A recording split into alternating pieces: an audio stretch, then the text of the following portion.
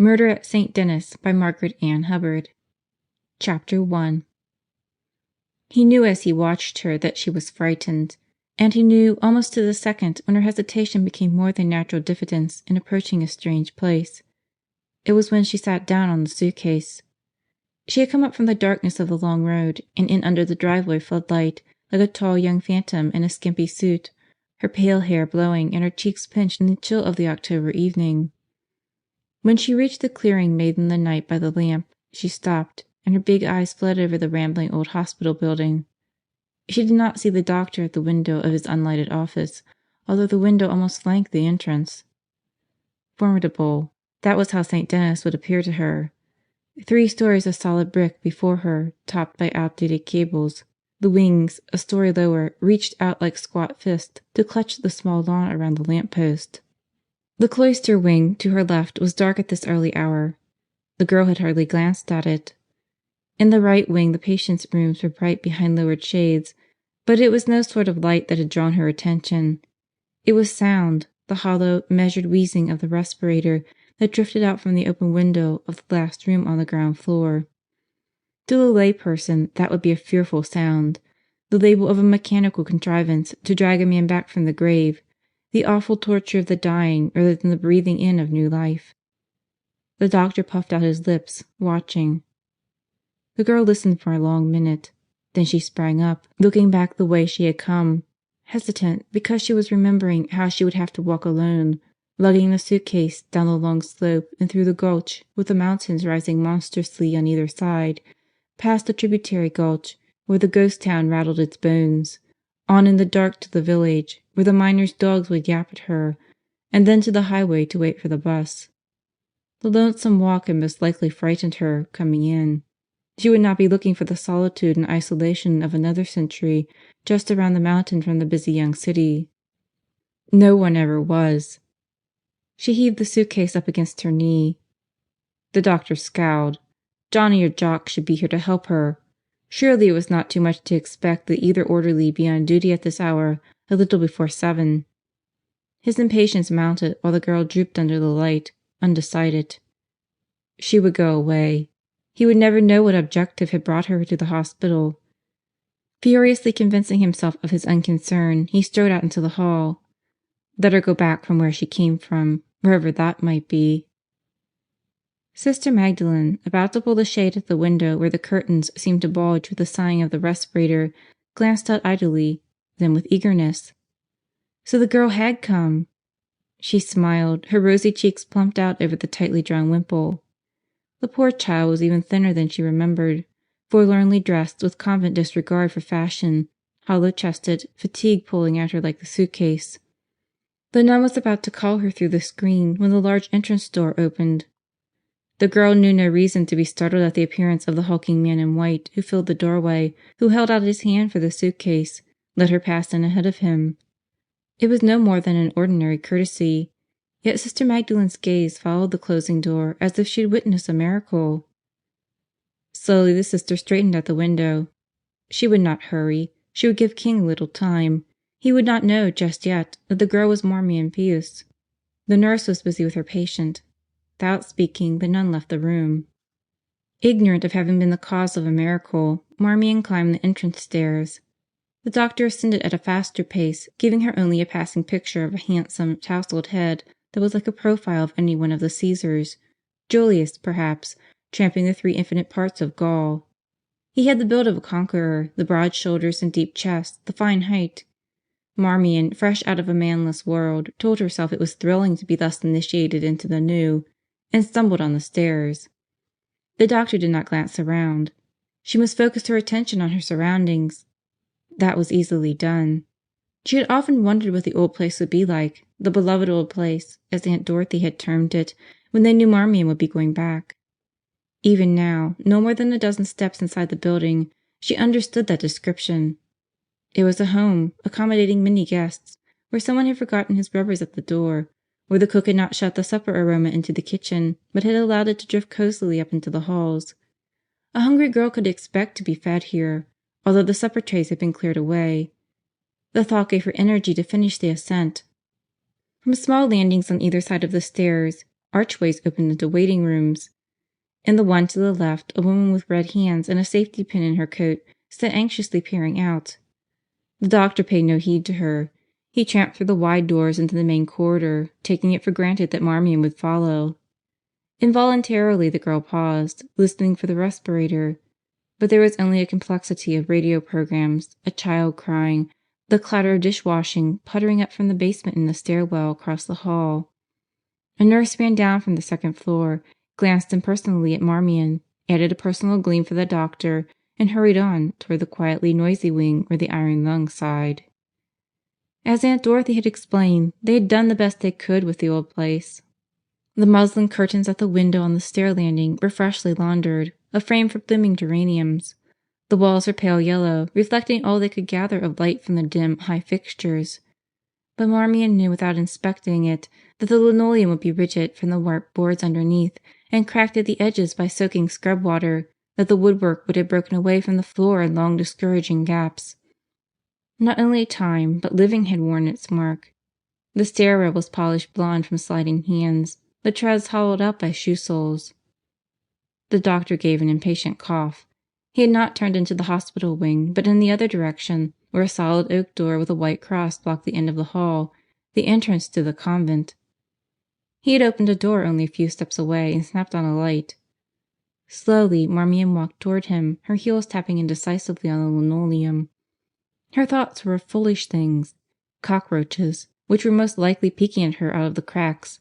The tail of her blouse was stuck out. She was relieved to be at last within the shelter of St. Denis. When Aunt Dorothy had taken her away, she had vowed never to return to the Gulch. But time had changed her. She was different now. And yet, this instant, Marmion felt herself to be more that child of 12 than a young lady of 21 going forth into life, as the bishop had said at commencement. "This is Sister Magdalen's office," the man said gruffly. "She is the superior. I am Dr. Kingston. Sister will admit you." Marmion entered the small office. There was age here, too, but useful age, dusted and polished. The old wooden filing cabinet gleamed dully, the solid desk was blonde as the stair rail at the far side where elbows had rubbed for years. The swivel chair at the desk had a cushion tied to its back. The rose design faded to cabbage color. The girl stepped to the heavily worn spot on the carpet between desk and cabinet and faced Dr. Kingston. She had to clear her throat. It made her feel like a tight-waisted child about to speak a piece. "I am not a patient, sir." That was a juvenile thing to say as she said it, but her poise was returning. The doctor resembled nothing like a conqueror in the stronger light of the office. His hospital whites were limp. He assumed a clumsy pose with his hands in his hip pockets and chin sunk on his chest, too careless for a man who could hardly have touched 40. He watched while she seated herself, crossed her feet as she had been taught, folded her gloved hands. She was awkward, moving. Seated, her confidence grew. She could hold the silence as long as this big, rude young man who now, somehow, did not strike her as handsome at all. Clear around the office she let her eyes wander. They were violet eyes, her one real beauty. When she brought them back to the doctor, her interest was even less than she had lavished on the old desk and the filing cabinet. She felt well corseted with self-possession. "Evidently you are unfamiliar with St. Denis of the Hills." The doctor's voice would have been worth a lot on radio. It failed to charm Marmion. Besides, why bother to tell him that she'd been born 3 miles from here, up Helbent Gulch? "St. Denis is a 30-year-old institution of impeccable reputation." 28, the girl murmured. He ignored the interruption. "Built in the days when Gopher Gulch boomed and there was no city. That it stands now in a ghost town is no reflection on Sister Magdalen's administration. She simply chose the wrong side of the mountain." "How unfortunate. For her, that is." Marmion had not given thought to the small remark, and she was astounded when the doctor flinched. Or perhaps he didn't. Perhaps he only turned his back to jerk down the window shade against the deepening night. She was glad. She had had enough of that particular darkness. "We are not running a training school," he told her across the desk. "The people on our staff are of proven competence. They understand we do not maintain a refuge for frightened children." Marmion gasped. So this man had spied upon her in the drive, and he had guessed her identity when she said she was not a patient. She had not imagined his dislike. Now she understood it, a natural aversion towards seeing his routine upset by the fumbling of a new-fledged graduate. But if he thought he could start her out on a cowed excuse-me-for-living approach to her hospital career, he was wonderfully mistaken. It would take a great deal to intimidate the daughter of little Joe Pius. "Doctor, I may look like a refugee," she said with apparent mildness. "I imagine you might, too, if you had ridden 300 miles on a bus without even a chance to comb your hair. But you may be interested to know that I'm a medical technologist. I was graduated cum laude from the toughest course offered by any college outside of medicine. I passed my board exams third on the list, and I was hired by Sister Magdalene as assistant to Sister Judith. Does that explain me?" The doctor had the grace to shrug a half apology. Marmion rose and leaned across the desk. "I am very hard to impress with malice or contempt or ridicule. I was used to a home full of it. I can be made miserable, but I won't be driven away." "We need not indulge in personalities, Miss Pius." Marmion had grown very pale. These short spurts of bravery never lasted long enough to result in anything but confusion. Her mother had protested, infrequently, against little Job's tyranny, and thus Marmion would lash out, but before any climax could be reached, she would be sick inside and trembling, and in an hour her legs would be aching. She had promised herself, however, that once away from the convent where she had spent the past 9 years, away from Aunt Dorothy, who was Sister Alexis of Sister Magdalene's order, she would stand on her own 2 feet, no matter how her legs ached. Perhaps she made a poor beginning, answering the defiance this doctor had invited. What would Aunt Dorothy say? But the nun's last bit of advice had in effect cut the old ties. "You are an adult now. You will have the privilege of making your own mistakes." And she had made a colossal one, Marmion realized, in her first 5 minutes at St. Denis. The doctor's scrutiny told her so. His antagonism could toll the bell on her hopes. Her fingertips were pressed to numbness against the edge of the old desk. "Doctor, I do have a reason for being here outside of needing a job. Since I was 12, the Sisters have given me a home and a free education.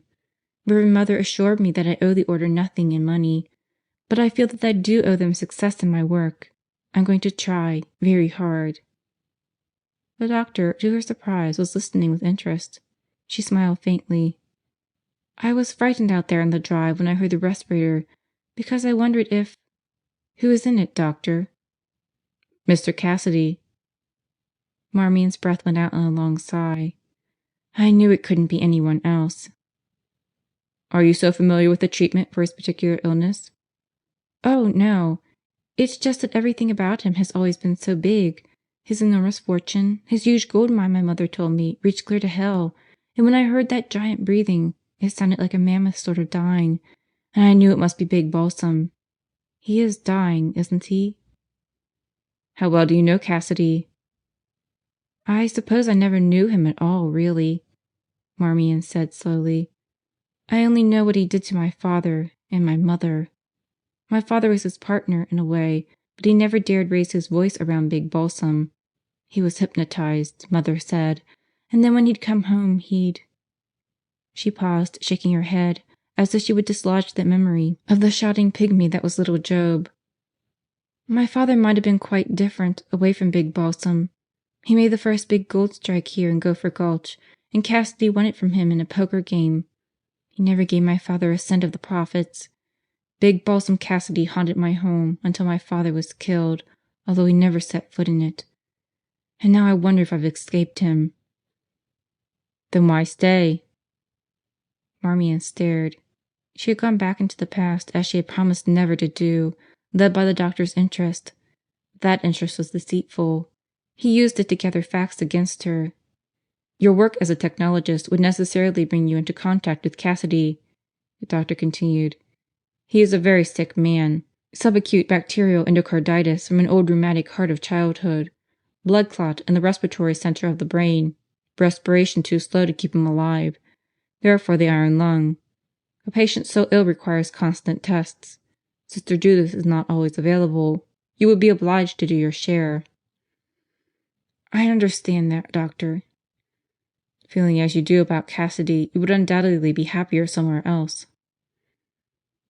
Marmion gripped her hands tightly together to stop their trembling. What stupidity to have been thrilled by this insufferable creature's attention! I would like to see Sister Magdalene, if I may." The doctor shrugged. She was near to crying when he left. Dr. Kingston was furious, lumbering up the stairs. Because he would not direct his fury toward himself, where it belonged, he had vented it upon a scared kid. In a minute, if he had guessed correctly where to find her, he would loose another blast at Sister Magdalene. But she deserved it, in a way. Build a better mousetrap, the philosopher said, and the world would beat a path to your door. Build a reputation for generous, unquestioning kindness, for feeding the hungry and clothing the naked, and giving shelter to the homeless, and you would inherit all of the earth's confused and destitute, who could pay or beg their way to your door. Many had come, a few had gone. This young stray down in the office was merely another, and judging from the size of the suitcase, she was here to stay. The nursery, with its recessed door and side windows of glass, was opposite the stairs on the second floor. The doctor paused, looking in. Sister Magdalene was there, in the little rocker she loved, a pink bundle of a baby in her arms. Dr. Kingston pursed his lips into avoidance of a smile. Sister Magdalene had 2 escape hatches in times of mental stress, one into the laundry, the other into the nursery. Cassidy, of course, had driven her here. Even the veil could not shut out his violent presence. She was singing to the baby, rocking and patting. Her white habit emphasized her peasant ruddiness, and the blue of her eyes behind the glasses. The patting hand was plump, yet she must be old. The doctor did not realize how anxiously he studied the sister for signs of senility, almost like a child wandering into the night, if his mother would ever leave him. She had been a mother to him, this Mary Magdalene, with a hearty chuckle. But she could retire to the mother house or die, and it would make no difference in his personal life. None. He threw open the door abruptly. The sister made a startled movement, and the baby complained. Laying the dark head against her cheek, she sang softly, "Little Topman's gone to town to buy his love a wedding gown. Some say pink, some say blue, and that is all my song for you." The doctor snorted. "There's another piece of debris in your office. Starved, scared, no doubt incompetent. I'd kick her out. You won't." "Thank you, King." The door closed. The sister rocked for another few minutes before laying little Topman back in his basket. She was tired. Sitting here, she had begun to believe she might be getting old, but that was only because the sight of Marmion had brought up thoughts of little Job, and to remember little Job was to think of Cassidy. Big Balsam, so King had said, had reached an age when recovery from a serious illness was problematical. 74 in the hospital records, and she was not so much younger. Not that she minded age for herself, but who would keep the life in old St. Denis after she was gone? Around the mountain, in Balsam City, there were 2 newer hospitals better equipped. It was sentiment that kept the old place going, people who had been born here, doctors like John Hamlin, who had worked here since the early days. "What a state of mind for a religious," the nun said, tucking in the baby. She would not allow such foolishness to saturate her mind like dampening in a garment rolled up for ironing. With very nearly her usual briskness, she closed the nursery door behind her and started down the stairs. Marmion heard the heavily starched rustle of white habit she had come to know so well in the college hospital, not at all like the Sunday ripple of black serge, and she turned to see Sister Magdalene on the threshold, her plump arms out in welcome, a twinkle in her eye and a chuckle in her voice. You couldn't guess her age. All sisters appeared to be either very old or very young, the graying of their hair as secret as anything on earth. But she had walked the halls of the old building from the time they were only rafters, sat in this little office puzzling out her future, while the carpenters were still hammering around her head, and St. Denis of the Hills was far past its youth. It was easy to imagine her in her young days, striding through the gulches with habit flapping in the wind, much as Paul had gone striding through Galatia, facing down the bold, cold winters and torrid summers. If ever she proved to be a saint, she would be the rugged type who would act fast in answer to prayer. She held Marmion close, patting her as she had the baby, telling her how delighted they all were to have her with them. "And you'll be glad you've come home, dear, back to the Gulch. You'll see now how little I could tell you of it on my few visits to the mother house. You have to be here to love it again." And then the nun was asking questions about Marmion's trip, about Sister Alexis, and how the new heating system was working out at the college. It was almost as if she did not want the girl to dwell on the strange reception she knew Marmion had received at St. Denis.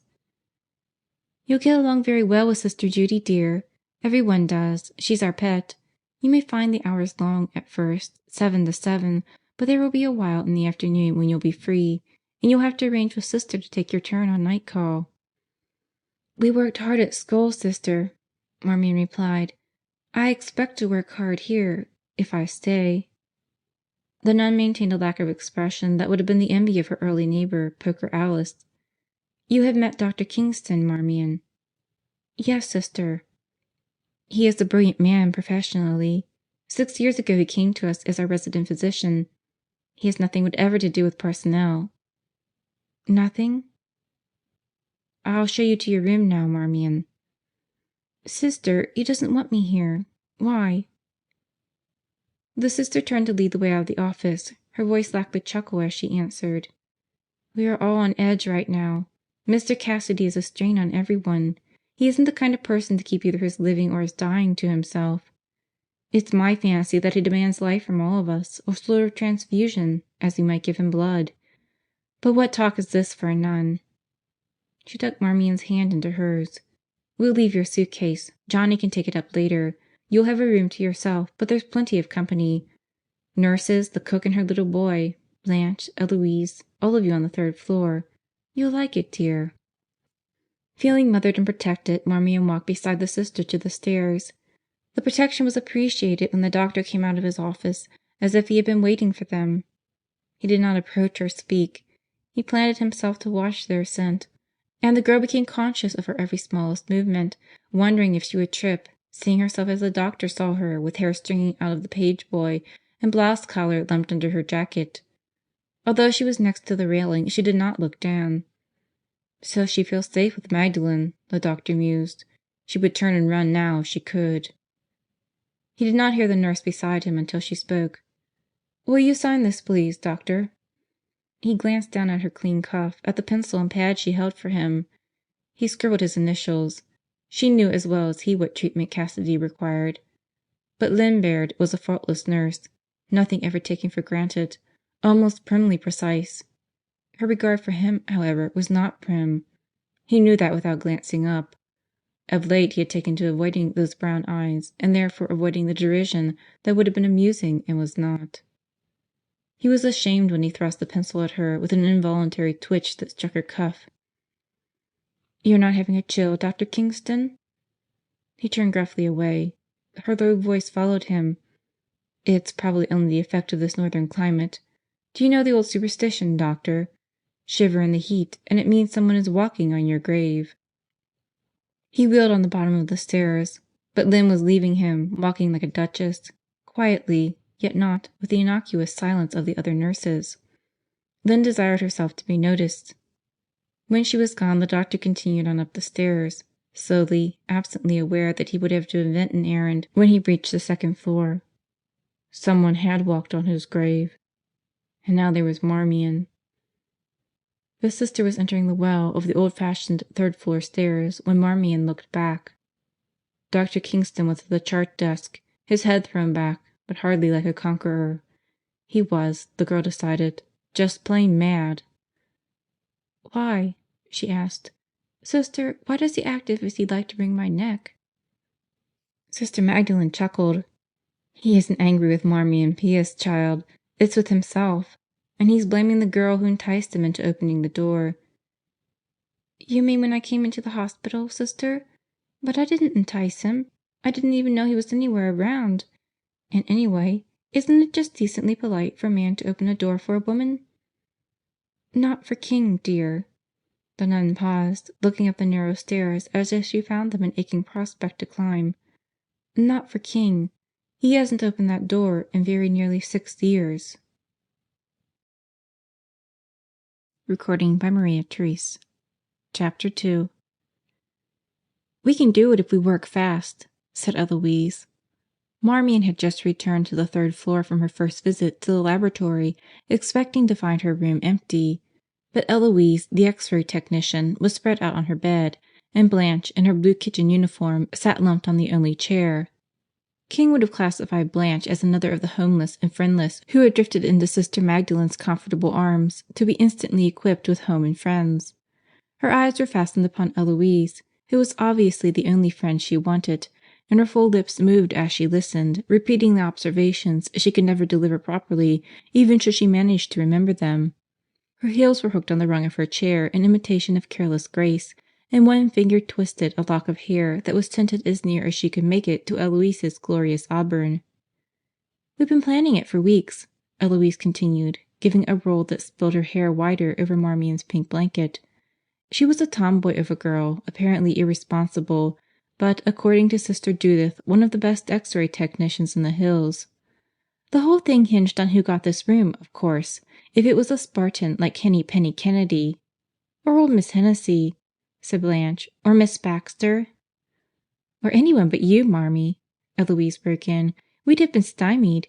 You can't walk up to a gal like Baxter and tell her you're plotting to leave her bed out and turn her chamber into a parlor.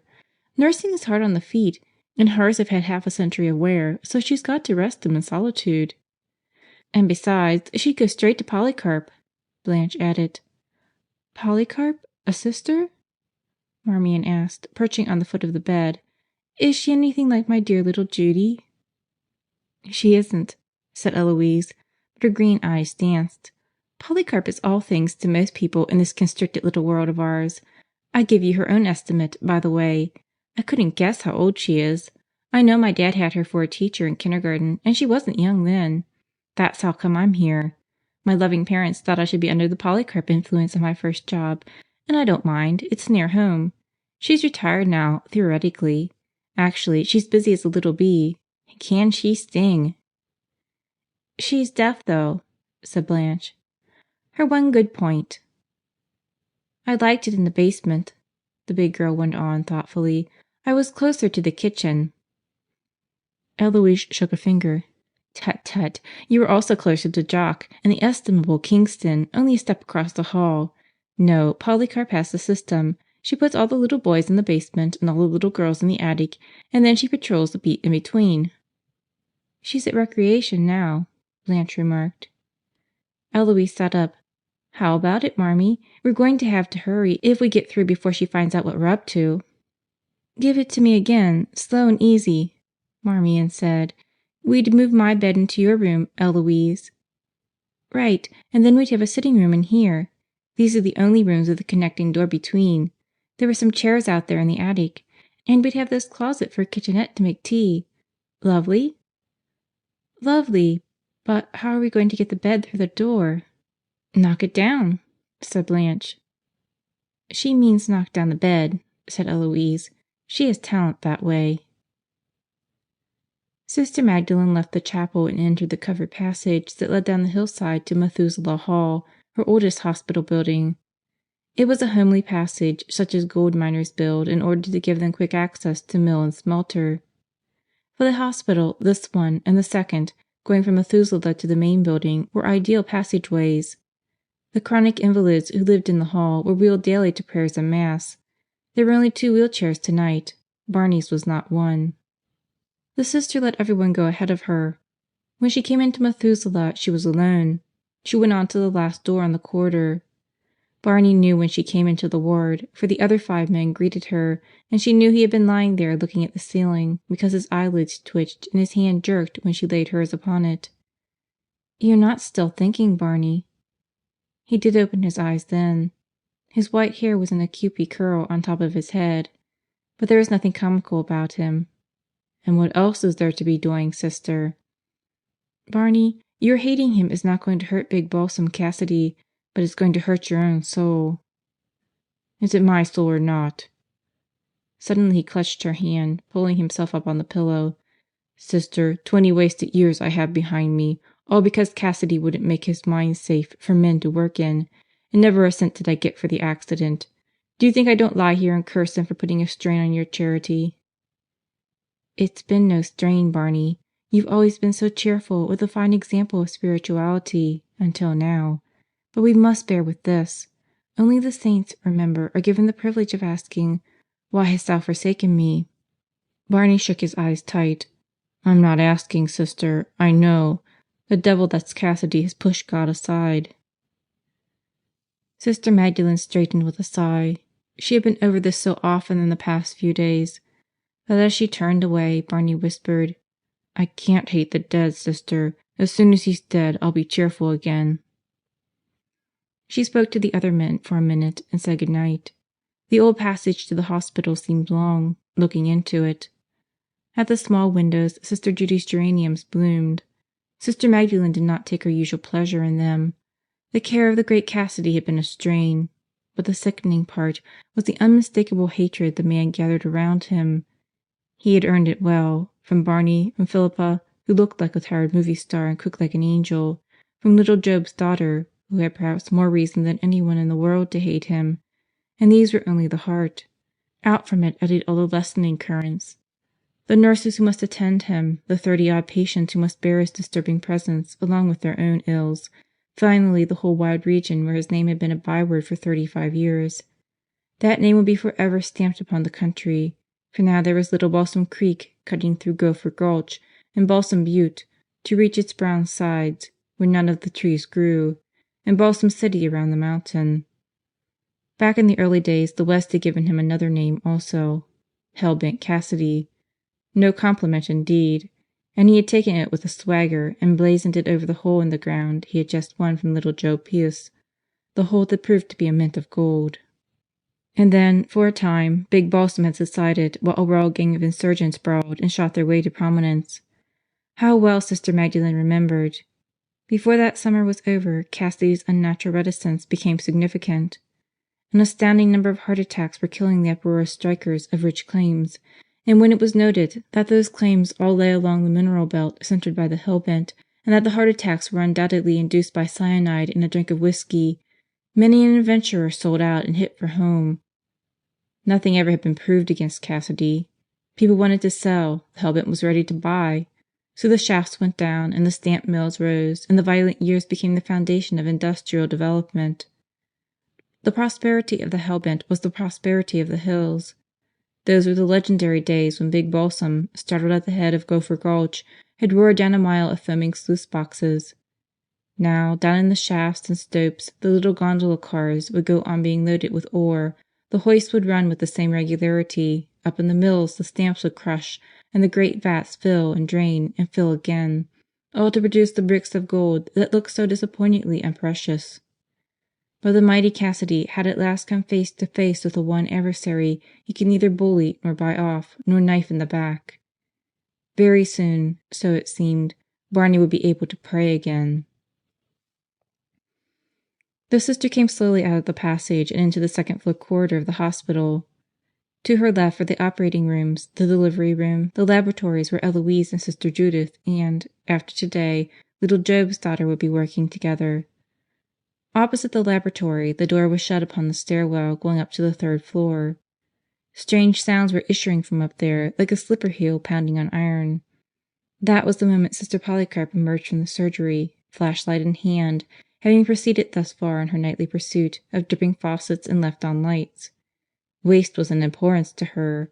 She had spent a lifespan urging students not to waste their time. She was still appalled at the flightiness of the young staff members who, she felt, should know better. Sister Magdalene was beside the black space that entered the small, cut-up section of laboratories. She reached around inside the doorway, snapped on the light, gave the cubicle an inspection, as if that were what she had come for. Sister Polycarp watched with sharp black eyes. "I was in there, sister. Everything is in order."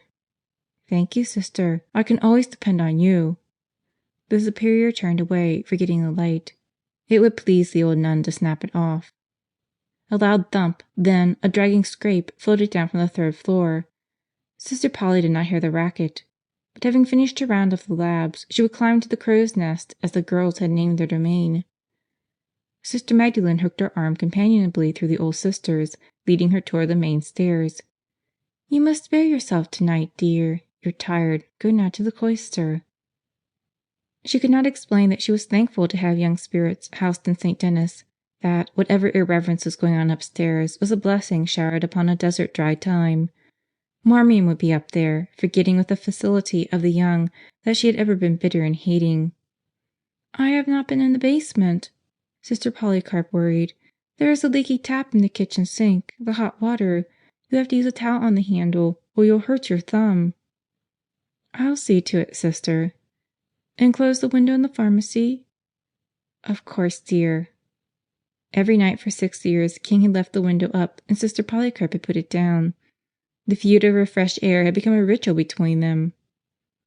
The Sisters had reached the main floor corridor when a husky young man in white came leaping up the stairs from the basement 3 steps at a time. His crew haircut stood straight and short as an angry cat's fur. He was whistling. Without losing a bar of the tune, he skirted the two, winked broadly at Sister Polycarp, and danced on up the stairs. Sister Magdalene tried not to smile. How many times had she reminded Johnny that he must not whistle in the halls, that he might as well learn early the deportment befitting a future doctor? And how many times also had she seen him wheedle and bemuse a refractory patient into behaving himself? Sister Polycarp, chuckling off toward the cloister wing, never accused Johnny of wasting time. School and his job as night orderly were enough even for her. Sister Magdalene went on down, letting her weight fall ponderously from step to step. The stairs were not well lighted, the illumination from the upper hall reaching only to the landing. Below, a dim bulb dangled half around the turn, leaving the lower steps in shadow. That was why Jock, in the strong light cutting out from the dispensary, did not see the Sister. With no intention of eavesdropping, she paused. She was worried about Jock Turner. He had not been himself lately. He performed his work as orderly with the old efficiency, but with a new care to detail as if he knew there was danger of forgetfulness, and his grin often covered a most unusual inattention. Jock, slightly built, curly-haired, freckled, and pug-nosed, was not the type to be taken seriously. The patients loved him and laughed at him. Some said he put on his comics in true clown fashion to hide a broken heart, but the majority held that his sunny temperament was too shallow for any deep emotion, like a creek bubbling and dancing without concealing a single pebble in its course. The Sister, looking down on him, realized with remorse that Jock's change of spirit coincided with Cassidy's admission to the hospital. Overwork, that was it. He had been at the beck of the private nurses 12 hours a day, often answering calls when Johnny was on duty for the night, trundling oxygen tanks, helping to lift and turn the heavy patient. She would speak to him now, telling him he must keep his off-duty hours rigidly to himself. Before she could move, Lynn Baird appeared in the lighted doorway. Lynn was beautiful, as perfect in appearance as a model. There was an air of indolence about her, and the faint drooping of the lids that made her brown eyes sleepy, and the impression that her skin had become tawny satin through lazy hours under a tropic sun. It was a charming indolence that seemed to lend thoroughness to her capabilities as a nurse, for Lynn was never in a hurry, always composed during the strenuous days of caring for Cassidy with a tranquillity that was the envy of little Dixie Bryan, who would be with him now, and Mrs. Hayes, who would toil up from the gulch at midnight. Lynn was not wearing her cap, and her dark hair was soft against the light, but Jock apparently took no pleasure in the picture. The Sister knew why. She had seen Lynn glance first over Jock's head, then down, as if she had expected to find him taller and remembered too late. Jock's face grew hot. Holding himself rigidly from limping, he retreated until his humped back was in the shadow. In his white uniform he was like a young boy dressed up for a Sunday school picnic, but when he limped around the corner to disappear, his dragging steps sounded to the Sister as if he were running away. Lynn, faintly smiling, went back to whatever she was doing in the pharmacy. Both she and Jock had been unaware of observation. Sister Magdalene, when she passed the door, did not glance in at Lynn. She was still indignant as she came into the kitchen. The young woman peeling carrots jumped, and the knife jabbed her finger. Sucking the finger, she slipped her feet into her high-heeled red slippers, her frown as deep as if it had been cut by the knife. "I'm sorry, Sister. I didn't hear you coming. I'm all on edge today." Sister Magdalene opened the table drawer and hunted for a bandage. "I'm the one to apologize, child. Let me see your finger." Philippa drooped on the high stool. Her ears were pale today, standing out like frail china from her dark head, and her temper, too, was fragile. But even in this mood, Philippa was sweet. "Sister, why can't I be like you? Why don't I say to myself, 'All right, this is the way things are. Make the best of it'? You do. Only, of course, being in the convent is different. Everything is smoothed out for you." The Sister pressed adhesive around the finger. "If everything is smoothed out, it's because we do it for ourselves, with God's help. Women don't assume new personalities when they take the veil. All their old faults are with them, a part of them like the color of their eyes. If their lives don't widen out toward God, then they become almost unbelievably narrow." Philippa nodded. I know what you mean, sister. My life right now is narrowed down to despising that man upstairs. You don't know what it is. I was left with my tiny baby to rear and earn a living for, be mother and father and breadwinner all together. I was desperate 2 years ago when you took me in. An unavoidable accident, they said, but carelessness is avoidable. My man died alone down in that black hole of the hellbent because Cassidy didn't give a damn about the safety of his mine. But the great balsam gets an iron lung and 3 nurses and— She stopped, and her fist clenched until the bound finger grew purple. I hope he dies. I hope he dies, and I hope it takes him a long time. In the kitchen rocker, 2-year-old Chad watched his mother with serious eyes. When he slid off the chair and approached the table, reaching up to grope for carrot browns from the neat row of 10, Sister Magdalene unobtrusively pushed a few within reach. Philippa slipped to the floor to retrieve her knife. Look, sister, I blow off every once in a while, and then I feel better. I'm grateful as the dickens to you for taking me in. Where else could I go with Chad? I'm not a good mother, but at least I'm a substitute for an orphan's home. And as for that lousy Cassidy— Sister, Chad's eating up the Hail Marys. The little boy, sidling against Sister Magdalene, opened his mouth to let tiny lumps of carrot roll into his palm. Mommy doesn't want them back, honey, the sister said, patting his ear. She has plenty, and carrots are good for little boys. Philippa laughed, her vicious mood spent. Oh, sure, I can always start my rosary over. I like the joyful mysteries, anyway. There's something you can understand. Take the Visitation. I like to think about Mary walking all that way to Elizabeth's house, on that nice quiet road, just the same as me going to see my Aunt Susie up in Spearfish. Only I'd go in a car and most likely have a flat in around Deadwood. She glanced up humbly. I don't suppose it's sacrilegious, me counting prayers this way. Of course not, dear, Sister Magdalene said comfortably. Mary was a housewife too, you know. The sister was closing the cloister door finally and thankfully behind her when the last thump sounded in the crow's nest. Now that's all, for sure, said Eloise. We're right over Mrs. Topman's head, the poor dear. Even though she's used to pandemonium at home, we've given her enough of a workout for one night. 9 kids, said Blanche. 11. She just had 2 more. Eloise surveyed the room in high satisfaction. As snug a little retreat as you could ask for. Your sacrifice is not in vain, Marmee. Marmion sank down on the horsehair love-seat. If we had some silver polish, we could shine up the brass on our center table, and it should have something set on it. We'll slap a geranium, said Eloise. She stood in the middle of the colored room and nodded approvingly. All I've ever dreamed of. Not until Sister Polycarp takes a hand. She won't. I'll quote my father, and the bishop certainly looks more at home in a sitting room. Eloise stepped around the table and reached up to polish the glass over the portrait with her handkerchief. Her finger moved gently down over the white-crowned, benevolent face. Poor old laddie, he's another leftover now. We've got 'em all up here. Uncle Josh, too, said Blanche. Marmion giggled. I don't get the connection. She's off on another tack, Eloise explained. What about Uncle Josh, baby? Blanche pushed her home permanent up from her neck and rubbed thoughtfully. On a record. For a gramophone. It's real old. I found it when we house-cleaned up here. It looks like a morning glory, under an old quilt. Well, what are we waiting for? Exclaimed Eloise. Come on. Marmion followed as far as the rubber matting outside the room. Only this main part of the building ran to 3 stories. In a long row across the front, where the windows would be utilized, small rooms had been finished, leaving the remaining space beamed and dark, with the roof slanting down over a windowless gable. Marmion's room, which had become a sitting room, was the last in the long line, and next to it was the room into which they had cramped the 2 beds. Farther toward the stairs, the bathroom door stood open, showing light, and in the narrow stairwell another bulb burned.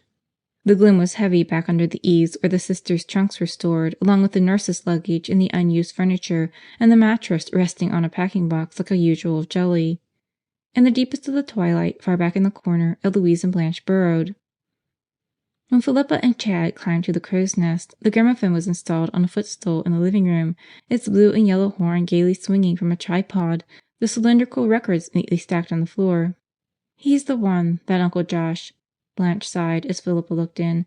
It gobbles kind of, but he's sure funny. You kids, Philippa sagged in the doorway. pulling one foot out of a red slipper. "How long do you think this is going to last?" Chad stood with his fat legs wide apart, a finger in his mouth, staring seriously at the portrait of the bishop. He removed his finger and a drip darkened his blue shirt front. "That's my father," he said. The girls collapsed into giggles. "Out he goes!" cried Marmion. "Hide him under the quilt." But Philippa did not even smile. She looked down at her son as if what he said had frightened her to her very marrow. "He thinks the strangest things are his father. I have a container for string in the kitchen. It's shaped like a pig, and he says that's his father, too. The poor little tyke, he doesn't know what a father is." "Oh, listen, Phil," Eloise began. Philippa was crying the hard tears she had not shed in the kitchen, and her voice rose. "That's what he's done to my baby. That Cassidy. I could kill him.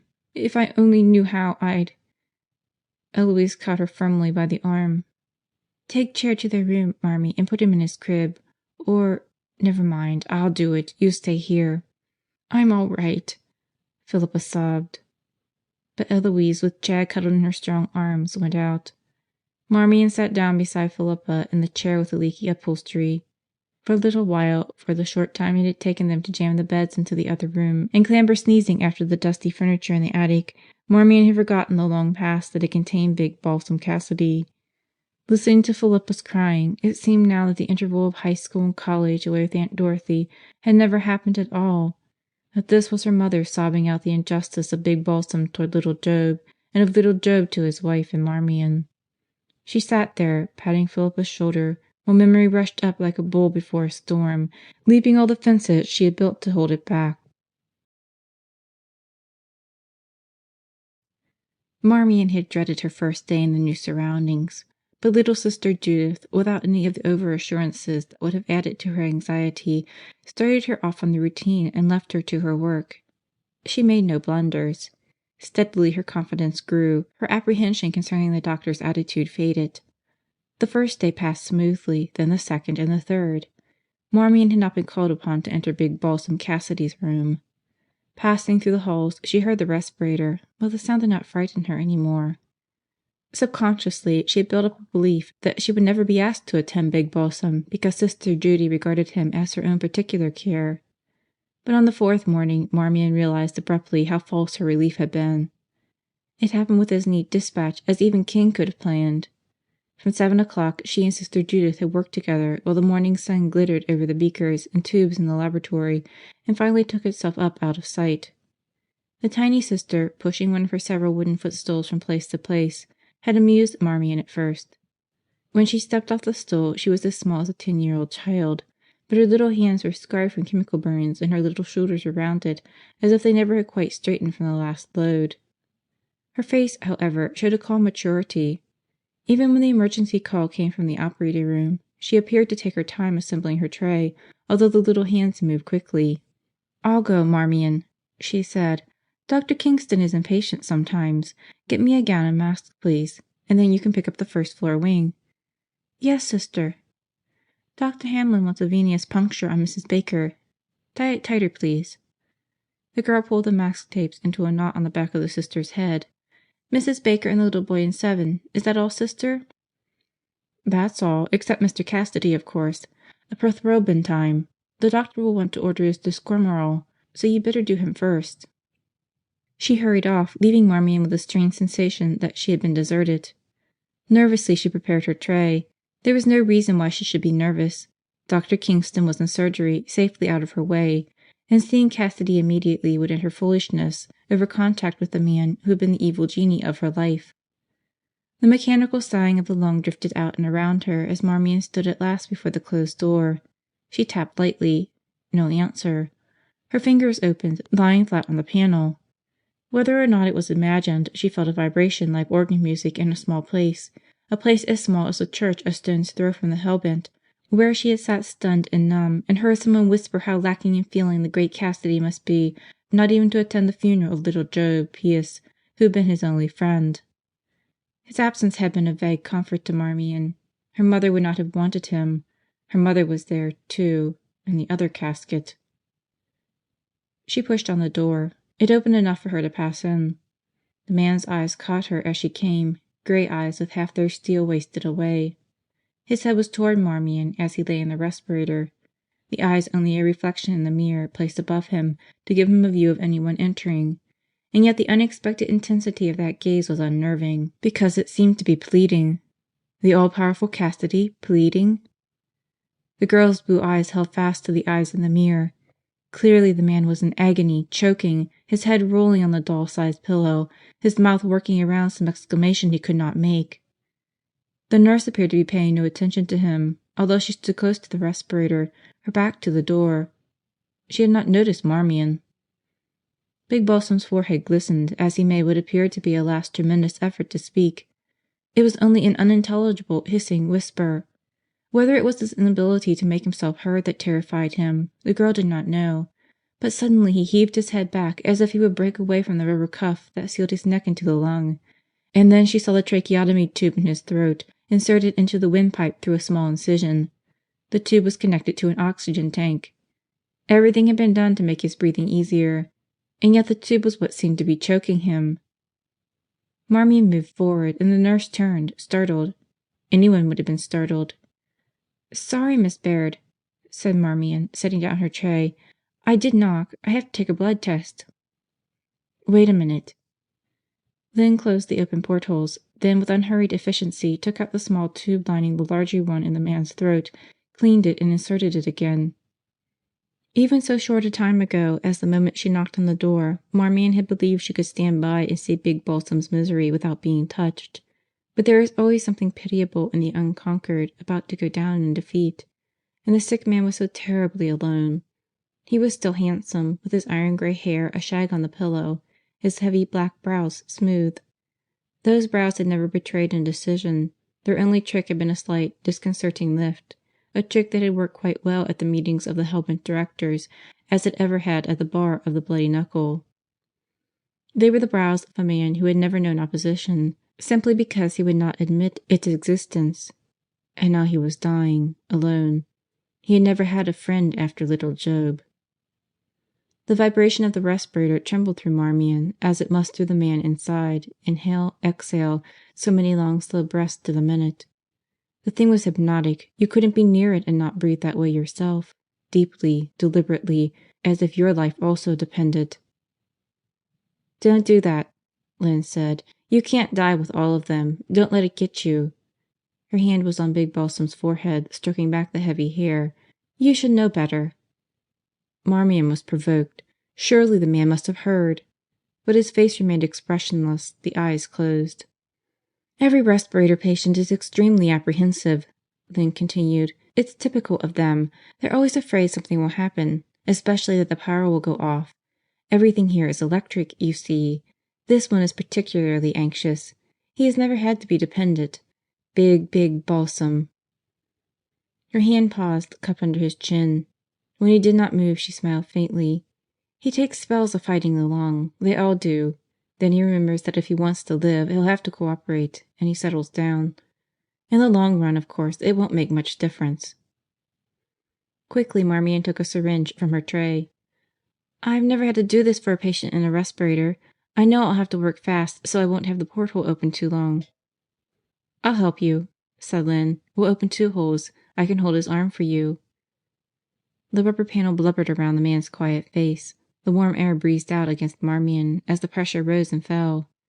The figure under the white blanket looked strong and vigorous, merely at rest. You could imagine that the lung vibrated with the energy of the man rather than from any mechanical stimulus, and that at any minute he might open his eyes, kick himself free, and go bellowing off about his business. "Take your time," Lynn said quietly, and Marmion knew she had remarked the trembling of the needle. Dr. Kingston could not have chosen a more critical moment to enter. When he saw the 2 busy at the lung, he paused at the door, evidently interested in this first glimpse of the new technologist at work. "But he doesn't belong here," Marmion thought, while she forced her hand to remain steady. "He's up in surgery yelling bloody murder over an emergency." "You're doing fine," Lynn whispered without moving her lips. And so Marmion finished without incident, while the doctor stole to the table to read the chart. Apparently he was pleased with what he saw. "You're getting better, Mr. Cassidy," he said. Marmion took up her tray and withdrew to the far side of the room to write her slip. Big Balsam was blinking in the strong light, trying to speak. It was a wicked thing for the doctor to have said when there was no hope. But King was beside the respirator, looking down eagerly at his patient. "Your pulse is stronger, fever down. You're definitely better." Cassidy's head moved on the pillow. "Darn rubber collar," he whispered plainly. The doctor laughed.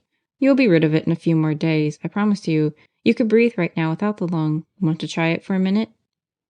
Big Balsam nodded. "Good. I'll be right here. If you can't breathe, don't be afraid.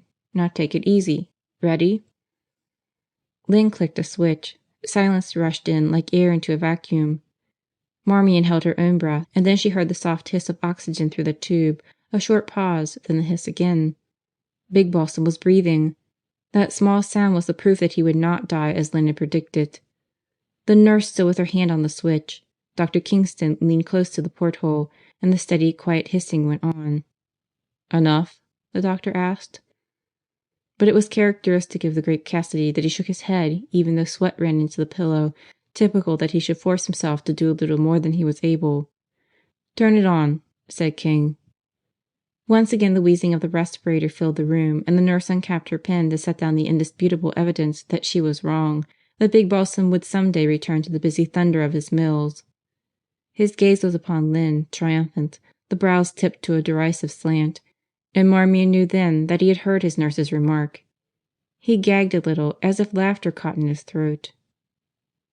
Dr. Kingston, leaving, turned. "How often do you aspirate that tube, nurse?" "Every 10 to 12 minutes, doctor." "I'd do it right away."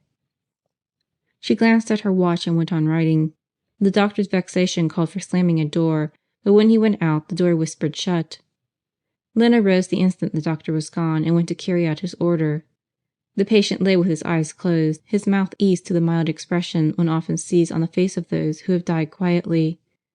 Marmion picked up her tray and left the room. The doctor stood with Eloise before the open door leading to the small porch. Although he obviously had been speaking to the other girl, Marmion had the feeling that he had been waiting for herself.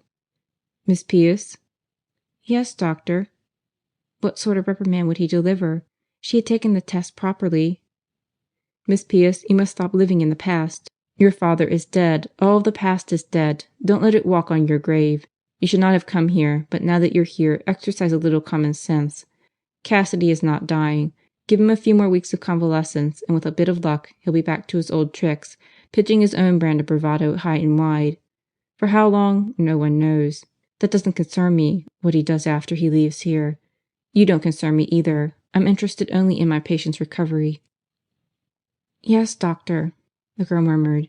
If he were not concerned for her peace of mind, why should he care that she had come to St. Denis? Whether he might have added anything, she never knew, for the doctor's signal was struck on the gong in the main corridor. Never had she heard so lovely a sound, nor seen so pleasant a sight as the big white back departing. Eloise relieved her of the tray. "I'd better take this before you drop it. Evidently you don't find these little encounters stimulating. Some day we'll have round 2, King and I. Subject, agoraphobia. The Greeks named it. Fear of the marketplace. Ever hear of it? Well, the good doctor must have it." "I'm afraid I don't get it, Ellie. You mean—" "Don't keep saying you're afraid. You're not. You're only bewildered by some of the antics of dear Magdalen's private zoo. We're just amusing ourselves, hun. With me, a good argument is the soul's signal for rallying." At the corner, Marmion looked back. From this distance the echo of the lung was like a whisper from eternity. It did nothing whatever to rally her soul. "I'll keep a stiff upper lip, Ellie. I'm all right. Give me the tray." She reached the stairs and saw the white head coming up from the basement, a head with a clean pink line parting the hair. Although the old man paused, looking up after her, she did not stop. He leaned on the newel post, getting his breath. The bent elbow made the hole in his sweater sleeve very conspicuous. Even had he known, he would not have minded. In 30 years old St. Denis had seen him through all stages of new sweaters and old. When the girl disappeared up the stairs, he pushed his glasses to his forehead and rubbed the twin footprints they had left on the ridge of his nose. With all things temporarily appearing to be at the bottom of a tub of water, he did not see Sister Magdalen until she spoke. "Good morning, Hal," she said. The old preacher was beginning definitely to show his age. The corollary, unavoidable, was that she also was growing old. She had come to the hills in the same springtime that brought Mr. Wilkins and Big Balsam Cassidy. In years she was the middle of the trio, and now one was making a heavy business of recovery from an illness that would take his strength, and the youngest was old. Mr. Wilkins nodded upward in the direction Marmion had gone. "Little Job's daughter? I knew her mother. I've wondered at times why a just Providence saw fit to put both parents into the white racer when it smashed into the cliff." "Our finite minds understand so little of the infinite," the sister replied. Someone had said that to her long ago.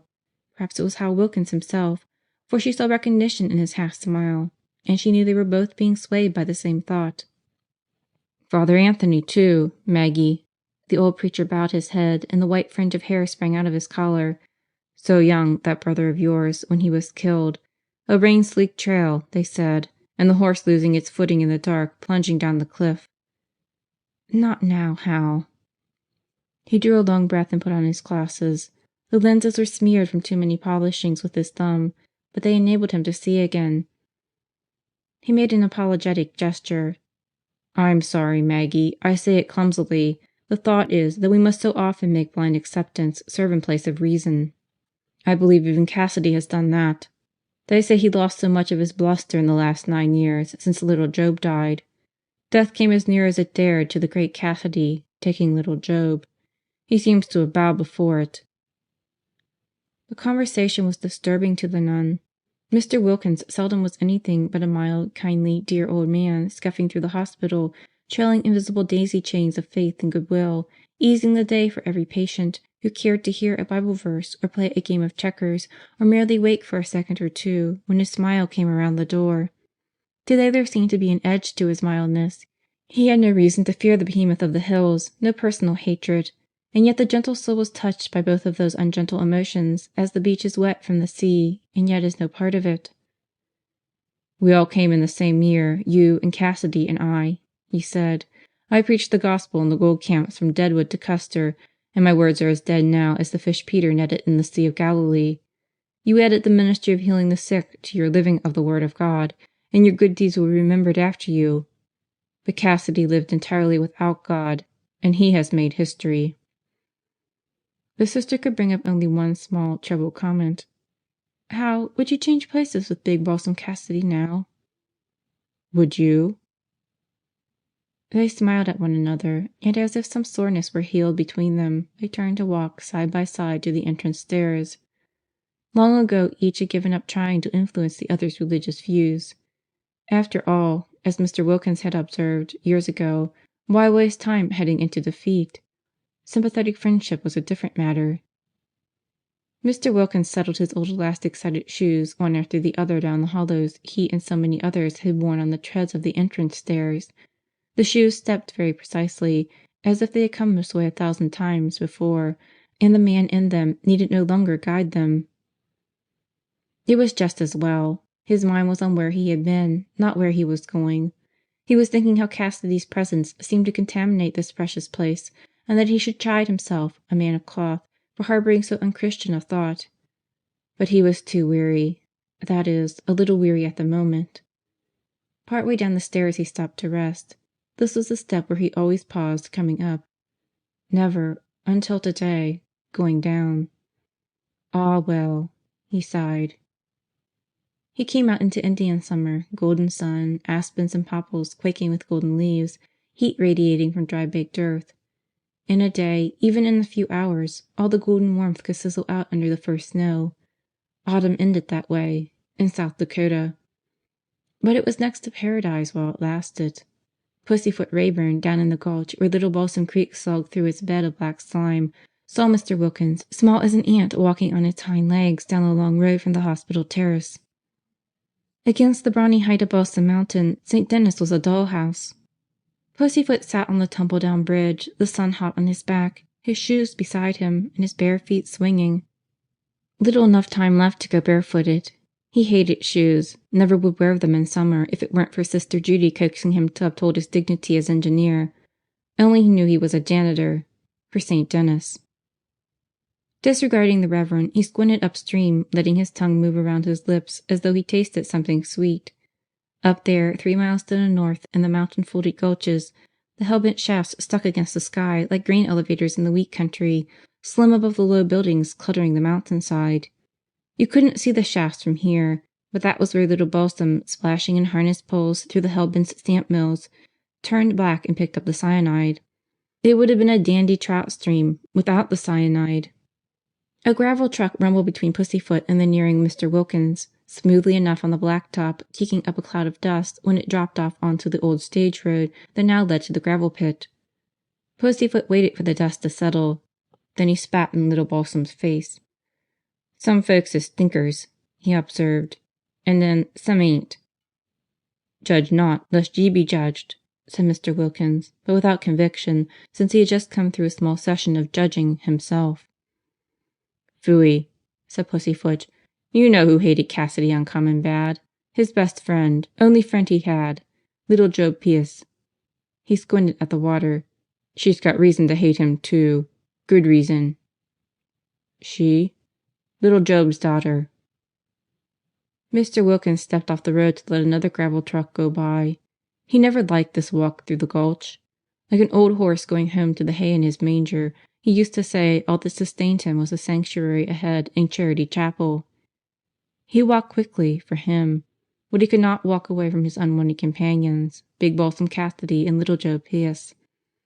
Until the flashy racer had crashed into the cliff, the two names had been synonymous with the hellbent. Why there should have been any importance attached to the name of Pius, no one seemed exactly to know. Little Joe was a bluffer, a trampler, a loud and tawdry talker, when he lorded it in a saloon alone. It was only in Big Balsam company that he became small as a 2 o'clock shadow. Whatever his function in regard to the hellbent, it had died with him. He had never been replaced. Little Job's daughter had gone away. And now she was back. Marmion well knew there was no sound other than trifles in the little sitting room, the tap of Eloise's knitting needles, the tiny blowing of Lynn's cigarette smoke toward the ceiling, the chirp of the sparrow on the flat roof outside the window. The respirator's wheezing could not possibly reach up here. And yet Marmion heard it in the way one catches an offensive odor long after coming into pure air. This was her rest period, from 3 to 5. She had come upstairs with the idea of playing Uncle Josh and proving he had taken a hog and not a dog to the county fair, as Blanche insisted.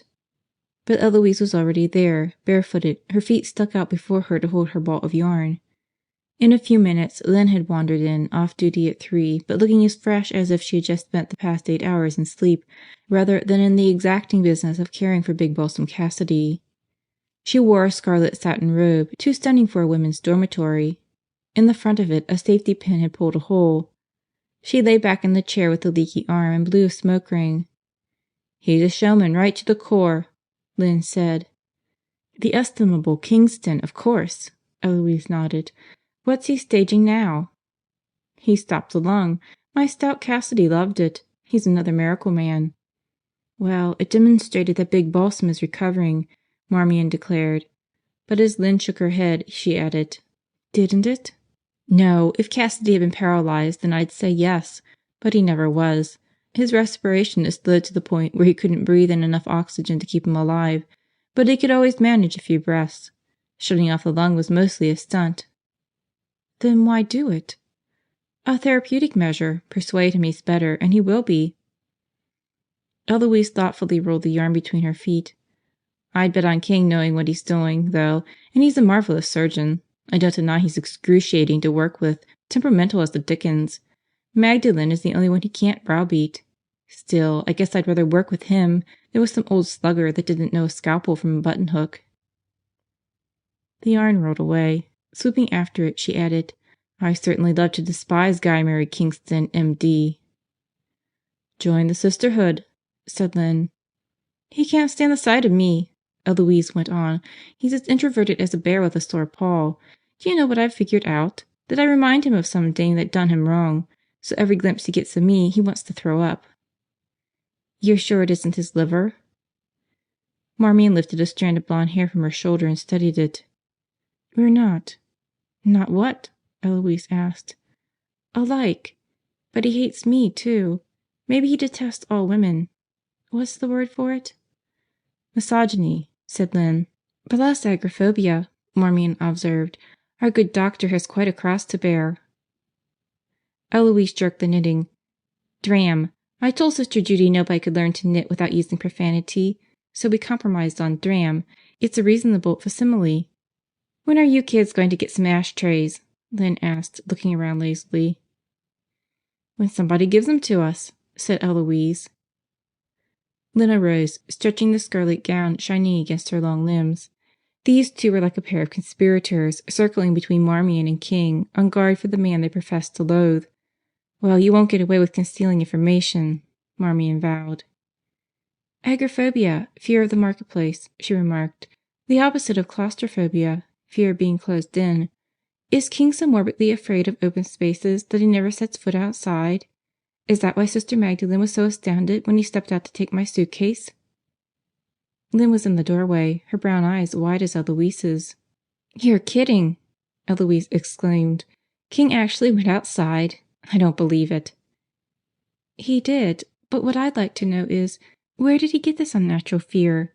Was it because something awful happened to him in a wide open space of some kind, and he can't forget it?" Eloise shrugged. Lynn dropped her smoldering cigarette on the floor and stepped on it. "A wide open space or a closed-in one? It would have to be either, wouldn't it?" The gay figure went on out, and the two girls sat in silence, listening to Lynn's footsteps padding away. "Our lovely Baird isn't immune to King, either," Eloise remarked. Marmion sat down in the chair Lynn had vacated. "She gets his goat, though.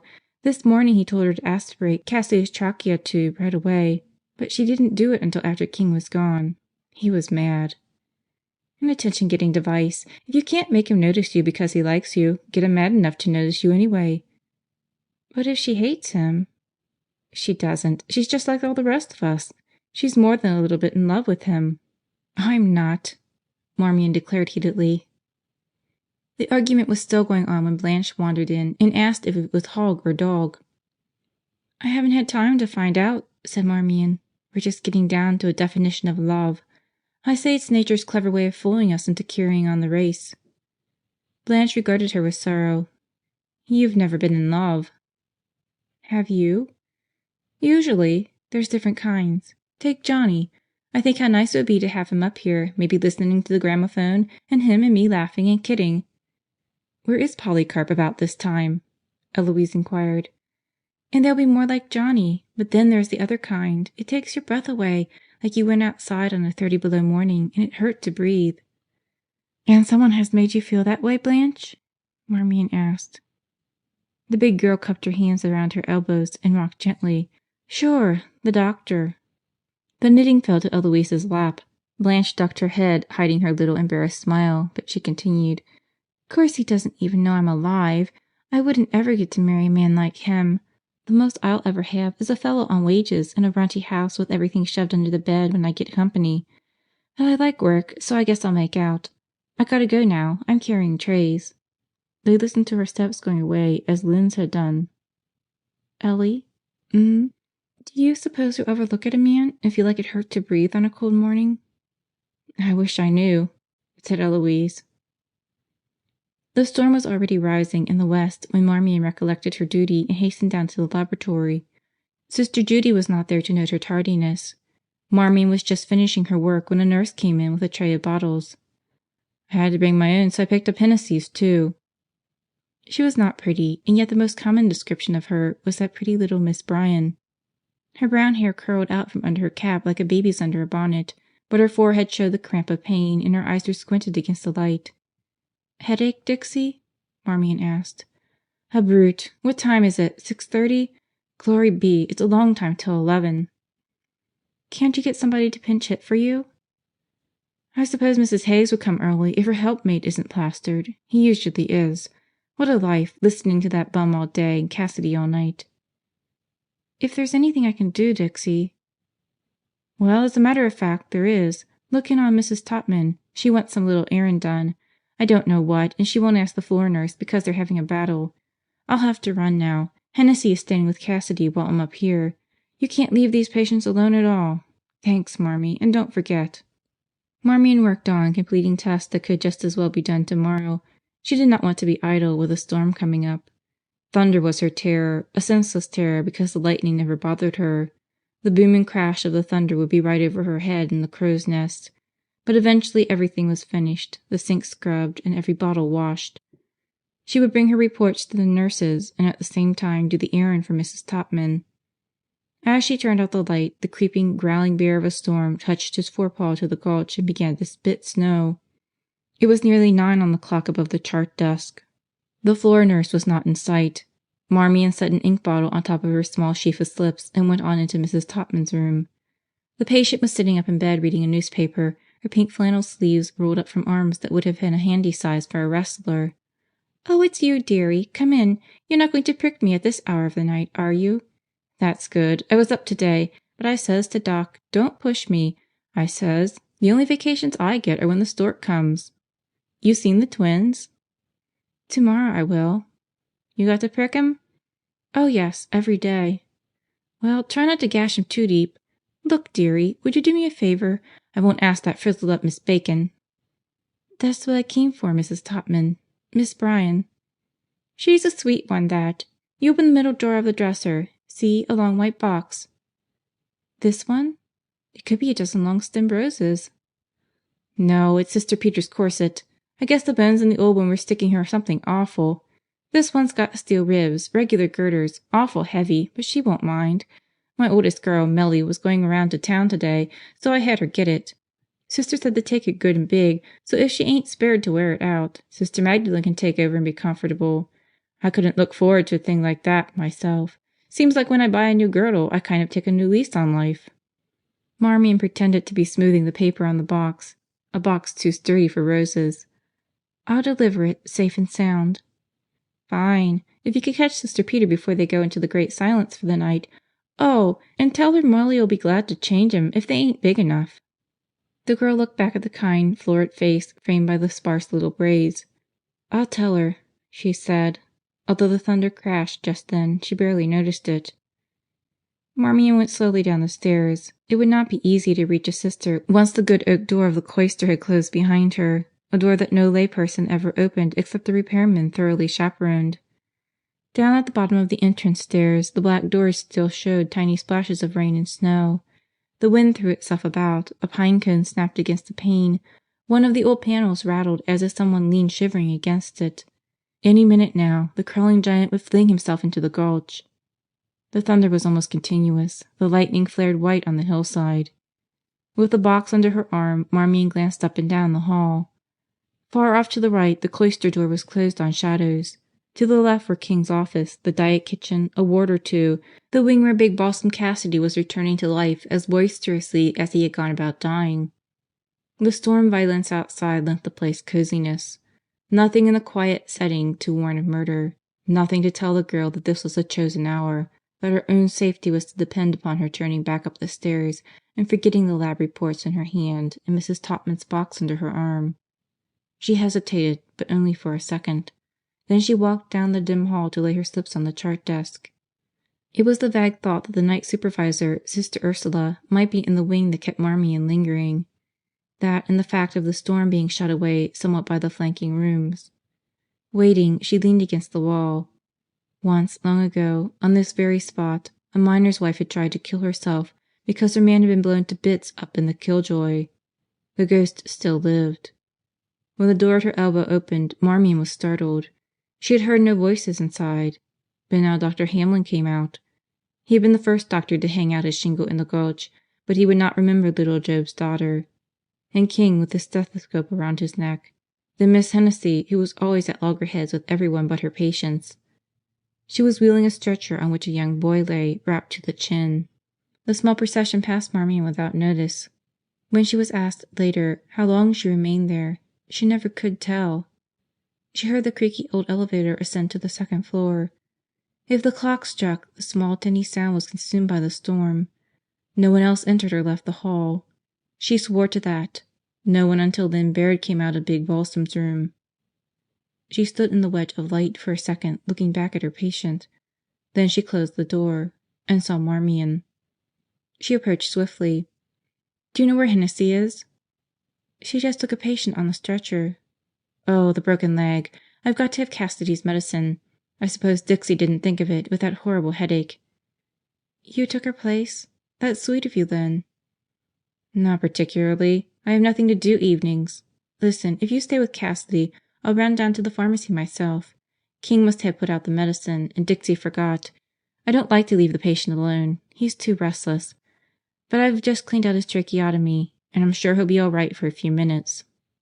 Something within Marmion recoiled, as if she smelled food that had once made her very ill. But she couldn't refuse. "Of course I'll stay. Only hurry, won't you?" Clasping the corset box, Marmion went reluctantly to the end of the wing. She opened the door, and the suction of the lung seemed to draw her into the room. Big Balsam lay as he had before, his head protruding from the clown's ruff of cotton, but this time his eyes were closed, and a faint blood color had crept deep into the flesh of his cheeks. Had the therapeutic measure, as Lynn termed it, been responsible for all this? "You are better, really better," Marmion said. She was close to him, but Big Balsam did not hear. She did not hear herself very clearly. The thunder smashed at the old building, shaking the very hillside on which it stood. She never knew how many minutes she remained there, beside him, before the gagging began. Only a few small bubblings at first, but terrifying to Marmion because she was alone, and because she remembered his misery of this morning, and because his head began to jerk away from the confining collar. "Help me!" He mouthed the words noiselessly. "Don't struggle like that," she begged. "And don't be afraid. I'll get Sister Ursula or Miss Hennessy. You're all right."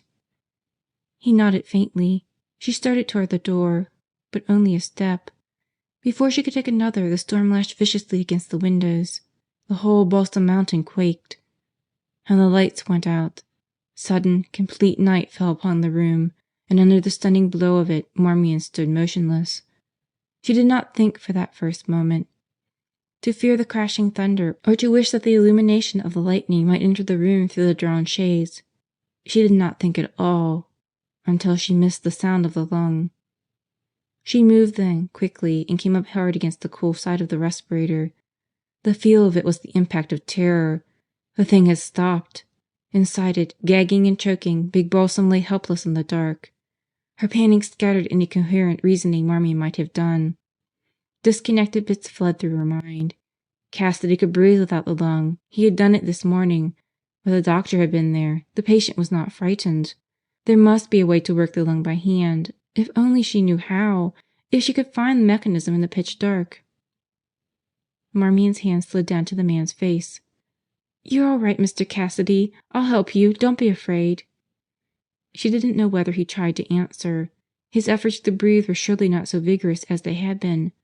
"Help!" she screamed. "Help! Come quick, somebody!" She left the lung to feel along the wall, find the closet door, and be fooled by it until the clothes brushed her face, then fumble on again, screaming and sobbing, in her panic not knowing the outside door when she came to it, on past it until she stumbled against the dresser. That was when the door opened across the room behind her. She would not have known about it except that a flashlight beam struck across to her and was instantly shut off. "Lynn!" she sobbed. "Is it you, Lynn? Help him! Hurry!" The light did not come on again. Beyond the window shades the lightning flashed, but its brilliance was shut out of the room. Whoever had entered was invisible in the darkness, the sound of any movement imperceptible in the uproar of the storm. "Who is it?" Marmion begged. "Turn on your flash. I'll help you." She stopped, for suddenly, so late, a warning sense told her that she would not be answered. Someone had come in, of that she was certain. A stealthy presence, uncannily hushed, moved somewhere near the lung. And then, in a moment of comparative quiet, she became aware that the man's struggle for breath had ceased. At the same time there was a new sound, a steady, small hissing. She didn't know when the bubbling breath had stopped and the hissing began. Her fright had become a physical state, freezing her screams into a faint mewling, sucking darkness into her brain. The hissing was a snake, rising green-eyed and swaying beside her, a monster she could not fight off. And she fell into a gaping, quiet cavity of night that had nothing to do with the storm. It was Dr. Kingston who tripped over the unconscious girl, knelt to feel her pulse briefly, roared at Johnny to never mind her and get light wherever he could. There were half a dozen flashlights by then. Lynn's turned on the pressure gauge of the lung. Dixie's on the floor while she pushed and pulled the hand lever of the bellows and tried to keep in time with Lynn's counting. Johnny held a trembling light for the doctor and Sister Ursula. Marmion, coming slowly back to consciousness, heard the respirator and thought it was her own breathing. Her bed was too hard. She moved, her elbow struck the wall, and then she remembered. The doctor turned suddenly and looked straight down at Marmion. "Are you all right?" She nodded. "Then get out of here." She was still sick and weak, and his curtness made her want to cry. She pushed herself to a sitting position, and the effort riled up the darkness into which she had fallen. The doctor, she saw through a giddy haze, was paying no attention to her. Dixie, doggedly working the hand lever, was a strange sight in pajamas and fluffy housecoat. They were on other-world company, all of them, casting great shadows, silent, their hands and face pale and inhuman. Sister Magdalene alone stood back, perhaps because too many hands would hinder, but her gaze was fixed on the man in the lung. Marmion could not see him. She didn't want to see him. She got up slowly and dragged herself out of the room. Someone had lighted a kerosene lamp on the chart desk and threw the flood around it, dazzling in comparison to darkness. Marmion made her way. In the soft gray mist of the stairs she sat down. Her head was splitting, she could not think. But she knew she had behaved very badly, screaming and fainting, acting generally like a schoolgirl, as King would have expected. How good it would be now to remember that she had kept her wits, taken a few seconds to orient herself in the darkness, and then gone confidently to find a nurse. And she might have controlled her terror at the last if that person hadn't come in. Groaning, Marmion dropped her head into her hands. "What's the matter, baby?" Eloise asked, sitting down beside her because the stairs were narrow and she must leave room for all the hurrying nurses. "My head." "Run into a door in the dark?" "Not exactly. I was with Cassidy just now when the power went off, and of course the lungs stopped. It was pretty ghastly." She felt the other girl's thigh tighten against her own. "Marmee, they got it going again in time?" Marmion stiffened against the railing, and a bit of carving dented her shoulder. "In time? What do you mean?" Eloise's cold grip was upon her wrist. Into the pool of light at the chart desk 3 people emerged from the dark wing: Sister Ursula, Sister Magdalene, and the doctor. As King seated himself and took down a chart, Lynn joined them, then Dixie, folding the blue robe about her. The doctor began to write. All the eyes followed his pen, shocked and unbelieving. Even for those who have seen the transition, it is hard to accept the fact that the burly living has suddenly become the dead. "Oh no," Marmion breathed. But King's pen went on writing, setting down the record that meant the end of the embattled, formative period of the Helmet and the Hills. Because Big Bosom Cassidy was only a name now. He had died while Marmion stood helpless beside him. Everything they had done since had been done for a dead man. Huddled together on the stairs, the 2 girls did not see the small figure come quietly up from the dark end of the hall and go in silence up the stairs behind them. When they were asked whether anyone had passed, both were positive that no one had. The storm winds were so spent that they were barely able to whistle around the rimrock when Jock and the doctor, by the light of a kerosene lamp, turned off the oxygen tank and opened the respirator.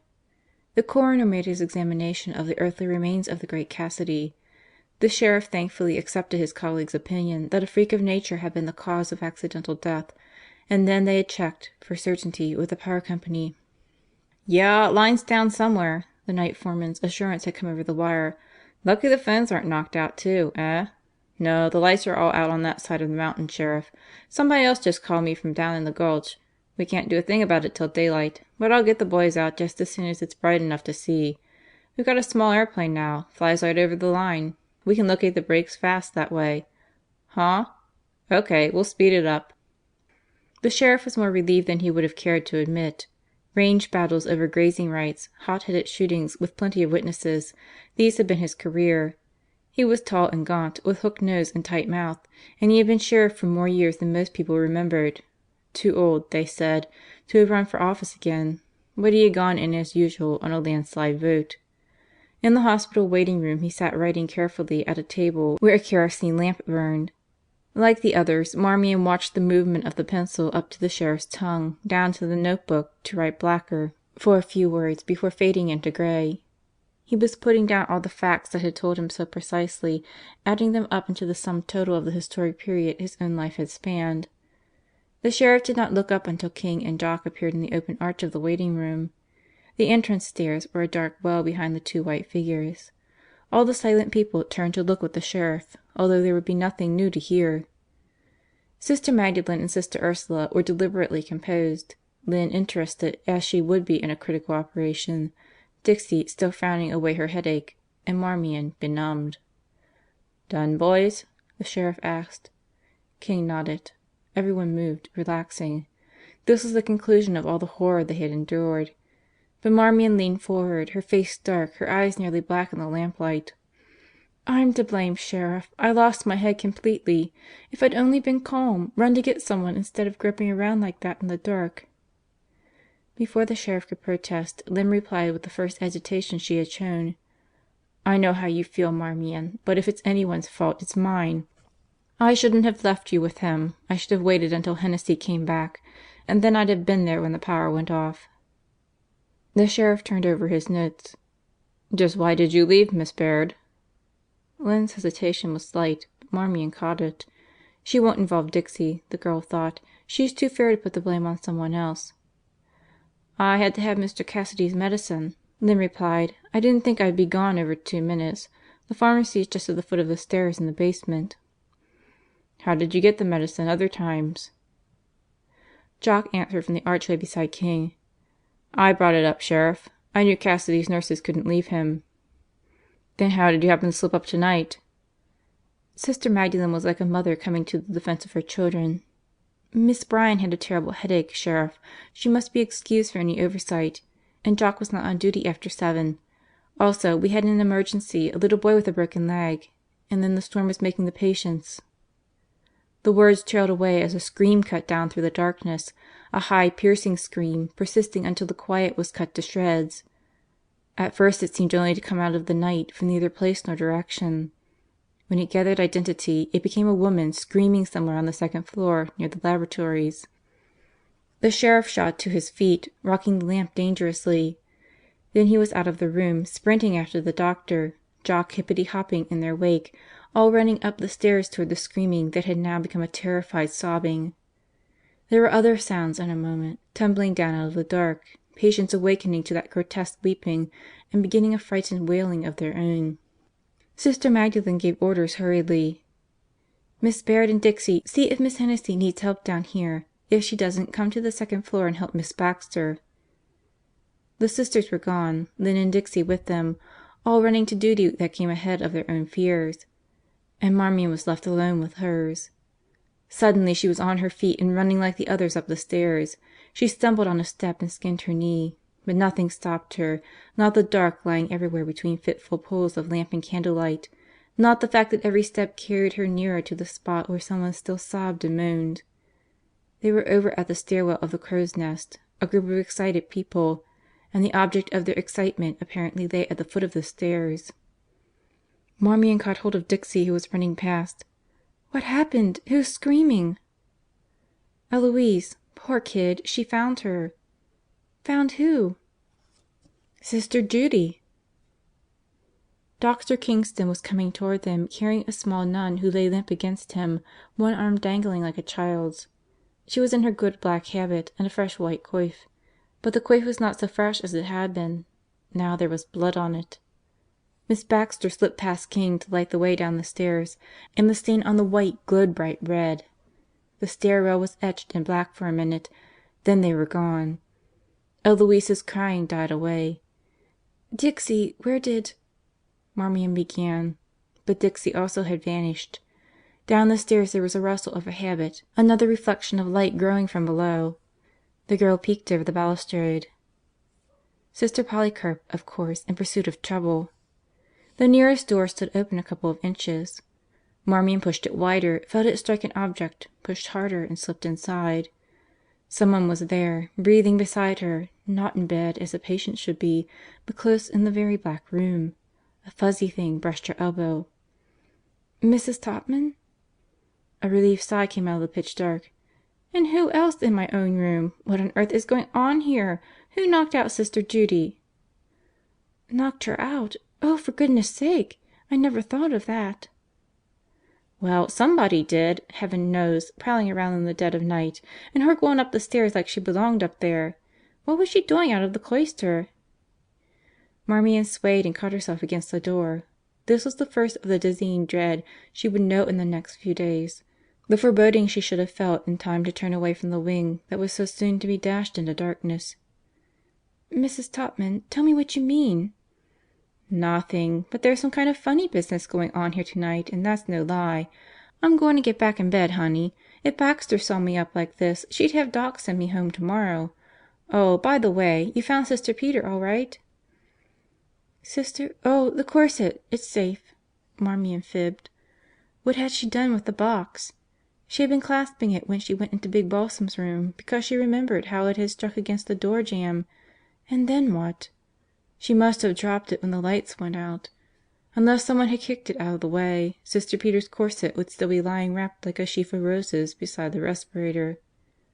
And she would have to retrieve the package, Marmion insisted to herself as she helped Mrs. Topman to feel her way under the covers.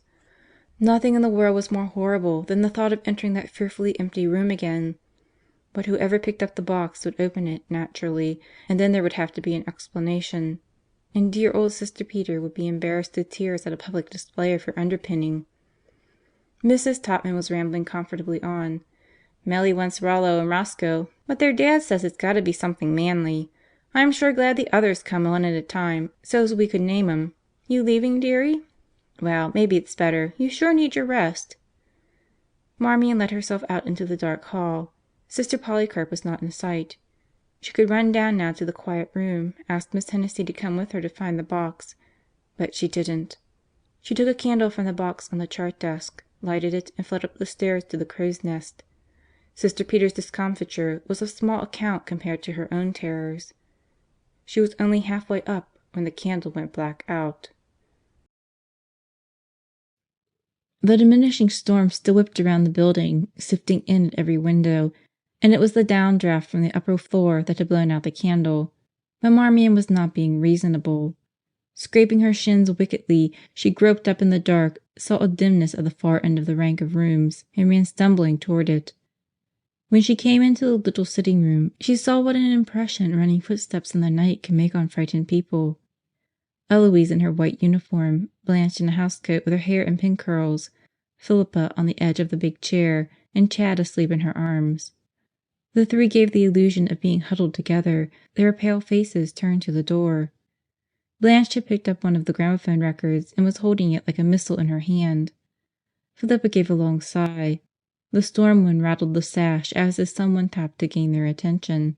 Blanche laid down the record. "Ellie, you're all right?" Marmion asked. Eloise, her face tear-stained, was not nonchalant any more. She was like a child, frightened, sick, chastened but petulant. "Of course I'm all right." "But you screamed so." "Wouldn't you if you fell over somebody in the dark?" "I know I would, Ellie." "She'd been taking the x-ray of the boy's leg," Philippa said as if this were a story she had learned, "when the power went off. There was no use staying down there. A nurse was with the boy. So after a while, when they were sure the current wouldn't come on again, she started up here." "You were with me, Ellie, on the stairs," Marmion said without knowing why. "I went back to the lab after that, but they'd taken the boy downstairs, so there was nothing for me to do, and I started up here, and I tripped over her." Marmion slipped an arm around Ellie, and then, because no one spoke, they heard the running on the stairs, then along the rubber matting. Blanche leaned toward the candle, her lips pursed to blow it out. Before she could blow, the steps reached the doorway. It was Dixie, who had been running in flopping mules, taking a chance on a turned ankle. "If there hadn't been a light, I'd never have come," she panted. "There's been too much going on up here tonight." That was what Mrs. Topman had said, but instead of Marmion, it was Philippa who asked the question. "Like what?" "Like Sister Judy coming up here and finding the master switch disconnected, and somebody jumped her in the dark." The small group tightened, one moving a fraction nearer to another. When Chad whimpered, his mother tucked the blanket closer around him. "Dixie, what do you know about the master switch?" Eloise asked hoarsely. "Don't hold back. Tell us." "Baxter told me. She was with Sister Judy when the sheriff questioned her." "I'm cold," she observed irrelevantly. The little room was warm and stuffy. Blanche pushed forward a footstool and she sat down, shivering. "I don't know why Judy thought of the switch, but she did. She got up and dressed and took her flashlight and came to look. And the switch handle, it fits tight into the connection. But it was dangling loose against the wall. It's right out there." The girls drew even closer together. Not 15 feet away, in the attic darkness, beside the dim old gable window, was the master switch that controlled the entire intake of electric current for the hospital. Pull that switch and you plunge the whole building into darkness. Someone had done it tonight. If someone pulled the switch," Eloise's stiff lips could not finish. "Yes," said Dixie. "If someone pulled it, then it was because that someone knew the respirator would stop without current and Cassidy couldn't live. But whoever did it would be 2 floors away, safe because everyone would run away to Cassidy to help." Neither could Dixie finish. She could have put it all into one short word: murder. But the word was too terrifying to utter, too secret and menacing. "The switch isn't near the stairs," Marmion whispered. "How could Sister Judy—" "She was attacked over here, right here, and she lay in the dark for a long time. And then she says she fell down the stairs because she was running too fast." Dixie's whispers overlaid, for a moment, the sound of the steps coming up the stairs, heavily. Blanche leaned swiftly forward and blew out the candle. "I want to talk to that girl again. P.S. How do I get to the 3rd floor?" The sheriff was not merely asking for information, he was demanding. The doctor, seated in his old-fashioned office chair, his feet resting on a desk drawer, was a good deal like a Buddha with a candle burning before his shrine. "Have you thought of walking boldly up?" he suggested. "Come with me." The doctor and the sheriff reached the foot of the crow's nest stairs just as a large puddle of flashlight beam flowed past the sitting room door. In the puddle a man's feet walked in high-heeled riding boots. He went straight to the master switch. Marmion, on Blanche's lap, breathed hardly more than a big balsam. The man was tinkering at the switch, making soft breathing noises, quite audible to the tense group in the little room.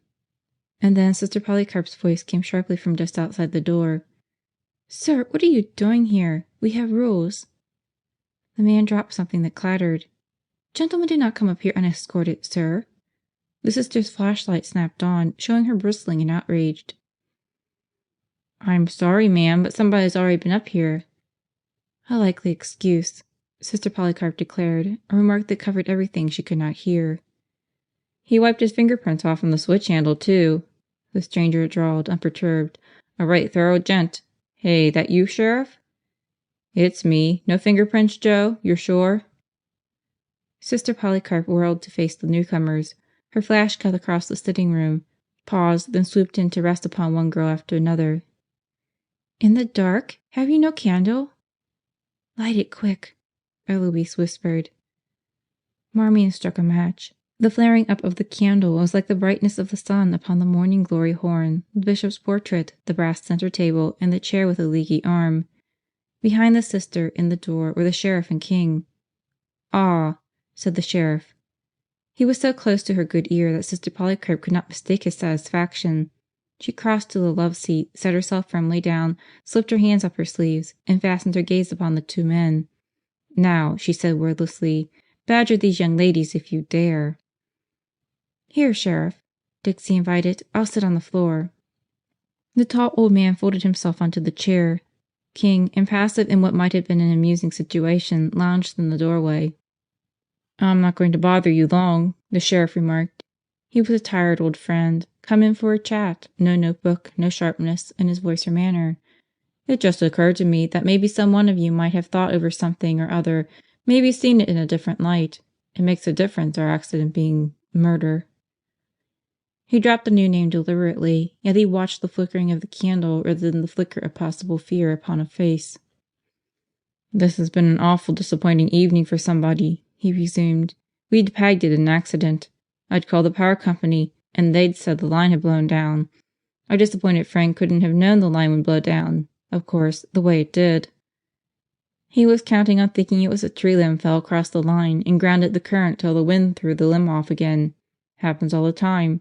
There was a great lineup of coincidences in his favor, you see. The storm, Miss Baird having to go for medicine, then the actual shutting off of the current. He'd gone back to put the switch on again when he ran into Sister Judith. Rough luck. Real disheartening when everything else had gone off so well. The sheriff picked a bit of lint off his trouser knee and rolled it under his thumb. But the real disappointment is that if he hadn't done a thing, nature would have attended to the job for him. The only hitch might have been he'd have had to knock out Miss Baird. She'd have known how to run the respirator by hand. He tossed away the lint and for the first time looked directly around the voiceless company. The electric clock in the surgery stopped at 9:28. The fellow at the power office. I called him back. He says he's positive it was a little later when somebody phoned from the gulch and said the current had just gone off. I'll find out for sure tomorrow. All these things make a difference, Cassidy's death being murder. Marmion's hands clenched hard in her lap. She was on the floor now beside Dixie in the sheriff's shadow. He was not paying much attention to her. As far as we can find out, nobody left the hospital tonight after the lights went out. All the visitors had gone before 9 on account of the storm. So if nobody left, then our disappointed one is still with us. He glanced down carelessly at Marmion. She knew when his glance clung and hardened. She knew when all the other eyes alighted upon her in alarming accord. The admission was forced from her. He came back while I was there. Eloise gasped. If the others recoiled, Marmion didn't know. She was again in the dark beside the respirator, sensing those quiet movements somewhere across the room, and again the waves of blackness rolled toward her. "Miss Pierce," the sheriff said firmly. "Who was it? Tell me." Marmion shook her head. The sheriff took it for refusal to answer, but she was only trying to remain above the black ocean. "It was dark," he reminded her. "Didn't he have a flashlight?" "Yes." "Then you saw him?" "No. The light was on for only a second, just on and off, and my back was turned. By the time I whirled around, the light was gone." He doesn't believe me, she thought dully. I piled on too much. I should have said my back was turned and let it go at that. But surprisingly, he accepted her answer. "All right. Then what?" "I don't know. I mean, he worked in the dark." "Worked? What doing?" "I've told you I don't know. The storm was too wild for me to hear. Really, I just had the impression he was there and doing something." "Where? In what part of the room?" Marmion dared not say again that she didn't know. She made a limp gesture. "Over there." That was when the nightmare of the snake began, the hissing, weaving thing. "At Cassidy's head or feet?" "Head, I suppose. I was at the foot of the respirator." "So if he'd been trying to work the lung by hand, he'd have been right beside you. And he wasn't?" "Oh, no, I'm sure of that." Marmion's gaze was on the floor. Someone white-shod had come into the doorway beside King several minutes ago to stand listening. Now, to Marmion's relief, the sheriff addressed the newcomer. "Was this mysterious intruder there when you came, Miss Baird?" "I didn't see him. I was turned around a little in the dark. I'm not too familiar with St. Denis, Sheriff. I had never worked here, you know, until I took this case." "But you got the medicine from the pharmacy?" "No, I didn't go that far. I was just at the foot of the stairs and the lights went out. So of course my first thought was for my patient, and I hurried as fast as I could back up to the wing." "And who came next, after you?" "I'm not sure. I think it was Sister Ursula. And Jock. They came almost together. Everybody thought of Cassidy." King's flashlight, hanging in his hand, made a quick arc and fell back. "And you, Doctor?" the sheriff prompted. "I was down in my room. I'd finished my rounds." "But you thought of Cassidy?" "Naturally." "Who was with him when you got there?" "Miss Baird, Sister Ursula, Jock, Johnny, Miss Bryan, I guess." "Miss Bryan." The sheriff looked down at Dixie in the fluffy robe, her bare feet tucked under her. "What have you to tell me, Miss Bryan?" Dixie shrugged faintly. "Only what you know, Sheriff. But I'm wondering why Marmion can't help you a little more. I shouldn't think it would be too hard to tell whether the mysterious person was a man or a woman." "No, no," Marmion wanted to scream. "Don't make it any harder for me." Nice, dear little Dixie, don't be so undear. By the rustle of the uniform, for instance, the nurse was going on. A nurse's skirts aren't like the swish of an orderly's fresh trouser legs, and she uses bath powder, usually. It wasn't either, Blanche burst out. Everyone jumped. The sheriff turned to her with interest. Wasn't who? Johnny. He's our only clean orderly at night. Eloise smiled. She means Jock works all day. His whites wouldn't be in shape to swish by evening. But I couldn't hear anything, Marmion insisted. The storm. If he'd come in from outside, you could have smelled wet clothes, Dixie prodded. I didn't. Why do you keep saying I know when I don't? Cassidy was murdered. Somebody hated him that much. I did. I hated him.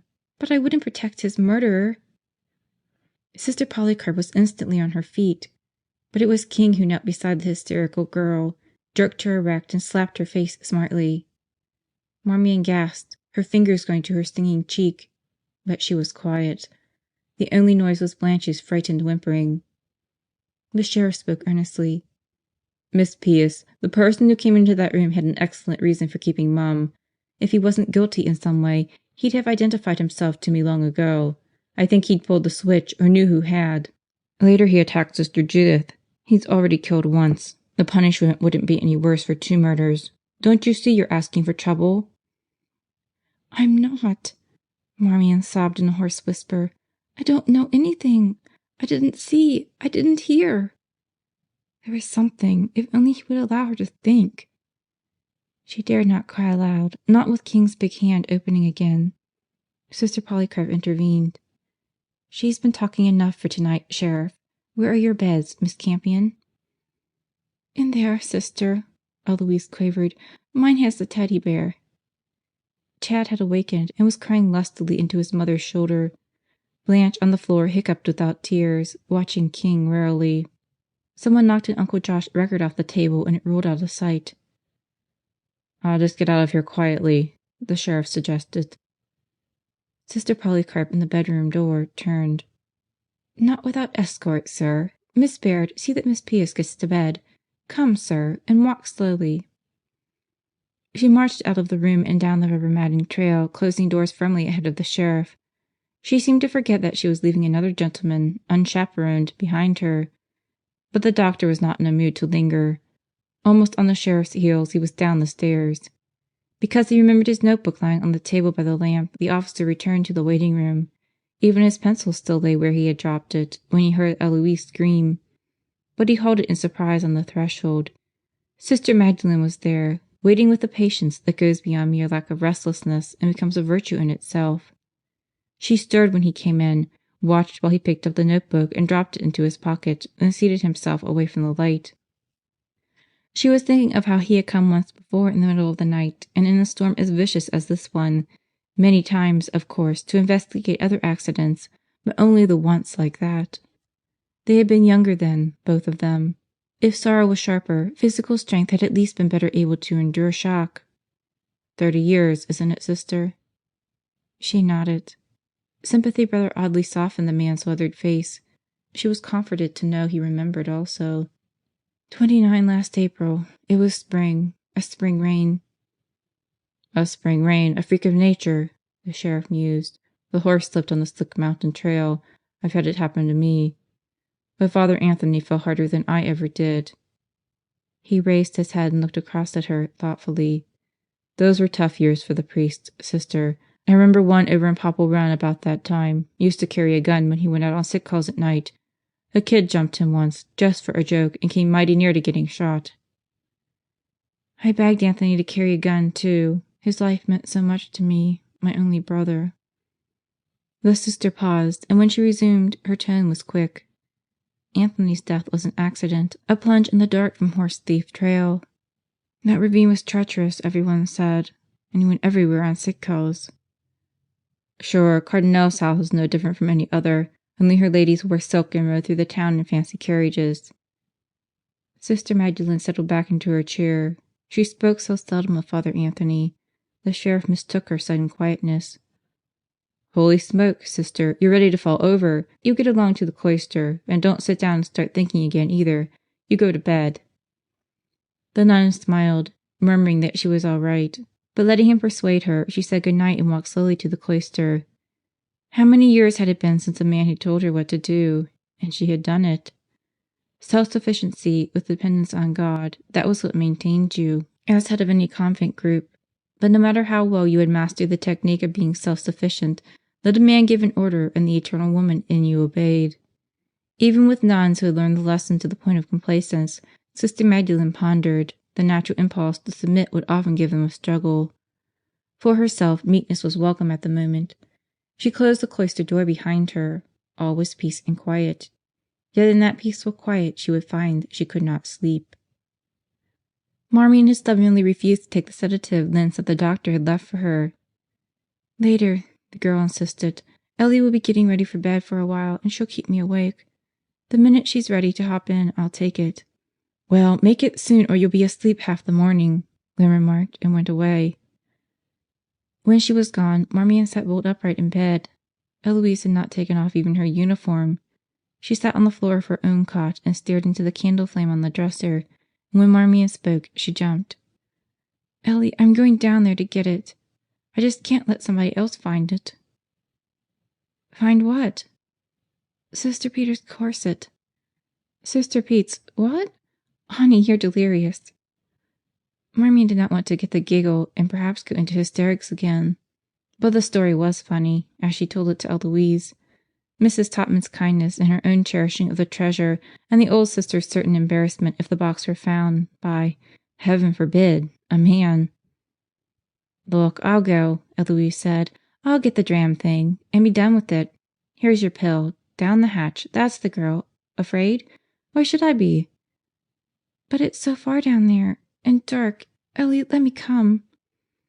"Not on your life, baby. I'm going to do this little errand without fanfare. You'd pass out on me before I'd beat to the second floor. No, you lie down now and let that pill get busy. I'll be back instanter." "We'll wait till morning," Marmion objected. But she lay down. She was too relieved to argue, and soon too sleepy. With her last conscious thought, she wondered why Eloise should have practically grabbed at the chance to venture again into the heavy blackness that had already thrust terror upon her. She did not know exactly when Eloise went. She didn't know that someone came softly into the sitting room, hesitated, listened to her own regular breathing, and then went away. The quiet feet made noiseless descent where Eloise had gone a few minutes before. Downstairs, the girl had entered the horribly vacant room where Big Balsam Cassidy had died. Like Marmion, she neither saw nor heard anyone behind her. The storm was calmer, but the sound was only a faint rustle, and there was no light to see. No one could identify a rustle of the night itself. Nothing else touched her until the dawn broke, and the rosy light made a flame of her hair where it spilled upon the floor. Eloise stirred when the sun touched her. Then she sat up. She was in the room with the empty respirator. Her head throbbed. Gingerly she felt of the painful spot and found a swelling that shot daggers through her brain. Reeling, she sat there. She had come for a box. There was no box on the floor or on the dresser. If she could get to her feet without splitting her head wide open, she would look in the dresser drawers and in the closet. But the torturing hunt yielded nothing. Sick, she dragged herself to the door, down the hall, up the stairs, on up to the crow's nest. No one was astir. She had been too miserable to try to avoid being seen, yet nobody saw her. When she fell into bed, Marmion, soundly sleeping, did not move. Down in the bare and chilly basement room where Big Balsam lay, there was no bright sunlight, nothing but grimy shadows in the corners and white twilight around the sheeted stretcher. The stretcher was very narrow, even narrower than the lung had been. They had laid pillows over him, bringing him down here, smoothing the sheet over the pillows so that an aroused patient glancing out would think only that Jock was wheeling a load of bedding. The pillows were gone now. The sheet, wilted in the dampness of the room, clung far too revealingly, as if the man's features and powerful limbs were carved in marble like the ancient figures reclining on the stone caskets of abbeys. Big Balsam's feet were not crossed. He had not been a crusader. Nothing moved in the small place, not even a breath of air, until the doorknob turned stealthily. It was a long minute more before the door swung in, so slowly, so silently, that it was more like a parting of the gloom back there along the shadowy wall. The corner of the sheet moved, as it might move with a slight easing of the stiff position on the stretcher. Pussyfoot, who had let only his head into the room, jerked back. It was all he could do to keep from slamming the door. Clutching the knob, he stood panting, listening, shaking, his tongue salty from the spot he had bitten. He didn't want to go in there. He didn't want to at all. He hadn't wanted to go into that other room either. But it had been good for him in the long run. The faint draft through the door was damp and smelled like a grave newly dug in wet clay.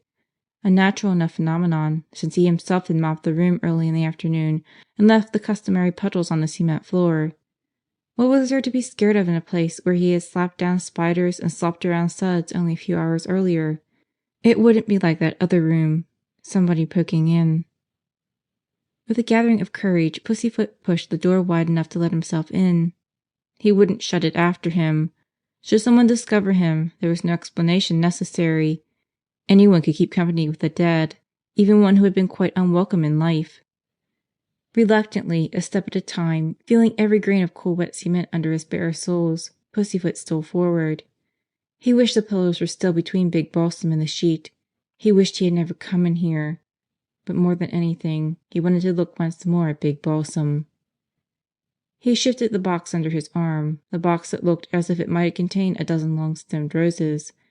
Then, furtively, he took hold of the smooth, wide hem of the sheet and lifted it back. For the better part of the past 2 hours he had thought over what he would say, contemptuous, biting, uncautious things that had dinged at him for years and never dared come out. He would say them now, probably in a whisper, but with venom. And then the sheet was down to Cassidy's chin, and Pussyfoot's hand was on it still. He studied the face, clear now of all human emotion. The ruthless lines were gone around the mouth, around the eyes were none of the crow's feet that had screwed them into boring intensity. In the solid jaw the muscles were relaxed to the roundness of youth. This was the face of the man he could have been, not the man he ever was. Pussyfoot's hand crawled up to his own bristling hair, the reverent gesture of taking off his hat. But he had not worn a hat into the presence of the dead. Remembering, he let his palm rest on his whiskers, his little finger between his teeth. Then, finally, he laid the sheet gently back in place, and the end brushed the wet cement floor. "Rest in peace, stinker," he said softly. The door moved as if a breeze shoved it an inch more open, but there was no breeze. When Pussyfoot left to pad back to his lair off the furnace room, he saw no one at all in the dark old corridor. He wanted to get to his desk right away, open the locked drawer, and go through his papers. Not that he would have far to go. The one he wanted would be first, on top. He dropped the long box on his cot and went to his desk. When the paper was in his hand, his haste seemed to be satisfied. Like a man in a great quandary, he put the yellowed envelope in his right hip pocket, took it out, and put it into his left hip pocket, then into the breast pocket of his shirt with the flap button down. The buttonhole, however, was old and stretched. "There just ain't no safe place," he muttered and hunted through the litter on his dresser for a safety pin. "Man can't never find nothin'. By golly, tomorrow I'm going to buy me a safety pin, whole dang package of safety pins." But he didn't. He had no opportunity. The dawn had lost its rosiness, and the white-faced cattle on the hills were getting up to begin their first nuzzling in the sticky snow that had followed the October thunderstorm, when Mr. Wilkins was aroused by an insistent knocking on his door. Pulling on trousers and sweater over his nightshirt, he went to admit the sheriff. A few minutes later they walked across the road to the small ruined chapel. The little place had been scorched by fire, then partly torn down, leaving one room still intact. What had been an inner partition, gay with flowered paper, had become the outer wall, and the heater that once had warmed both rooms stood with its rump jutting out like a kibitzer, fascinated with what was going on inside. At this hour every inch of the roof and piled lumber was decorated with wet, melting snow. The sheriff was not interested in nature's cosmetics. He followed Mr. Wilkins onto the porch of this odd remnant, bending to clear the sign which read, "Charity Chapel," in red that had run a little. He saw the old preacher push open the door that was never locked and step together into morning twilight. "You see, there it is," Mr. Wilkins said, "just as I laid it down. I even remember the passage I was reading. Look not mournfully into the past, it comes not back again. Wisely improve the present, it is thine." The book, as he said, was lying face down on a small table that in other days would have been called a center table. Beside the table was a wooden rocker padded with a thin cushion of no color. Kitchen chairs of many designs were set in neat rows, a bench or two against the wall. The place smelled of barrenness, of dim old dust sifted into the wallpaper, and around the pictures, hung almost touching one another, small black framed pictures of people in clothes of forgotten decades, stiffly sitting to have their portraits made. On the table, touching the book, was an electric lamp. Mr. Wilkins, his white hair mussed and his eyes still swollen from sleep, reached out to turn on the lamp. There was only a fruitless click. "I was sitting here, reading, you see, when the current went off. But my flashlight was in my pocket. I used one crossing the road at night on account of the ruts. So I turned it on to see the time." He smiled faintly. "One might wonder why time could be so important to me." "And your watch said?" "9:37, exactly." "Your watch was right?" "Always, Sheriff. I check it every day with the noon whistle at the brick kiln. I haven't had to set it in nearly a year." Although Mr. Wilkins had just done the same thing, the sheriff reached out and clicked the lamp button. 9 minutes for murder," he mused. 9 minutes that could have been golden. Yeah, if you'd been able to get the switch connected again without discovery, nobody would ever have asked whether the lights went off in the gulch and the hospital at precisely the same minute. But Sister Judith had to trip him up. "I didn't mean quite that." Mr. Wilkins picked up the book, closed it, and ran his finger along the back. "It will be hard for her." "Sister Judy? I wouldn't say so. She'll just get a day's rest that she needs anyway." "I refer to Sister Magdalene." The preacher's eyes were on his finger as it rubbed the book. "I must remember not to lay a book open face down. It cracks the binding." Rather abruptly he turned and stepped out onto the porch. Across the road a cow bawled. Houses, set in no sort of order, settled against the base of the cliff, which in its turn was the base of Balsam Mountain. The vertical crag also was the rim rock holding back the terrace upon which the hospital stood. Early visionaries had seen beautiful residences nestling upon that mountain.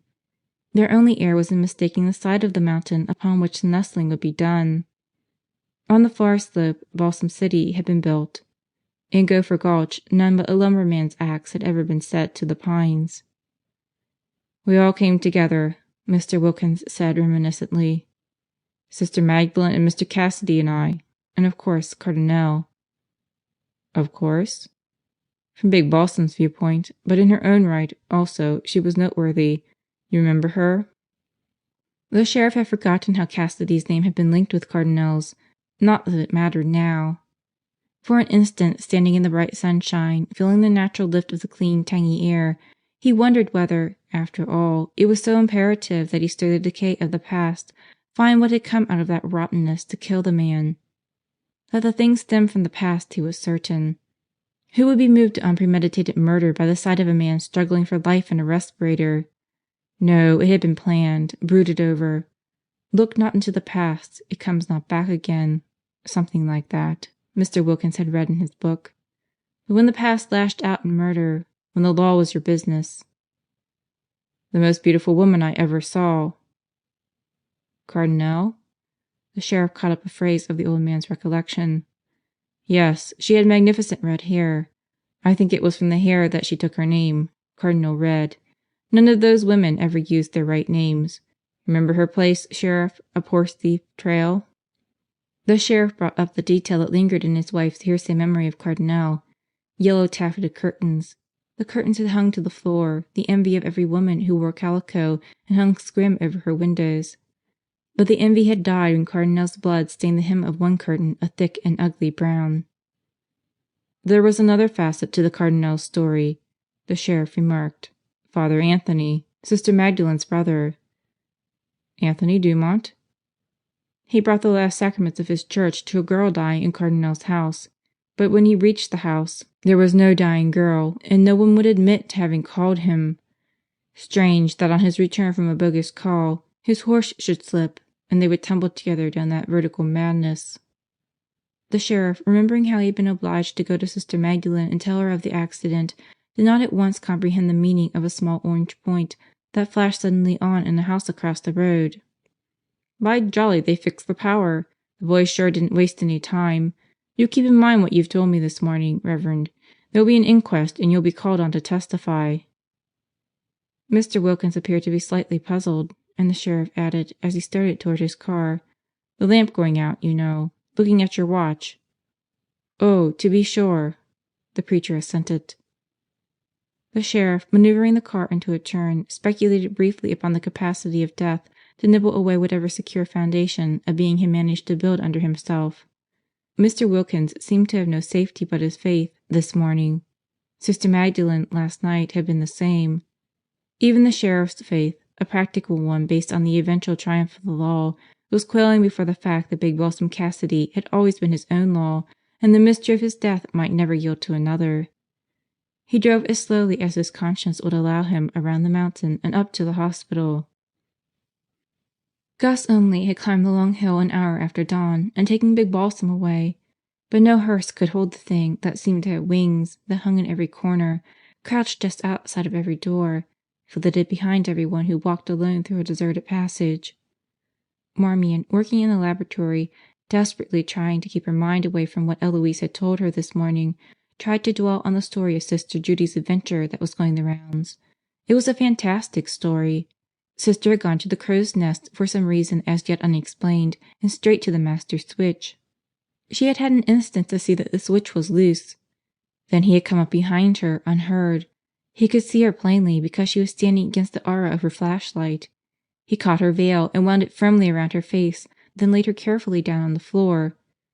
She had heard the click of the switch being thrown back in place. Then he was gone. The storm had covered his departure, but the little sister had been too terrified to move. When she did go, finally, she ran and tumbled down the stairs, and now she was confined most unwillingly to bed in one of the regular hospital rooms. And Eloise had been struck down last night because someone thought it was Marmion who had come back to get her box. But why? Who knew she had had the box? Marmion's hand trembled on the adjusting screw of the microscope, and the black pepper corpuscles grew hazy in the slide. "Don't tell," Eloise had urged while she reeled into her clothes this morning, and Marmion had agreed. Eloise could not identify her assailant any more than Marmion had, or Sister Judy, and the admission of her prowling would only bring a reprimand from the sheriff, and most likely from Sister Polycarp. So Eloise had combed her hair gingerly, keeping away from the sore tenderness on the back of her head, and put on a faint touch of rouge and tucked a scarlet handkerchief into her white pocket to pick up the color in her cheeks. And Marmion, wondering where Sister Peter's corset had gone, worked very slowly in the laboratory, trying to avoid mistakes. "You are asking for trouble," the sheriff had said. "But how could you identify a figment of the night?" Suddenly Marmion turned away from the microscope, took up her tray, and left the laboratory. Down in Sister Judith's room, King was leaning on the foot of the bed. The small nun was dainty in her modest white gown and nightcap. The only mark of her accident was the adhesive patch on her forehead. "But there are only the two of us in the laboratory, doctor," she pleaded. "There's far too much work for Marmion alone, and she's inexperienced." "You may get up and dress, sister, and go to my office. The sheriff wants to talk to you again. But after that, you're coming back to bed." Sister Judy closed her eyes and leaned back against her pillows. King stepped around to the bedside and took her wrist in his fingers. The pulse was rapid. "Would you rather not talk to the sheriff today?" "I'd rather get it over, doctor." The doctor was puzzled. Puzzled, he believed, not worried. Affection for a person is a requirement for proper worry. "All right, then. Signal for the nurse when you're ready, and lie down if there's any waiting. I don't want you up any longer than necessary." He went out, closing the door quietly.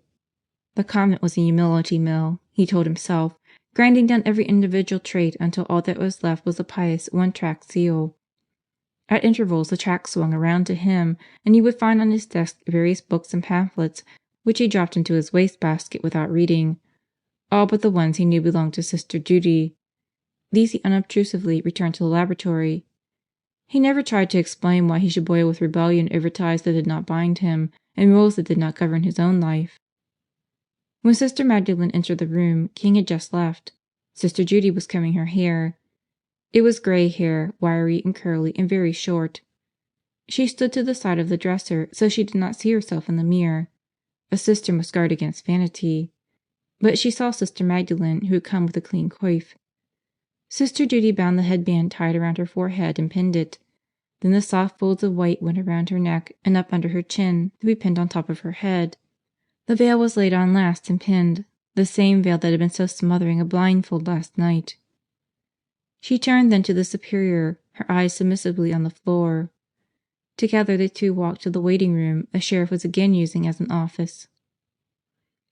The sheriff was weary. He seated the nuns with their backs considerably to the light and sat down to listen to a story he believed he already knew backward. But you never could tell. There might be something he had missed last night. He listened absently, rubbing his lean, stubbled chin, his gaze going on out the window. An automobile zoomed up the long hill and scraped to a stop. Reporters, most likely. Cassidy's death in a normal manner would have made news, but his murder would be a sensation. And it would have to be solved by a tired old man who had started out in life as a cowpoke. "And then he took off his shoes, sir," said Sister Judy. The sheriff clamped his jaw shut and bit his tongue. Blinking back tears of pain, he stammered, "He what, sister? He took off his shoes, sir." "How could you tell?" "He was very close to me as I lay on the floor, and you know the little tapping that the tin tips of shoelaces make against leather? That's what I heard. And when he left, the steps were very soft. Thumps, you know." "Wasn't the storm making enough rumpus to cover footsteps?" "You'd think so, sir." Sister Judy attacked by an assailant who took off his shoes. Cassidy the Great now lying on one of Gus Omley's slabs. The Pius girl stubbornly unable to identify the almost certain killer. And running up the entrance stairs were 3 reporters who would ask deft questions and perhaps uncover the bewilderment of the investigator.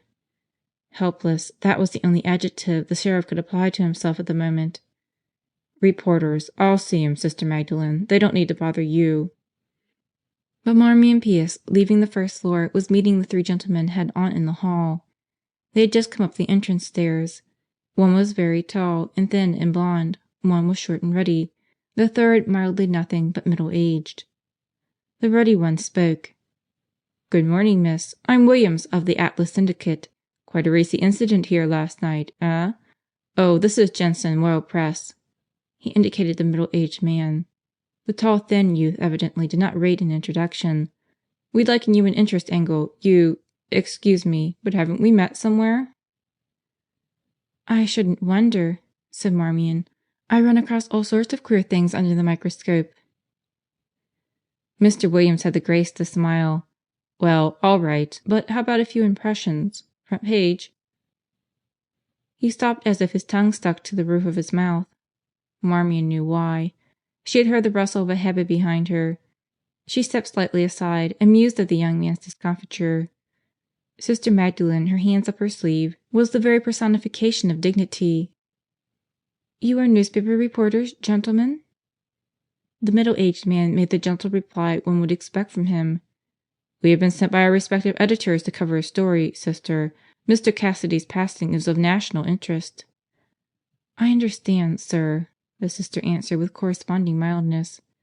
But when she turned to the one who had spoken first, her severity would have been approved even by Sister Polycarp. "I realize you are performing your duty in coming here. Perhaps you will appreciate that I am performing mine when I ask you to sit quietly in the waiting room until the sheriff can see you. I will not permit any of the staff or patients to be questioned. I do not wish any pictures to be taken. I forbid you to go anywhere in the hospital. Do I make myself clear?" The ruddy Williams grew ruddier. Mild Mr. Jensen bowed. The young man gulped down something that choked him. "The waiting room is immediately behind you, gentlemen," the sister added. And without staying to see whether they entered or whether Marmion spoke further to them, she turned and walked away. Her departure was a more effective guarantee of obedience than if she had slapped their wrists. The girl went on up the stairs. At the landing she looked down.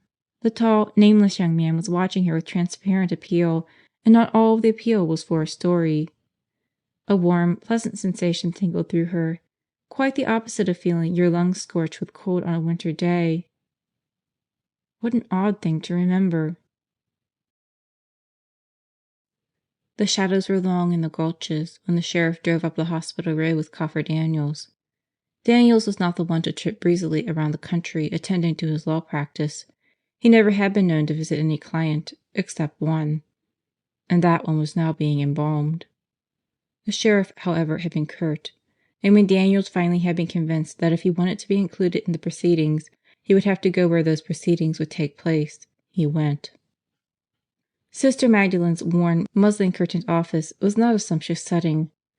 Mr. Daniels sat with his blue trouser legs pulled up to preserve the crease, his candy-striped silk shirt and stiff collar giving him the air of an outdated sport, and offered uncouth remarks about the heat.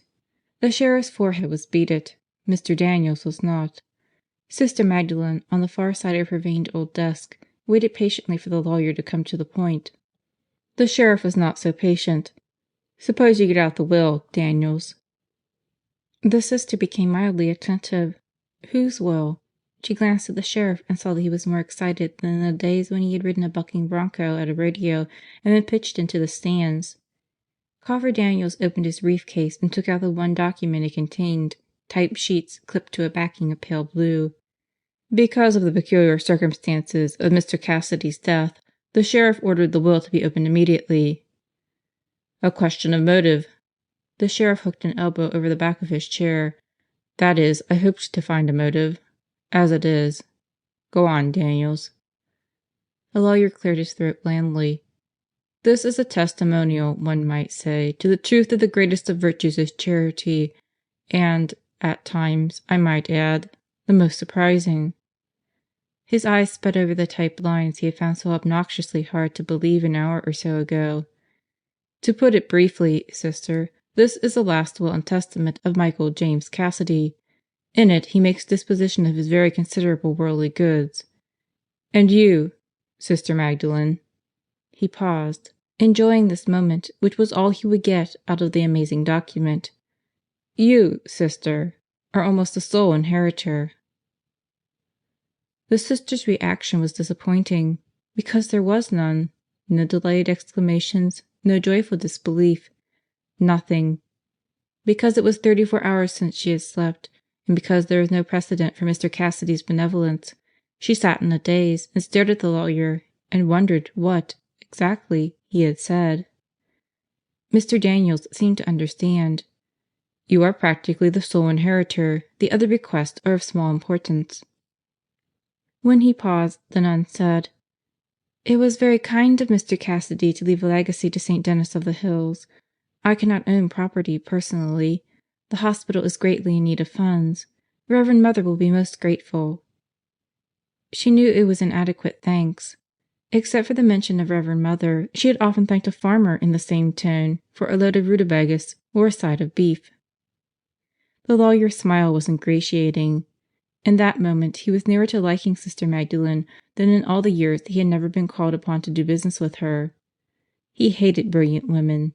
This one, he saw now, had a reputation for brilliance she did not deserve.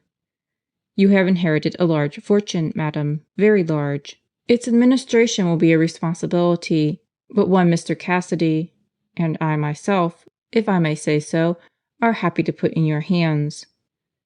He pursed his lips. Until it was found in the safe at the mine office he had known nothing of this will. Cassidy had not called upon his trusted friend Daniels to draw it up for him. "Allow me to read.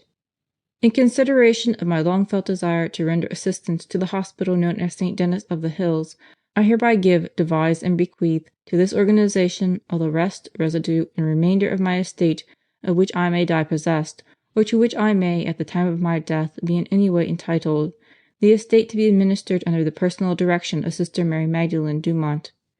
Because of my admiration for her outstanding ability as a businesswoman, her sincerity and her goodness, and because I know that under her hand my fortune will be expended wisely, and for the benefit of the people of the Hills, I leave this legacy.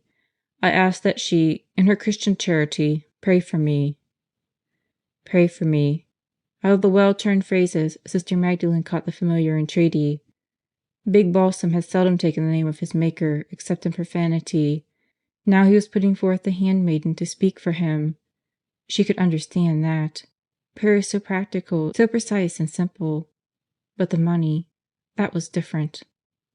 He had no reason to leave the hospital any gift, however small, she said. Money, so provokingly necessary and of such exaggerated importance when there was little, could not come so easily.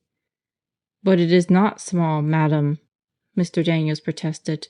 "You are almost the sole heir to nearly $1,000,000, even after taxes." Faintness stole over Sister Magdalen, and far distant she heard her own voice. Mr. Cassidy owed St. Denis nothing. It was extremely kind of him. And under the spoken thoughts others ran. 2 of the pioneer quartet were gone, Big Balsam and Cardinal, and 2 more whose lives had touched them, Father Anthony and little Job.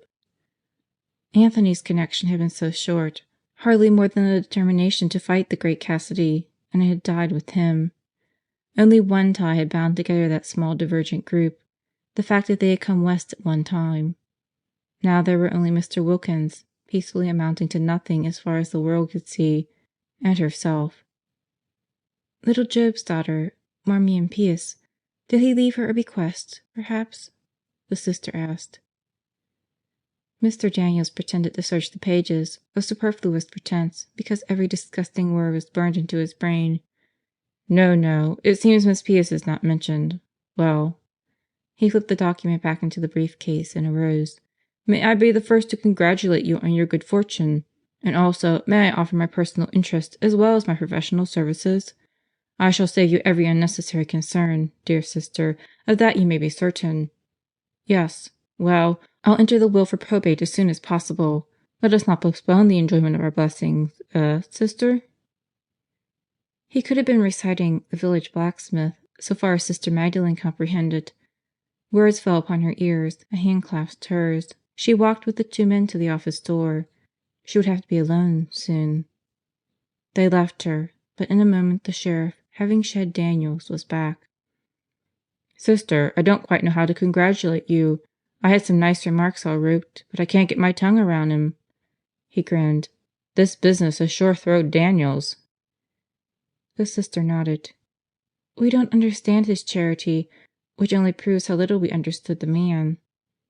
"Well, we all want money, for one reason or another, so we figure the fellow that has it, he's got the world by the tail, up on a pedestal." "And a pedestal is very small to sit on. There's no room for anyone else." "Now that's what I mean, sister. Cassidy never had a home, even if he had the biggest house this side of Denver. This gulch, right here, was as near to being home to him as any place.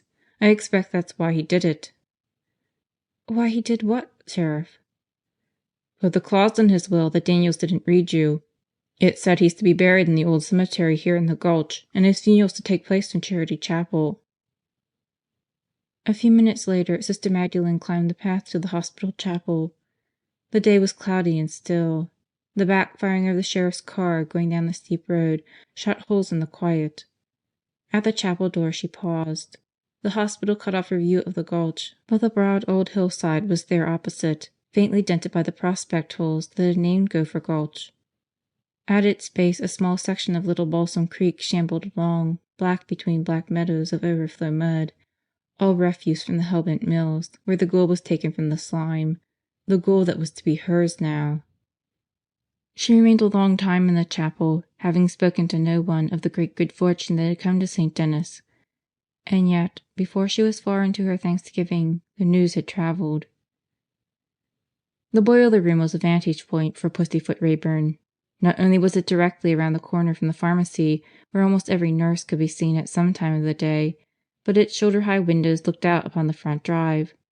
When the sheriff's car pulled up to disgorge the sheriff and Coffer Daniels, Pussyfoot had hastily disposed of his repairs on a thermostat, caught up his hedge clippers, and was trimming the bridal wreath under the office window about the time Mr. Daniels opened the briefcase. He heard everything. Only once did the clippers pause entirely. That was when Big Balsam's plea for prayers fell from Daniel's dry lips. Him, of all people, asking her for prayers. His arm made a long wiping motion across his mouth. When the clippers snipped again, they cut the bridal wreath to the quick.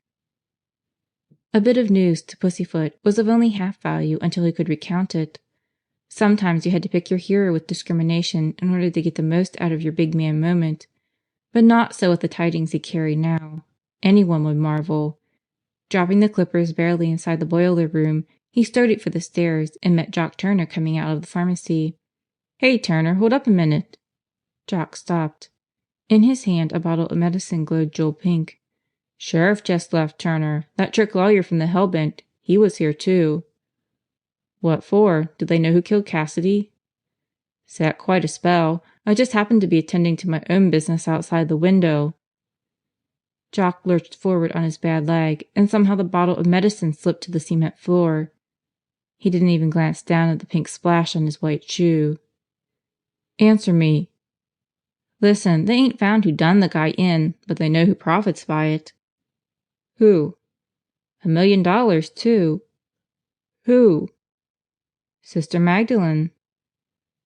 "Ah." It was a long sigh. Jock went down on one knee, poking at the broken glass in the brown, odorous puddle. The place seemed dark. Pussyfoot snapped on another light, and the particles on the floor glittered. He didn't know why he wanted to be good to Jock just then, but he did. He elbowed the orderly aside. "You lemme get him. You might cut yourself. Ain't good goin' round sick folks with cut hands." Pussyfoot, taking his time, gathered the glass. Once, leaning far over, his shirt pocket gaped and a yellowed envelope fell to the floor. Before Jock could touch it, Pussyfoot snatched it away. With his hands dripping medicine, one filled with glass, he couldn't open the pocket flap. He stuck the paper between his teeth. "Come on, Jock, I'll get a mop." Jock followed him through the furnace room and into the lair at the back. The old man went to the dresser and dropped the paper on top of the accumulated junk. "Puss, was there... Look, you heard everything, you said." "Sure did, certain sure." "Was there anybody else mentioned in the will as a beneficiary?" "Nope." "You're sure?" "Ain't I told ya? You sit down a minute, and I'll wash my hands and be right back. I got a snort hit under the bed. You look like you could use a nip, eh?" He waited until Jock shoved a pile of papers to the floor and sat down on the one chair. The fellow didn't look so good, kind of green. But Pussyfoot would not be so certain of that until afterward, and he would believe, afterward, that if he had washed his hands and returned straightway. But the washbowl was beside the door to the hall, and when Pussyfoot heard heavy steps coming down the stairs, he had to go look. And when he saw Dr. Kingston, he forgot Jock. "Hey, Doc, you here? About the will?" "Whose will?" Pussyfoot snickered. "Cassidy's. Him and Magdalene must have been friends on the side. He left all his money to her." The doctor's reaction was disappointing. He didn't respond like a man of the world. He gave Pussyfoot a glare of deep disgust and tramped on into the pharmacy. The old man, not to be defeated, followed to lean on the half door. "You're surprised, I betcha, Doc. I was close to that there shyster lawyer as I am to you, and I heard—" "Eavesdropping outside the window? Or did you manage to crawl under the rug this time, where you'd meet some more of your own kind?" "Okay, but didn't I tell you the news?" King gave an aggravating grunt. "I don't credit gossip." "This ain't gossip. Didn't I hear him licking his dirty hands like he was the high smack dab up in heaven? Why, that yellow clean jumper, he was nothing but a bullying, murdering sneak. And scared? Listen, who am I? Nobody. But he'd—" Pussyfoot's jaw dropped. His tongue flashed out as if he would gather back the words he had just uttered. Trying to impress King, he had gone too far. And Jock, he saw, had come around the corner, white as a dead man. "Go on, Rayburn," the doctor suggested. "He'd what?" Pussyfoot cringed, sidestepping to the turn of the hall, where he looked back with imitation jauntiness. "No skin off of my nose if he wants to bury his money in the Gopher Gulch. Burying himself here, too. What you think of that? Rest in peace." Jock limped slowly into the pharmacy.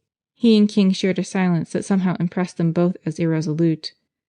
They could have called to Pussyfoot to come back, or gone after him into the furnace room, or even expressed their doubts of the old man's news.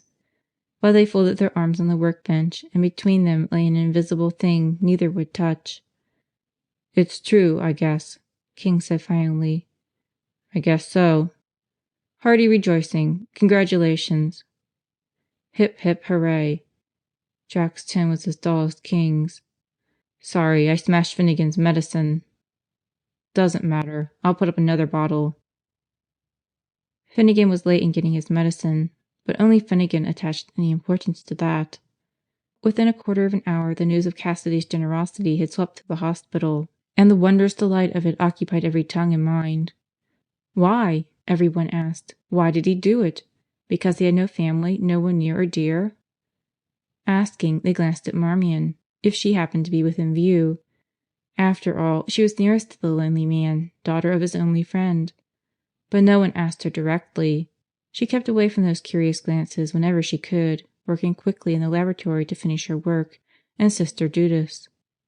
This evening she would seek out Sister Magdalene to congratulate her on her good fortune, and after the congratulations she would tell the Superior every fear and misgiving she had had, how terrified she had been there in the dark with that unknown person, and Big Balsam dying, how horribly certain she was that Eloise had been attacked by mistake because she came on Marmion's errand. But why? Over and over every detail she went, until she could think of none clearly.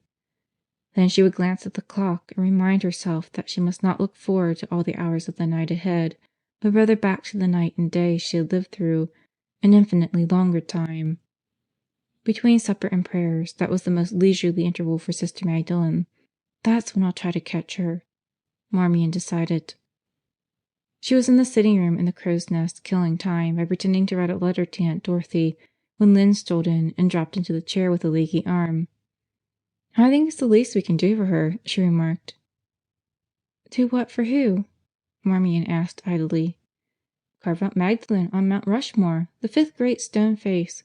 She belongs up there with the great emancipator and the poor man's champion and the father of our country. The indomitable spirit of the West, that's our gal. She'd translate into stone with her personality intact. We should start a movement to immortalize her, Pius, and let her pay for it, of course." Sister Magdalene, in stone coif and veil, her glasses suggested in granite shadows like Teddy Roosevelt's, her mouth firm as Washington's, perhaps the quizzical piece of Jefferson about the eyes. Who but Lynn would think of a thing so readily imaginable? Marmion smiled, drawing umbrellas across Aunt Dorothy's letter. "Are you staying on to do general duty, Lynn?" "Heavens, no. I'm specializing for that motorcycle accident case, Jimmy Anderson, nights." She took a package of cigarettes out of the pocket of the scarlet robe. "Why I stay in this bottom of God's pocket, I'll never know. I got Cassidy's case because the registry called the kid I was rooming with, and she was scared stiff. So when I offered oh, well." Lynn flicked open her cigarette lighter. "I'm disappointed that we're not going to see our petticoat dictator perform at the inquest tomorrow." "The inquest? I hadn't heard about it. Oh, Lynn, will I be?" "Nobody will. They'll draw a jury, have them view the body, then adjourn. The sheriff wants to have more evidence lined up before he asks for a verdict." "More? But what more is there? He thinks I know who came into Cassidy's room, but I don't." Marmion's breath caught on a frightened sob. "Honestly, I don't." "Then I wouldn't protest so violently." Lynn gave her a cool inspection. "You're stuck with the story, aren't you? Either you imagined the entry of someone, which is certainly understandable, or you had some indication of who the person was, and you're afraid to tell." Marmion rose slowly. The writing tablet fell, the pencil after it. "I don't care a great deal whether you believe me or not. Sister Judy didn't recognize her assailant, and her story rings true enough. And," she paused, neither she nor Eloise had told about the incident of the corset box. "I really don't care," she added. Then she went out and down the stairs. The clock struck in the hall below. 7. Too late now to find Sister Magdalene in her office. The Sisters would be assembling for prayers. She felt not in the least foolhardy, walking through the elevated passage to Methuselah. There were lights. Sister Judy's geraniums flared pink on the narrow window sills. She reached Methuselah and went on into the second passage to the chapel. Coming into the chapel balcony, she left the light behind her. The organ showed its white teeth in the twilight. Down the few steps to the body of the chapel, the real darkness began, reddened at the altar by the sanctuary light and the vigil lights the Sisters had set burning. But the nuns were not there now. Marmion did not know that prayers had been advanced to 7:30 in order that Father might come and give benediction on this great occasion. She looked around the small, empty place, smelled the faint incense and varnish and candle wax, and realized that her head was aching. There were 2 pews beside the organ, and she knelt in one. Closing her eyes, she thought of nothing but the intense quiet. Perhaps that was why she heard the sound in the passageway. She turned her head, leaning her cheek on her folded hands. There was no repetition of the sound. That was when the quiet became frightening. She heard a rustle or footstep, some disturbance of the walled-in silence, and yet no one came out of the passage. It was a full minute before Marmion admitted to herself that the sound had been the most inaudible retreat of someone who had no intention of entering the chapel. Her own presence would not deter anyone coming to say night prayers, but if the unseen lingered there with the purpose of doing bodily harm, then he would behave exactly as he was doing. He would wait, just out of sight, near enough so that her first step into the passage would bring her upon him, and there would be no time to scream. Trembling, Marmion turned back to face the altar, what anyone deep in prayer would do after slight distraction. If he were watching, he would know she had heard him, but not that she attached any significance to the sound. Deliberately she yawned. Don't alarm him. Don't precipitate an attack. The chapel was a dead end. She was cornered. He could afford to wait. Even a killer would hesitate to desecrate a chapel. And then her eyes, raised to Mary's altar, took in a fringe of the high dark panels of the door. An outside door! If she could manage to reach it! If it was unlocked, she could escape. But she must not hurry.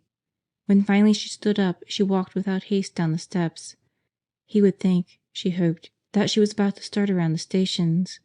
Perhaps that minute of his indecision would be enough, if the door was not locked.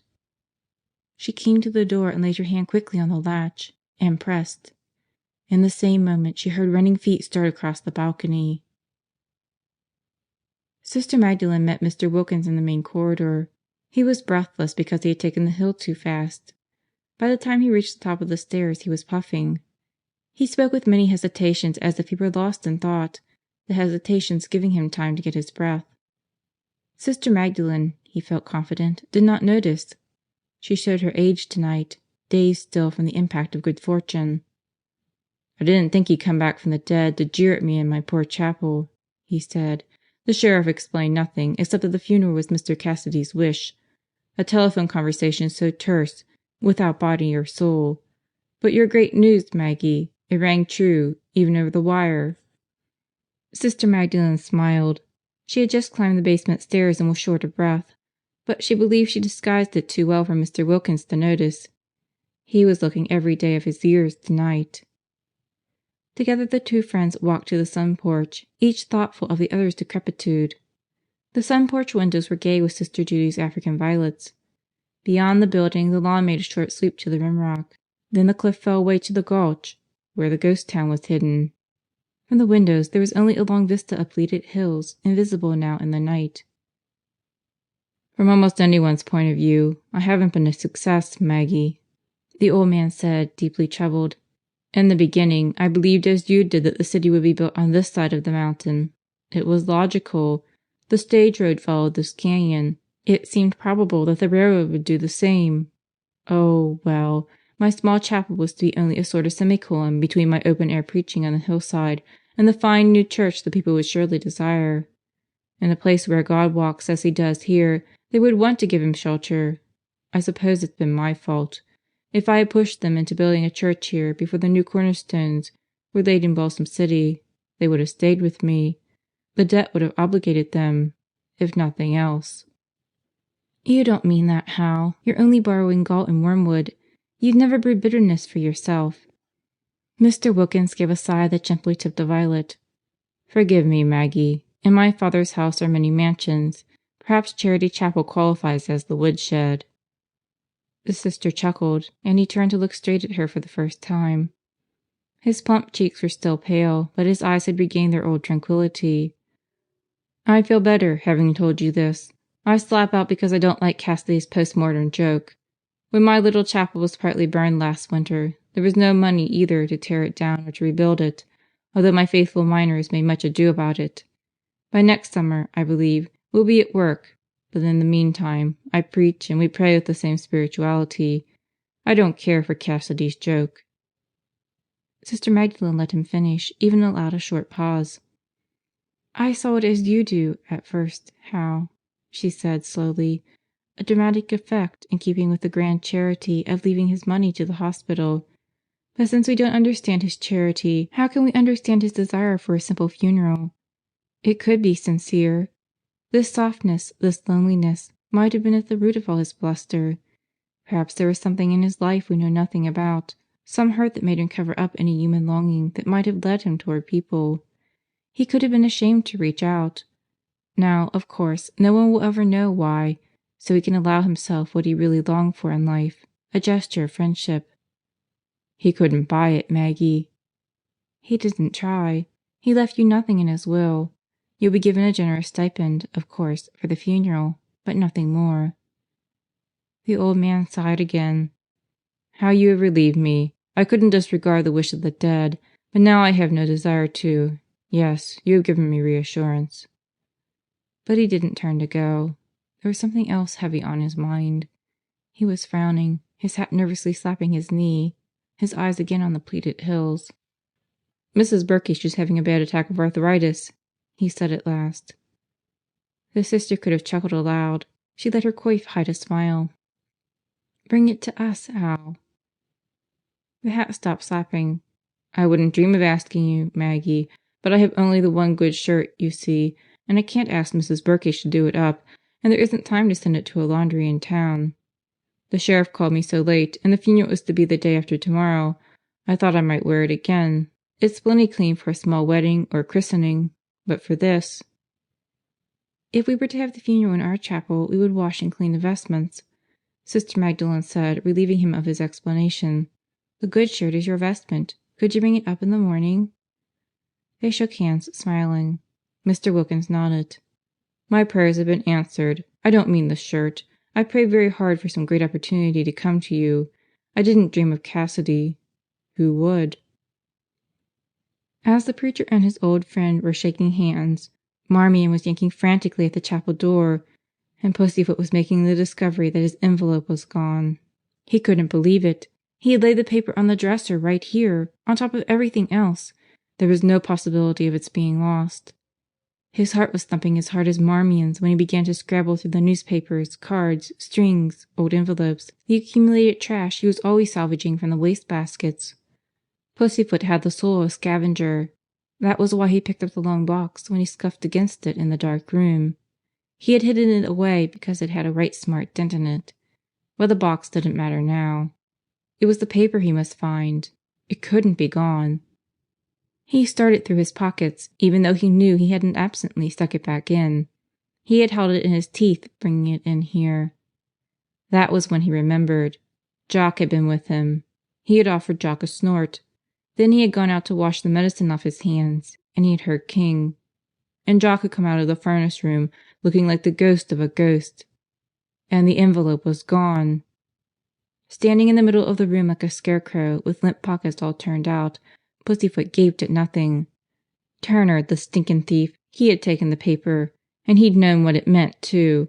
Get him a smart lawyer like Coffer Daniels, and he might even take a crack at breaking Cassidy's will, and then all kinds of evidence would be aired. Righteously indignant, Pussyfoot strode down the hall to Jock's room. He knocked on the closed door, waited half a second, and opened it. The room was empty. He didn't know why he snapped on the light. All he saw was the closet, the door open, the hangers empty. On the bed lay a suitcase, fully packed, ready for the lid to be closed. Pussyfoot backed out of the room, forgetting to turn off the light. He would listen for the fellow. With his own door open, he could hear that scuffling step. There was nothing to worry about. But all his guarantees to himself could not keep Pussyfoot from going half crazy with terror. He cowered on his bed, listening, waiting. The only sound he caught was the patter of footsteps running by.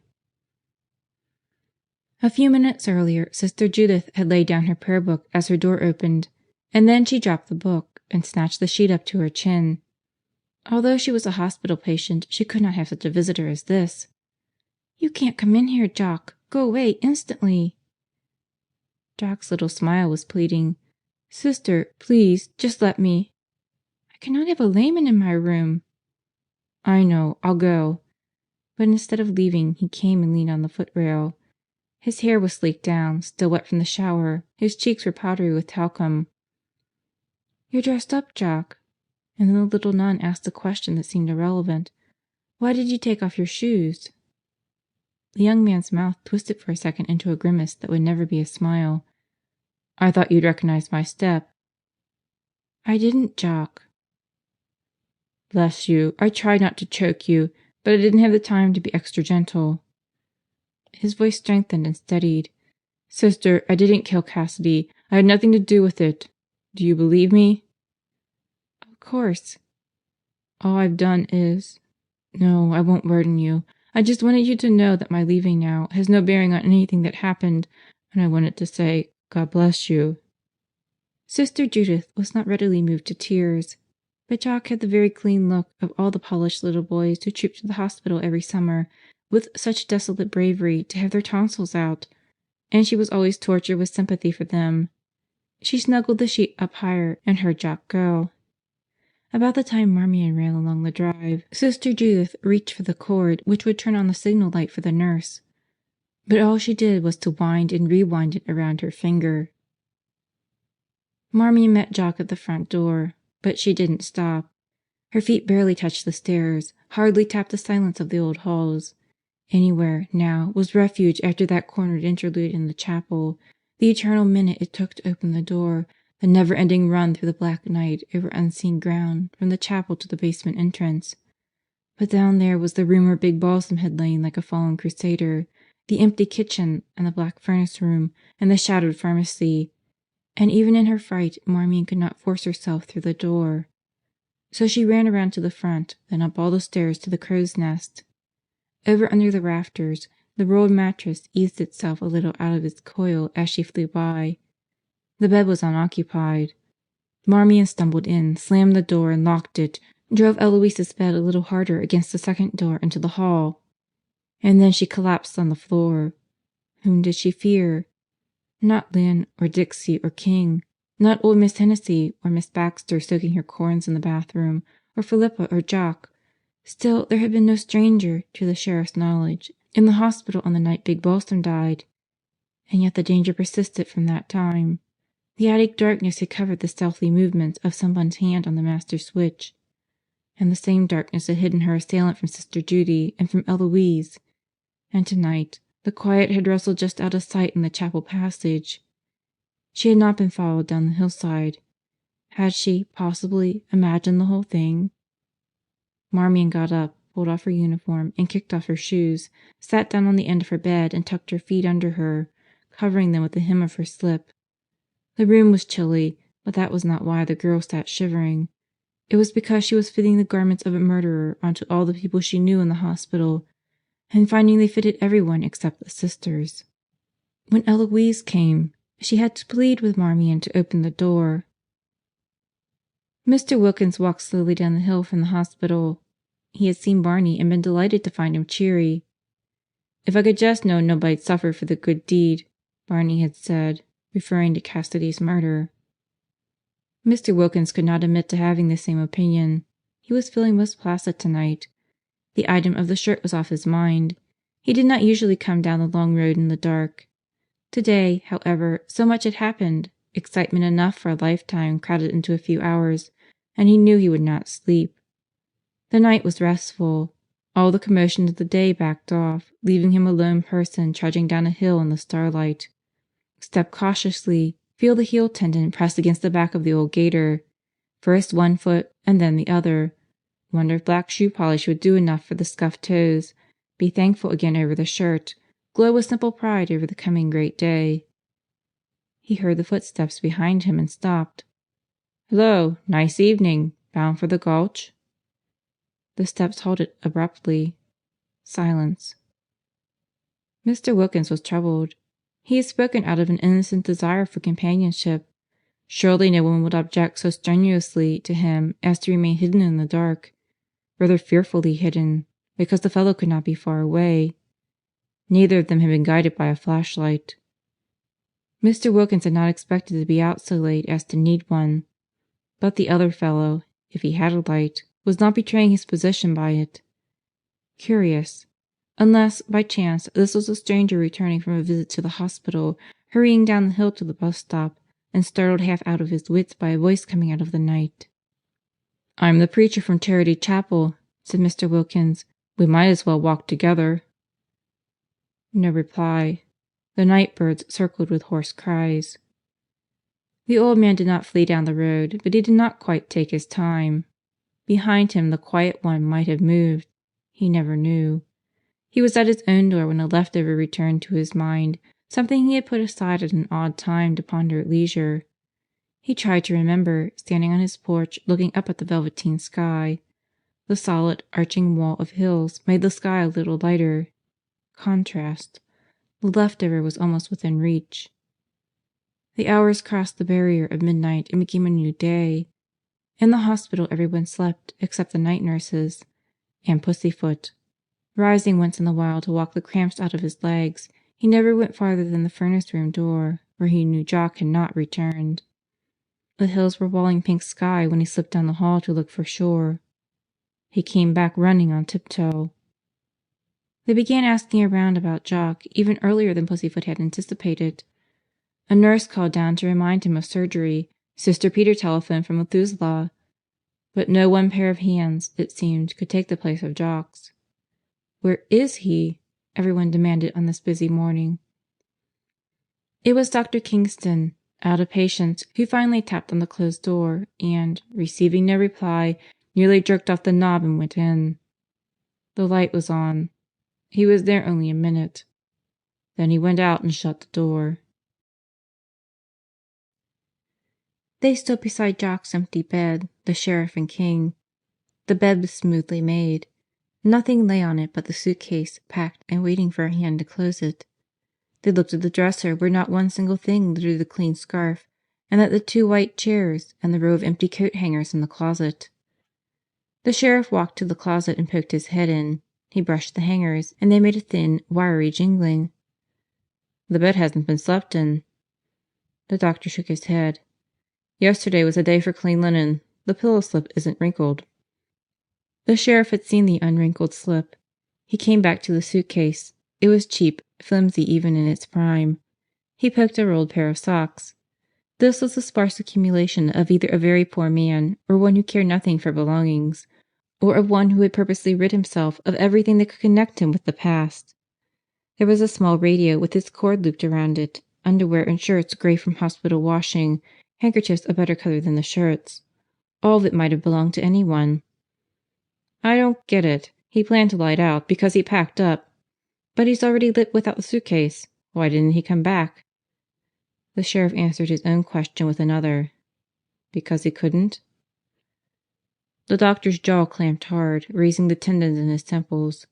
He had called the sheriff immediately after discovering the emptiness of Jock's room. And that, it seemed, was to be the total of his contribution. Fists in his hip pockets, he stood in his favorite pose, puffing out his lips as he scrutinized the suitcase. The sheriff closed on the lid, much as one would let the cover of a casket fall over the face of a beloved one. "Well, I'll organize a search." "He might be dead drunk somewhere." "How's that?" The doctor shrugged. "He's gone on a binge quite a few times in the 2 years he's been here." "And he didn't get fired for it?" "Orderlies are hard to find." "Go on, Doc." "Most men drink to escape from something. With Jock, it's his physical disability. Remember when he was a champion rodeo rider?" "Yes, I'd forgotten. Throwed, wasn't he?" "He got off with a broken back and a crushed leg. Thrown against the fence and then kicked. Carelessness, it sounded like to me.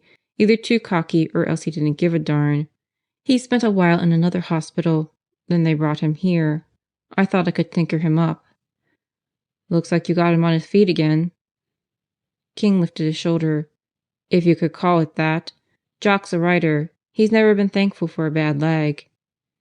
"Isn't he pretty lucky to have a job at all?" "He's not an irrepressible optimist." The sheriff whistled thoughtfully. "Had a dress suit, didn't he?" At King's nod he went on. "It's not in the suitcase, so he must be wearing it. Did he dress up mostly when he went on these bats?" "No, he knew he'd ruin his clothes." "Well, we'll pick him up wherever he is. I'll telephone my office and tell Brant to alert the police in all the hills towns. We ought to have him by evening, easy enough." But long before evening the sheriff knew that King would have called him an irrepressible optimist. Even before the reports began filtering into his office, Jock Turner not seen by any of his cronies in the familiar haunts, he began to doubt the doctor's diagnosis. He had gone to the sun porch to use the telephone and found Sister Magdalene in conversation with Mr. Wilkins. Jock's absence was already a subject much discussed, and now to the sheriff's lean information there was added Mr. Wilkins' account of the stranger behind him on the road, and out of that a time set for the young man's departure. That is, if the preacher had not been mistaken about the footsteps, if the unforeseen follower was Jock. 7:30, or thereabouts. Jock had no car. 7:45 was the next bus for town. 8 if he wanted one going in the opposite direction. So he could have been catching a bus, the sheriff pondered. Well, I'll get the boys started. Terry Turner, Mr. Wilkins remarked to himself. The paper sack in the sister's arms gave out a suddenly crushed crackle. Terry Turner, he repeated. The history of this region has always fascinated me, Sheriff. In a place where there is little to look forward to in the future, the past can be alluring. It has been my life interest. What about Terry? The sheriff suggested. Sister Magdalene turned to lean on the arm of her chair. The morning was fresh over the mountains, Sister Judy's violets like soft new suede. But the past lured her back, as it must be luring Mr. Wilkins, to a night when the hills were slippery with rain. Is it old Terry, you mean? The sheriff continued. The one that had some kind of trouble with Cassidy in the early days? Over a mine, wasn't it? The identification fitted almost every homestaker in the region. Nearly all had had trouble with Cassidy over mines. But Mr. Wilkins nodded. Terry was Jock's father. He had a claim over here on Little Balsam Creek, just outside the gulch. But he couldn't work it. It turned out to be a dry claim. A dry claim on a creek? Odd, wasn't it? Little Balsam rose on Cassidy's land, and so naturally he could keep control of the water. He offered to buy the claim, but Terry wouldn't sell. That was when Cassidy found that he'd have to divert the water to a new channel in order to work his own claim at top capacity. The sheriff remembered the picturesque term men had used then in referring to Big Balsam. It was a good one, not to be recollected in genteel company. And this diversion business, he said. I suppose it only held long enough for Cassidy to, acquire Turner's claim. Terry didn't sell. The sheriff's fingers drummed the table. He could have sworn the preacher was not speaking at random. And yet, where was the connection between Jock's ownership of a forgotten gold mine and his disappearance? If Terry didn't sell out, maybe Jock did. Not to my knowledge, Sheriff. Why didn't he develop the mine, then? It takes a fortune to make a fortune in the gold business today. A lot is low-grade ore, and he'd have to build a stamp mill and cyanide plant to make the mining pay. Where would he get the money? Then say he didn't build a plant. Couldn't he get some other outfit to do the milling after he got the ore out of the ground? He could, in Denver. But look at the distance. Look at what it would cost for shipping. If there was any way to recover gold without investing a mint of money, you'd see the gulch go for it again with mines. No, the easy pickings are gone. You can't go out with a gold pan anymore and wash yourself a year's wages in a day. The gold is here, but aside from the hellbent, nobody has the money to get it out.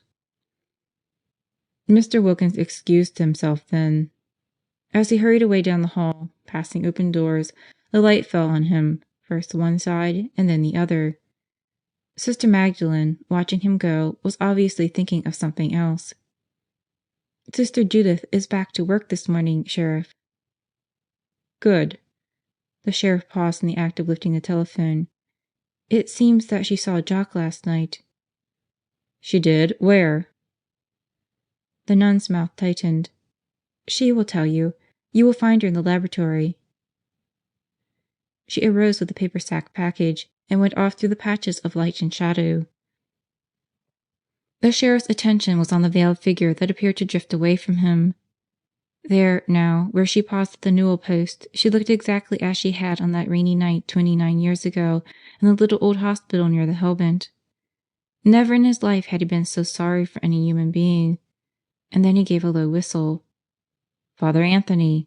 That was the night Father Anthony was killed. And the young priest had been a very close friend of Terry Turner. "Hello, Sheriff's office," the voice in the receiver repeated. Quickly, the sheriff gave the orders that would start the search for Jock. "And look, Brant," he added, "send somebody to the courthouse to look up the record on old Terry Turner's mining claim. The name of it? I don't know. Maybe he never got around to naming it. It's located someplace near this gulch. Could be in it, even. You find out." "Okay, boss. That all?" "Then listen here. I checked on the bank accounts. Several banks got him. Kingston's and the hospital account at the Balsam Butte National. Hennessy's at the... Skip the extra details. Well, they're all about what you'd expect. Only one, Casper Rayburn." "Cass." "Pussyfoot. Boss, he's got an account would knock your hat off. Close to $60,000. The silence was so long that Brant jiggled the hook. "You still there?" "I'm here. You're sure about this, Brant? There could be another Rayburn. It wouldn't have to be." "It is. I didn't believe it either, but the bank manager's positive. Their depositors wear shoes as a rule. Pussyfoot don't. He comes in regular on the 10th of each month and makes a deposit. Always in cash, too. And the same amount every time, $150. Maybe it's his wages." "You kiddin'? Your Mary Magdalene pays him 31 smackers a month. He deposits her check." "How long ago did he open this account, Brant?" Let's see. 29 years ago, last May." "Aw." "What do you mean, aw?" "When did he make the last deposit?" "The 10th of September. That tell you something, boss?" "Yeah, I just reckon it does." The sheriff dropped the receiver back in place. The next step was obvious.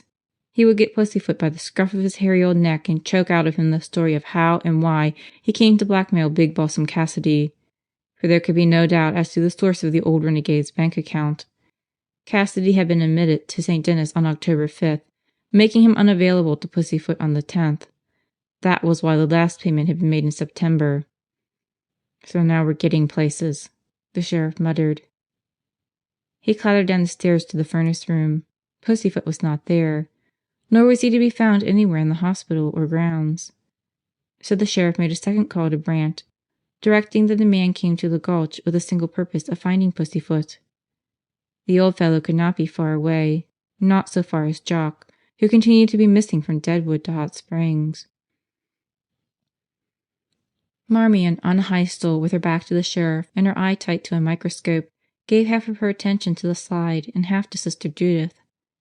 They had not had much time to talk this morning, and the small nun's story of Jock's visit was a revelation to Marmion, as well as to the sheriff. "I almost wondered at the time if it could have been Jock in the attic," the sister said, her eyes on the spoon which stirred a bubbling saucepan of germ culture. "He was so careful and so gentle. I've seen him handle patients that way." "He didn't explain what he was doing in the attic?" "No, sir."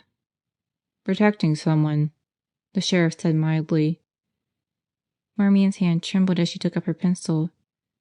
"Protecting someone," he repeated. "He knew the switch was off or he wouldn't have gone up there. And if he hadn't pulled it himself, then he knew who did. And who was important enough to Jock for him to take a chance like that?" Marmion swung sharply to face him. "Me, for instance, Sheriff? I'd only been here 4 days, but these things happen fast." She hated to be so savagely angry.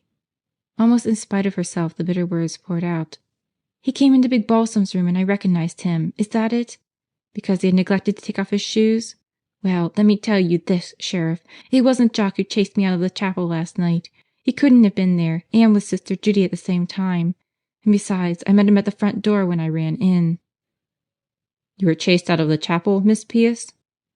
the sheriff demanded, and even Marmion could see his consternation. "Yes, I was. But I'm surprised you believe me. I thought I'd have to take the veil and hang a rosary at my belt before you'd—" "Marmion!" Sister Judith snapped. The culture slopped out of the pan and a vile odor filled the laboratory. With the corner of her apron for a holder, the nun lifted the pan off the heat, and she, like Marmion, was shaking. The sheriff glanced at his watch as if he noticed nothing unusual in this little byplay. "Well, we're hunting 2 men now. Old Rayburn, too. I'm putting men here from now on, a 24-hour guard. If you feel an urge to stroll through a dark hall again, Miss Pierce, ask one of my men to go with you. It would be safer." "And more exciting," Marmia said shortly. She was ashamed of herself, almost. The sheriff departed. Sister Judith replaced her pan and went on stirring. Marmion tried again to concentrate on Mr. Walker's peculiar germs, but she couldn't keep at it. Unwillingly she turned to the little nun. "Sister Judy, I'm sorry, but that man aggravates me. He seemed to believe I met Jock at the door, all right, but he probably thinks we are going to elope. And he's struck with the idea that I hated Cassidy. I did, but not enough to kill him. I mean, I'm not the kind to do much about what I don't like. Not murder." "He was a foundling," Sister Judith said softly, so softly that Marmion wondered if she had heard correctly. Although her face was shadowed by the veil, the girl had seen her lips move around the strange word, and still it was unbelievable. "A foundling? Mr. Cassidy? I never heard that, sister." "If you had known, you couldn't have hated him. He had no home but an orphanage, and he ran away from that. So he had to be successful in a worldly way in order to overcome what he felt was the handicap of his birth. He used to tell me I was rich because I had the most precious treasure in the world, a name. But if you didn't get it as a free gift, he said, you couldn't ever buy it." "He told you this himself, sister?" "Yes, dear." She brushed her cheek, leaving a bright smear. "He was very lonely. The loneliest man in the world, I used to think. King is the same. They aren't hard, men like that. They've been badly hurt, and the hard surface is scar tissue. I made up a story about Mr. Cassidy. I was only 14 then. I pretended he had been in love with a beautiful girl who spurned him because she wanted wealth and social position, and that experience destroyed his faith in people. He had to have something, then, to take its place, so he set out to make the world envy him. Envy isn't much, but it was all he had." "Sister, but you... how did you..." "I worked at the Hellbent as a cleaner in the offices. I was too young, but Mr. Cassidy knew my father had no money to give me, and I had to earn what I needed to enter the convent. Reverend Mother would not have required the fee, I suppose, but I wanted to come like the others. I didn't mind working, especially when I came to know Mr. Cassidy. He used to come early, sometimes, and listen to the stamp mills starting up for the day, and I'd be finishing the night's cleaning. That was when he would talk. He never knew who his parents were, and the names people gave him, like Big Balsam and Hellbent, used to amuse him in a fierce sort of way. He said they were quite as authentic as the name he had chosen for himself."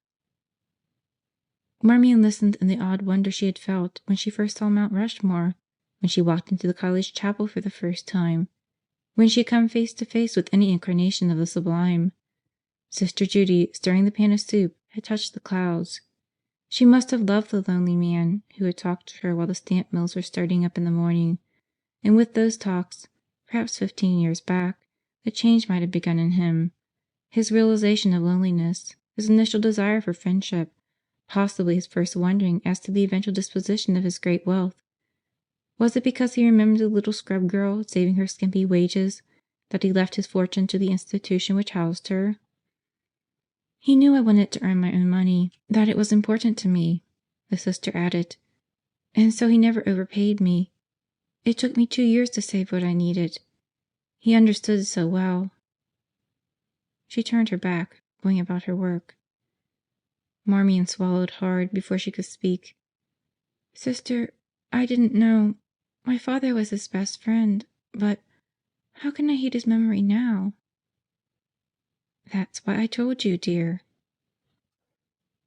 Late in the afternoon, Marmion was alone in the laboratory. Her head ached dully, her lungs seemed to be filled with milkweed fluff. Sister Judy had not mentioned Big Balsam Cassidy again, but the story had hung between the two as they worked, and they had never reached such accord. Because she was still thinking of Sister Judith, Marmion did not realize at once that someone had come in and was standing behind her. For a frozen instant she could not turn. Safety, "Call one of my men," the sheriff had said. But how could she call now when the visitor stood between her and the door? It took a mighty effort to look around slowly, casually. But when she beheld him, a tall, thin young man, blond, peering wistfully around his large nose, her apprehension melted away. No murderous character would have such pathetic, bony wrists, or an Adam's apple jumping above his open collar, or eyebrows jumping with the Adam's apple, or his head ducked in a question he could not quite utter. And on top of all that, Marmion knew him. At least, she had seen him before. Trying not to allow her smile to become too friendly, Marmion slid off her stool and approached him with her hand out. The young man hastily shifted his notebook and shook hands. "Your slip, please," Marmion said severely. He blushed with a painfulness that could not be less than genuine. His sleeves were too short, the shoulders of his jacket skimpy like her own old suit. She struck down a sympathetic feeling. "If you've come for a blood test, you must have a slip from your doctor. Or you're not a donor?" Here was one that could almost be counted upon to faint in spite of brandy and cool cloths. Perhaps she should call the kitchen for black coffee. The young man smiled, and the effect was that of the double rainbow of a balsam butte, unexpected, twice as beautiful as most rainbows. "Miss, I'm a reporter, Scully of the Daily Bulletin." "You were here this morning. That's when I saw you." "Yes, ma'am. I shook off the other fellows. I know I shouldn't be up here, but this is my first chance at a real story. I only got it through a fluke, and it's up to me to make good on it. Couldn't you please?" A pleading gesture went with the entreaty. Marmion kept her glance away from the bony wrist. "Up to you, not to me, Mr. Scully. Now, if you'll excuse me, I have my work to do." The Adam's apple gave another leap. She knew he would persist, perhaps in the end even draw out of her the sweet pathetic tale of Sister Judy and the great Cassidy, which was uppermost in her mind. In self-protection she picked up a needle. "I might as well take a blood sample as long as you're here, Mr. Scully. We use so many donors, and you could be something we're short on." "Ma'am, I never disclose a source of news, so you'd be perfectly—" "Even if we never call you, it's a good idea for people to know their own blood type in case of emergency. Take me, for instance." She pinched up her finger until it grew rosy. "There's gold in them there veins. Rh negative. You were with Cassidy when he died, weren't you, ma'am? The sheriff said the nurse wasn't—" "The left hand, please," said Marmion. "Calluses from typing? I'll have to prick deep. It might be sore for a while." She turned away, considerately taking a minute to find a new card. She believed she had scared him out. Before she was through fumbling, the young man was gone. Protection. You owe that to yourself above all, and if you talk thoughtlessly to a reporter. And Sister Magdalene had forbidden her staff to see reporters. But there had been something about him. Marmion went quickly to the window and threw it wide open. Sam Scully was legging it down the hill. With a sigh, she went back to her work. The laundry was an escape world for Sister Magdalene. The moist, soapy smell brought her back to childhood, when her mother had soused away in suds to the elbows, and there was the froggy sound of cloths rubbed on the washboard, and there would be soup and pudding for dinner on wash day. Problems then had been elemental, such as concerned a whole roof over their heads and money for tomorrow's meat. Nothing like quiet, stalking evil that struck out of the dark and left death and injury behind it. Old Sister Margaret was running the small washing machine in which she laundered the nurses' uniforms. The big mangle and the dryer and the large washer were not in operation. When she saw the Superior, the old nun shut off the machine and came with all her wrinkles smiling, wiping her hands on her apron. "Are the women gone so early, Sister Margaret?" "No, Sister. It's their half day off. You have something for me to wash?" Sister Magdalene opened the paper sack she had carried from one task to another for several hours. "I had thought I would do it myself, Sister, not to add to your work. But since you're using the small machine, and it's white—" She tucked the empty sack under her arm and shook out the garment. "Mr. Wilkins' best shirt. He was in deep trouble about it because it must be laundered before Mr. Cassidy's funeral tomorrow. I offered to do it up for him." "Yes, Sister." The old nun murmured the habit of a lifetime, but she did not touch the shirt. "You will excuse me, Sister." Sister Magdalene nodded, surprised. "Then you will remember, please, that we are forbidden to take part in Protestant religious ceremonies." The superior folded the shirt against her front and stroked out the wrinkles. She had not been so diverted since the night of the storm. "I believe we may do this with a clear conscience, sister," she said after a pause. "It is a corporal work of mercy to bury the dead. We are assisting in a small way, and we are doing a sort of roundabout honor to a benefactor. Yes, sister." "Is this load ready to come out?" "No, sister, it just went in." "Then we'll put the shirt in also." She could see that Sister Margaret turned on the current reluctantly. In a moment the shirt disappeared under the suds. They stood watching, one on either side of the machine, a warm, soapy haze rising between them. "Are you planning yet for your new laundry, Sister Margaret?"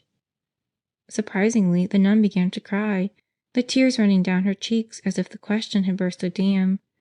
With each hand cupping an elbow, she rocked back and forth. "I know I'm selfish, sister. I should not regret our great good fortune. It is what we have prayed for and done without all our years together. If God had not wanted us to have it, He would not have sent it. But I am ungenerous, sister. I think of myself. I do not want to leave this room where I have spent my life. Always I have dreamed of the day when I would come here with my last strength and make an offering of all the work of my hands. Each day I offer, but I wanted to make the last here, and I could never do it in a white new laundry." The old sister's sobs were little childish hiccups. Sister Magdalene was stricken. She should have remembered that Sister Margaret and Sister Peter, also, had been with her from the beginning, young in her own young years, hopeful and disappointed and afraid with her. It had been wicked to forget them. She put her arms around the frail old sister. In health, big Balsam Cassidy had never set foot in St. Denis. Now, from the grave, he was reaching back into every smallest corner. The two nuns stood long together, while in the washing machine Mr. Wilkins's shirt worked itself into a gay entanglement with the nurses' uniforms. The sheriff did not know he was about to solve the secret of Jock's absence when he stopped his car in front of Charity Chapel. Not why, yet, nor even exactly when Jock had gone, but where. He slammed the car door behind him and glanced at Mr. Wilkins's house on one side of the road, the chapel on the other. The chapel door stood open. He strode to it. The old preacher was going to disclose why he had seen fit to bring up the subject of Terry Turner's mine at the time he did. Brant had uncovered the legal information in the courthouse. Now Mr. Wilkins would be given the opportunity to add what would not be recorded, every detail of the trouble between Turner and Cassidy, Father Anthony's connection, none of it any great feat for a historian who found the past so alluring. The sheriff stamped into the chapel to find Mr. Wilkins, as he expected, seated in his rocker, with a finger marking a passage in his Bible. With him, however, were two boys of high school age, bright youths, with clean hair showing they had mothers who cared, and very ripped and dirty overalls indicating that they had been up to some sort of rugged boy business.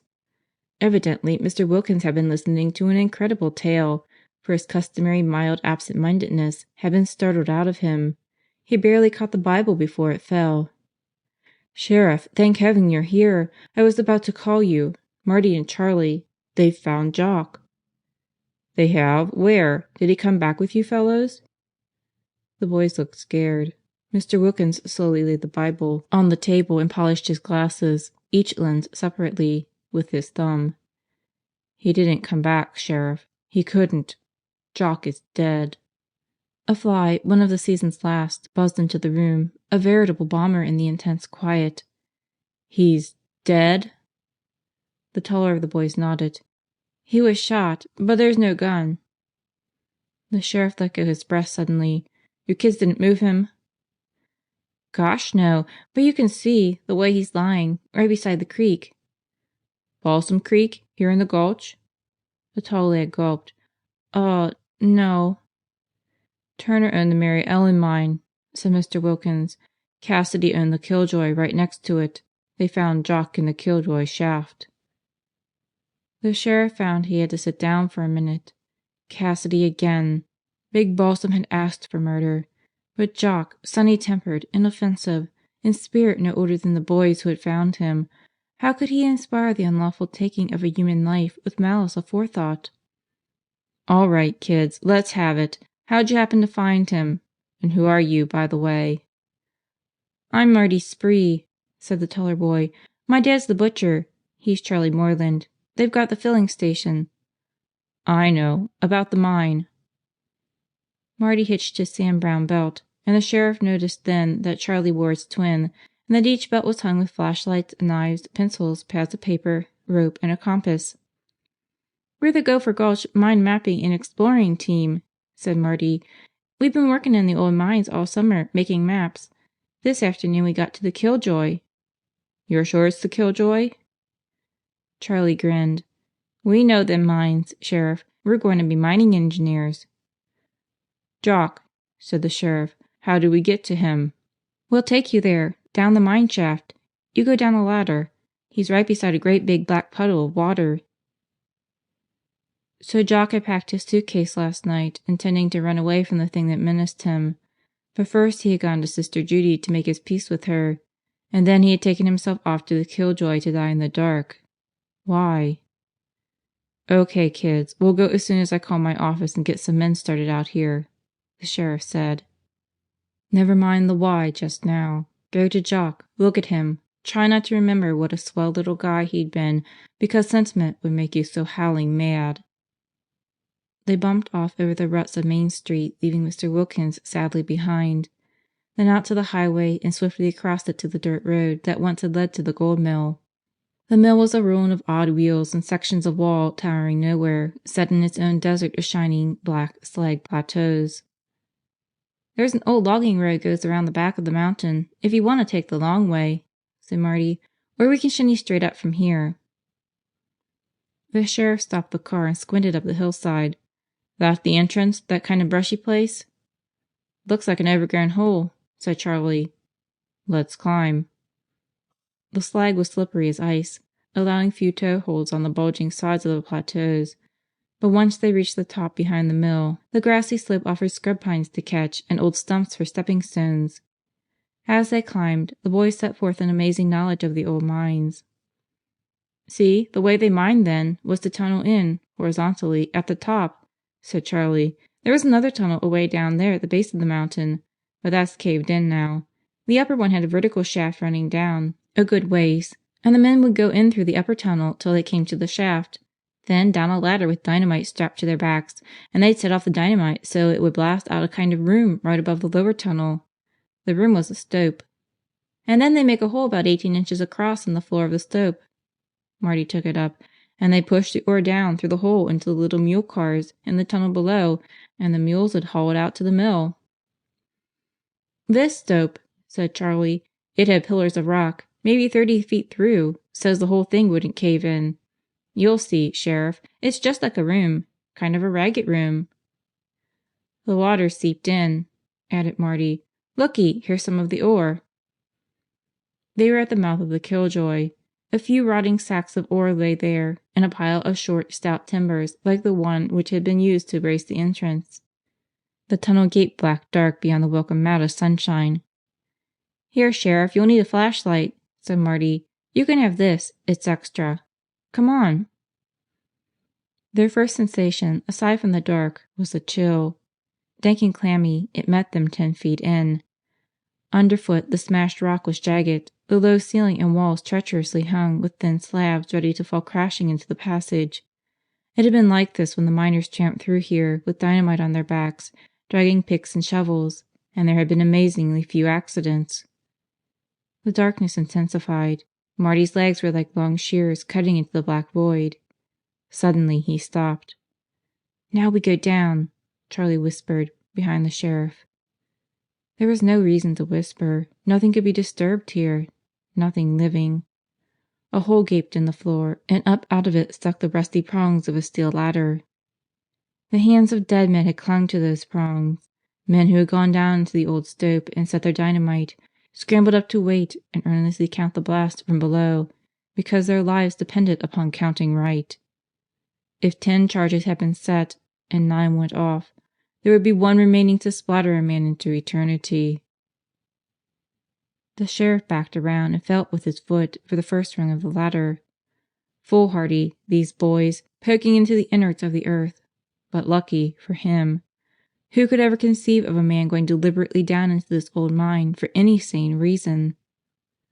The chamber was, as Charlie had said, a large room with an immense black pillar in the middle.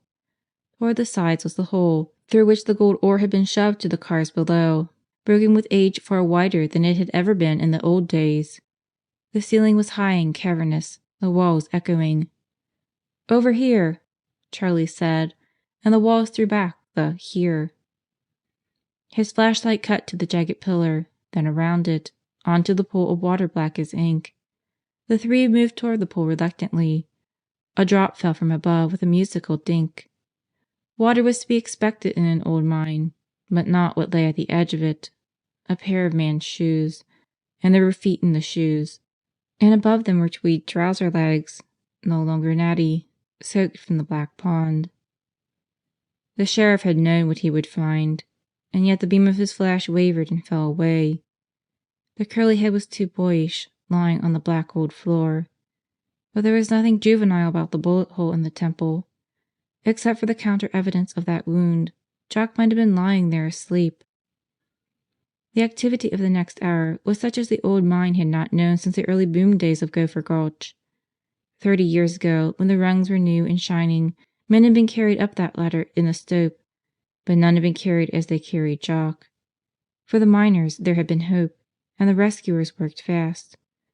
But they could be slow with Jock, slow to come out, slow to lay him on the grass.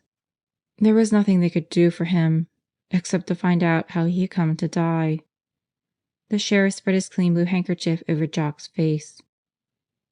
Marty and Charlie stood aside, following at a distance when the men, walking with uneven step on the rocky slope and over the black plateaus, went down with the stretcher.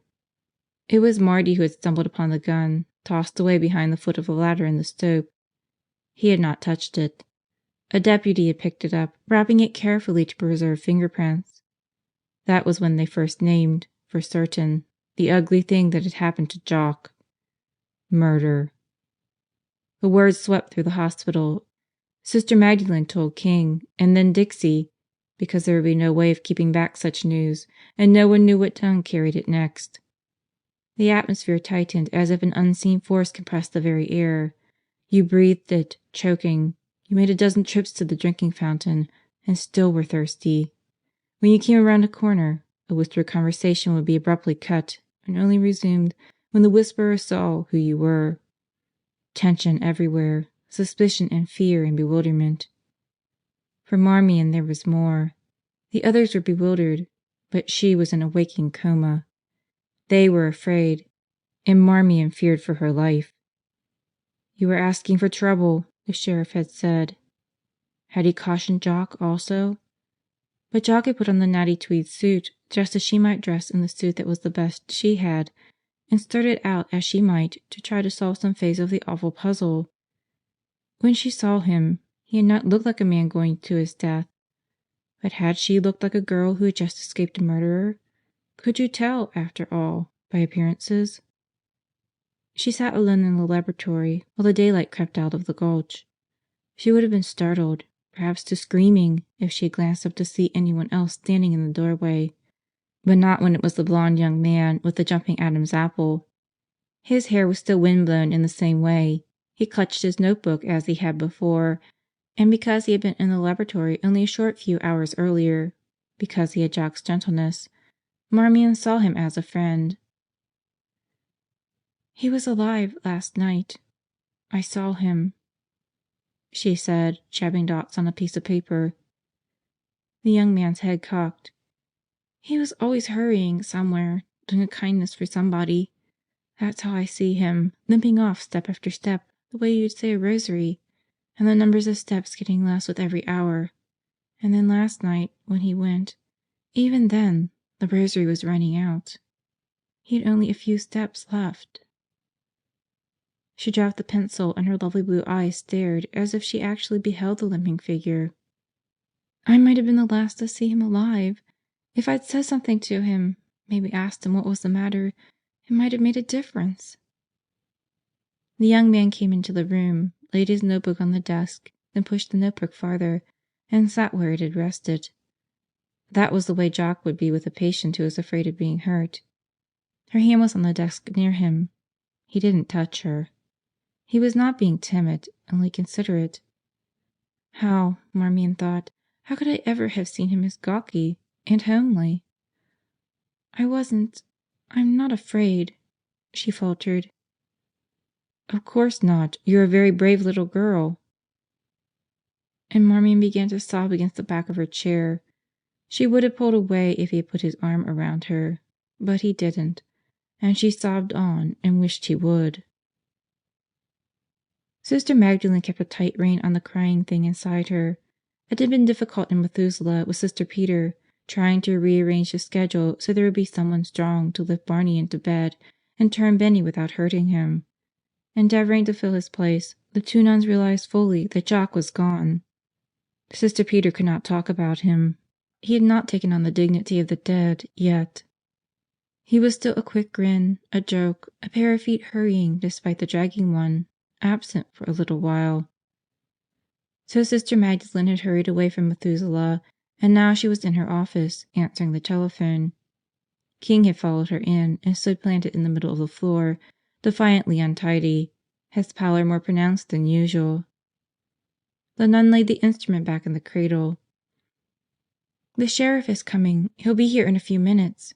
He sounded very much excited, she added, as if it didn't matter. King puffed out his lips. "Murder is exciting. For a time. Like a game of run, sheep, run. The sheep are frightened now. But a week after it's over, you'll hear somebody make the asinine remark that it seems like a year since all that. And then before you know it, it will be a year, and everybody will have forgotten how much they drank of terror till they had non-alcoholic DTs. And Gopher Gulch will be famous because Great Cassidy favored us the same way Wild Bill Hickok favored Deadwood. He got himself murdered here." Sister Magdalene, if she had not been so wearied by her own troubles, might have reminded King that he spoke as if he were one of the frightened sheep himself, but she was not in a state of mind to analyze her own emotions, much less his. This little room had been her office ever since its early stages of damp plaster and nail-littered floor. Here she had prayed and planned, knowing every degree of expectancy and trust and resignation, but never rebellion. Never the feeling that she was knocking at a locked door to which the key would never be found. Once, years ago, when Anthony had been killed, she had gone through a similar darkness of soul. Now there was the magnificent gift of the legacy to lighten the darkness, but all the money in the world would not alleviate the dismal pain of murder. She did not want King to talk, so she reached for the Daily Bulletin and opened it. The first page glowed with Cassidy's murder. She turned to the sports page. There was a knock on the door. "Let him in, please, King. But don't leave," she said. The sheriff entered swiftly, dropped his hat on the back of a chair, nodded to the doctor. "They're doing a post on Jock. He died early last night, probably around 9 or a little later. Sister, I'll have to talk to everybody again, find out exactly where they were. Rayburn hasn't shown up yet, either." The newspaper lay flat. The sister's eyes were on a picture of basketball players who seemed to have too many legs for the number of boys. But she saw also the sheriff's hand resting just above the legs, and the hand held an envelope, letter size. The envelope bore a 2-cent stamp. And there was writing. She knew that writing, bold and square. "My heart stood still," she had heard people say. Now she knew the meaning of that trite expression. Her own inner stillness did not contain even a heartbeat. She heard the sheriff's alarmed, "Hey, Doc," and King's calm, "Get it over. She's all right."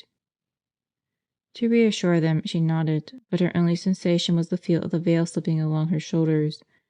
She had loved that feel since she was a novice. The sheriff's finger tapped the envelope. "We found this in Jock's pocket. It's stamped, you see, not postmarked, therefore never mailed." "Anthony's," Sister Magdalene said. "Yes, it's signed Anthony Dumont. I don't know where it's been all these years, but I've got an idea. Jock didn't have it, that's for sure." "You mean he took it from somebody who killed him to get it back?" King asked. "No, it was in Jock's pocket, within easy reach. Whoever killed him either didn't know or didn't care about the letter." King's eyelids were swollen. Perhaps that was why they seemed to fall nearly shut. "Then why the murder?" "Because Jock knew who pulled the switch the night Cassidy died." He was protecting that person, either because he wanted to or because he had to. That's what brought him to the attic, to get the switch back before anybody'd find out." The sheriff paused, and the letter tapped the desk. "And then, in some way, he got hold of this letter. I don't know exactly how, but I know who from. Rayburn. I can't tell what connection it made with something Jock already knew, but it must have proved enough to make him want to get away. So he packed his suitcase, and that was what finally spurred our unknown to silence him for good." "Old Rayburn?" the doctor asked. "No, not Rayburn. Jock went to the Killjoy to see— Well, you'll understand when I read the letter. Our man is unlucky on coincidences that seem lucky, at first, like Jock going voluntarily to the mine, the perfect hiding place for a body, and then the boys coming along and finding him." The nun heard the words without meaning. Anthony was here, his pen just raised from the letter. He was about to speak across the span of 30 years. The sheriff was opening the envelope, taking out a sheet, and unfolding it. The paper was yellowed with age, the ink the greenish shade of ancient black. "Sister, I'll have to read this to you. I want you to help me. If there wasn't a good reason, believe me." Sister Magdalene roused herself from her memories. "I understand, Sheriff. Go on." "The date is 29 years ago last April, and it's addressed to somebody named Jim. See, the writing on the envelope is all worn off. It's been handled so much. But he says, 'Dear Jim,' in the letter." He skipped the first part. He could spare her the vivid picture they gave of a young man alive. This was undoubtedly the last letter ever written by Anthony Dumont. Slowly he began to read. "I've already had one close call. A rock big enough to bury a man and horse fell across the road one day, just after I had passed. Many rock slides occur in this country, but seldom do they kill anyone. I would have been the exception. I want you to come out here as soon as you can and confirm what the local engineers tell me. If it's true, then I have at last found evidence that can be proved against Cassidy. That is, I'll prove it unless he has me murdered first. The whole thing lies in a mine they call the Killjoy. There is even a blaze to mark the property. I can't tell you any more on paper. Wire me when you'll be here." The sheriff laid down the letter. The clock ticked. A woman's voice came casually from the hall. "The Killjoy," Sister Magdalene said, hearing her own words from far away, as if she stood back with Anthony, and a double sat across the desk from the sheriff. "The Killjoy was where they found Jock. Was that why he went there, to see what Anthony meant?" She saw the sheriff glance at King, wondering if he should answer. The doctor was watching her with the critical attention he gave a very ill patient. "Was that why, Sheriff?" she repeated. "We'll never know for sure, Sister. He still owned the Killjoy. It would have been the natural thing to do. He knew the whole history of the trouble from his father."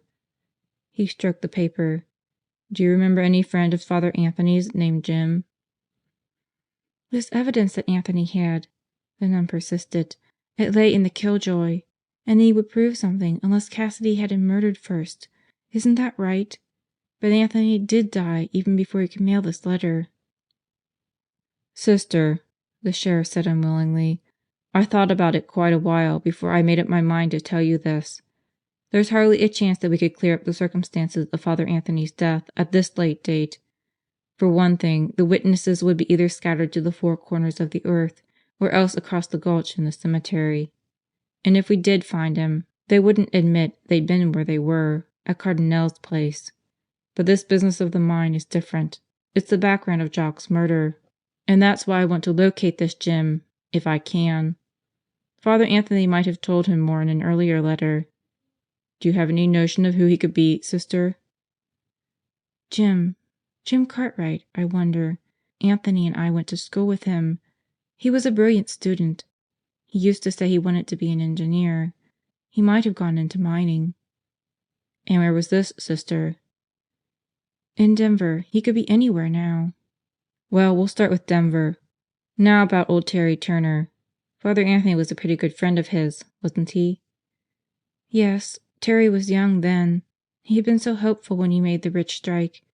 And then his wife died, Mary Ellen, and left him alone with the little boy."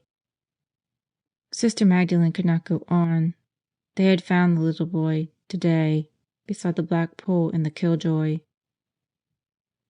The doctor was forcing her to bend over until her head was between her knees, saying something to the sheriff about driving a woman to faint. And all she thought of was that she must have taken on more weight than she realized, because it was very difficult to bend so far. She was relieved when at last they left her alone. The two men appeared to be companionable, walking together down the hall. They paused at the stairs. "So he killed Anthony," said King. "Cassidy did." "There is no doubt of it. Then 30 years later he gets an attack of conscience and pays for the life he took. A good price, too. $1,000,000. You call that conscience, Sheriff?" "Why not?" "It could be spite." The sheriff grunted. He clattered down the stairs and was outside before he realized what King meant. Marmion cried for as long as it took the sheriff to read Father Anthony's letter down in the office. She heard the young man get up and take a turn around the room, and she would have stopped then if she hadn't been quite certain he would return to his perch on the desk beside her. And he did. So she cried for another minute. Then she raised her head. "You're sweet, Mr. Sam Scully, Daily Bulletin." "I wish you weren't a reporter." "I won't be, long. I'm doing very badly on this Cassidy business." He held out a tangled wad of 1-inch gauze. "This is all I could find for you. Our office is much handier. We have a roller towel." Marmion was surprised to hear herself laughing. She took the gauze and mopped her face. "You're getting nicer all the time, Mr. Scully. But how can you come up here any time you please without being caught?" The question confused him, and she added quickly, "Never mind, it doesn't matter. But I can't tell you anything. Sister Magdalene would do nip-ups if we talked to reporters. And now that Jock is—" Sam's honest brow crinkled with earnestness. "I wish you didn't have to be unhappy about it, Marmion." Unhappy, only, when she dare not walk through a dark hall?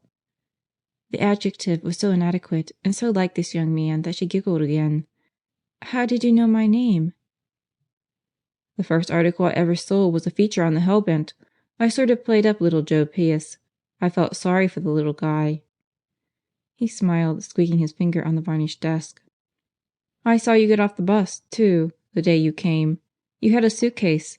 I was in my jalopy. I wanted to offer you a ride, but it was getting dark, and I didn't think you'd go with me." "I suppose I wouldn't have," Marmion replied. Sam knew her so well. Had he seen that she was dead tired but filled with expectation that night? The delight of being on her own, her confidence in her own abilities, the lovely and imagined marvels of life at St. Denis, all had helped her up the long hill despite her fatigue. And then at the top of the road she had met the sound of the lung. Nothing had been right since. "What a long way I had come, Sam. A girl on her first job travels so far, even though it's only half a block from home instead of 300 miles. You know, leaving school behind her and everything. I didn't realize it then." "Sure. The journey of 5,000 miles begins with a single step." "Or a single misstep, Sam?" Whether he would have answered, she never knew, for someone was hurrying in through the passage through the twilight, and Marmion sprang up. "Sam, you shouldn't be here. Pretend you're a donor. I'll be making out a slip for you. Oh, Miss Baird, it's only you." "Should I be complimented?" Len asked. "Give me another pint for Jimmy, will you, Pius? He has a terrible thirst for blood. Oh, sorry, I didn't see." "Sam Scully," said Marmion. "Daily Bulletin," Sam added. "I was just leaving." "The Bulletin has done a fine coverage on the Cassidy story," Lynn observed. Marmion sighed with relief. Anyone but Lynn, coming upon an outlawed visitor, would probably have tattled. Anyone but Lynn, or Eloise. Neither of them was enslaved by edicts. Sam, after a startled moment or two of eyebrow jumping, was enthralled by Lynn's sleek, diverting talk. She would be beautiful, too, to Sam, looking out at him from the inside of sophistication, bedazzling him as a girl hauling a suitcase off a bus could never do. A bottle of saline solution slipped out of Marmion's hand, cracking hard against the sink. "Darn," she muttered. Good saline solution down the drain because she resented another woman's God-given glamour. Lynn was at the window gazing casually down on the drive, the young man giving the impression that he was frisking around her, begging for attention, although he remained behind Marmion's desk. "You were on duty when he died, weren't you?" Sam inquired. "Wasn't there something about the regular nurse having a headache?" "Your facts are not quite accurate, Mr. Scully. Miss P.S. happened to be with Mr. Cassidy." "I was with him when he choked to death," Marmion snapped. "Your tray, Miss Baird." She came forward with it, a bottle of clear liquid and another of crimson, a coil of tubing beside them. But Sam was not ready to give up. "He choked? I thought he just didn't get enough oxygen. I mean—" Lynn took the tray, checked it completely, and her amused little smile grazed Sam. "Conjecture is a dangerous field, Mr. Scully. Only an inexperienced writer should attempt it. And then not unless he has the boldness to back up his guessing. It takes considerable backbone." Sam, confounded and confused, gaped at the empty doorway where Lynn had been. Marmion began to pick the broken glass out of the sink. Sam was not worth a bottle of saline. Stubbornly, she remained with her back to him while he shuffled, cleared his throat, and finally left. Even before his steps had stopped echoing forlornly in the hall, she was mulling over what Sam had said. "I thought he just didn't get enough oxygen."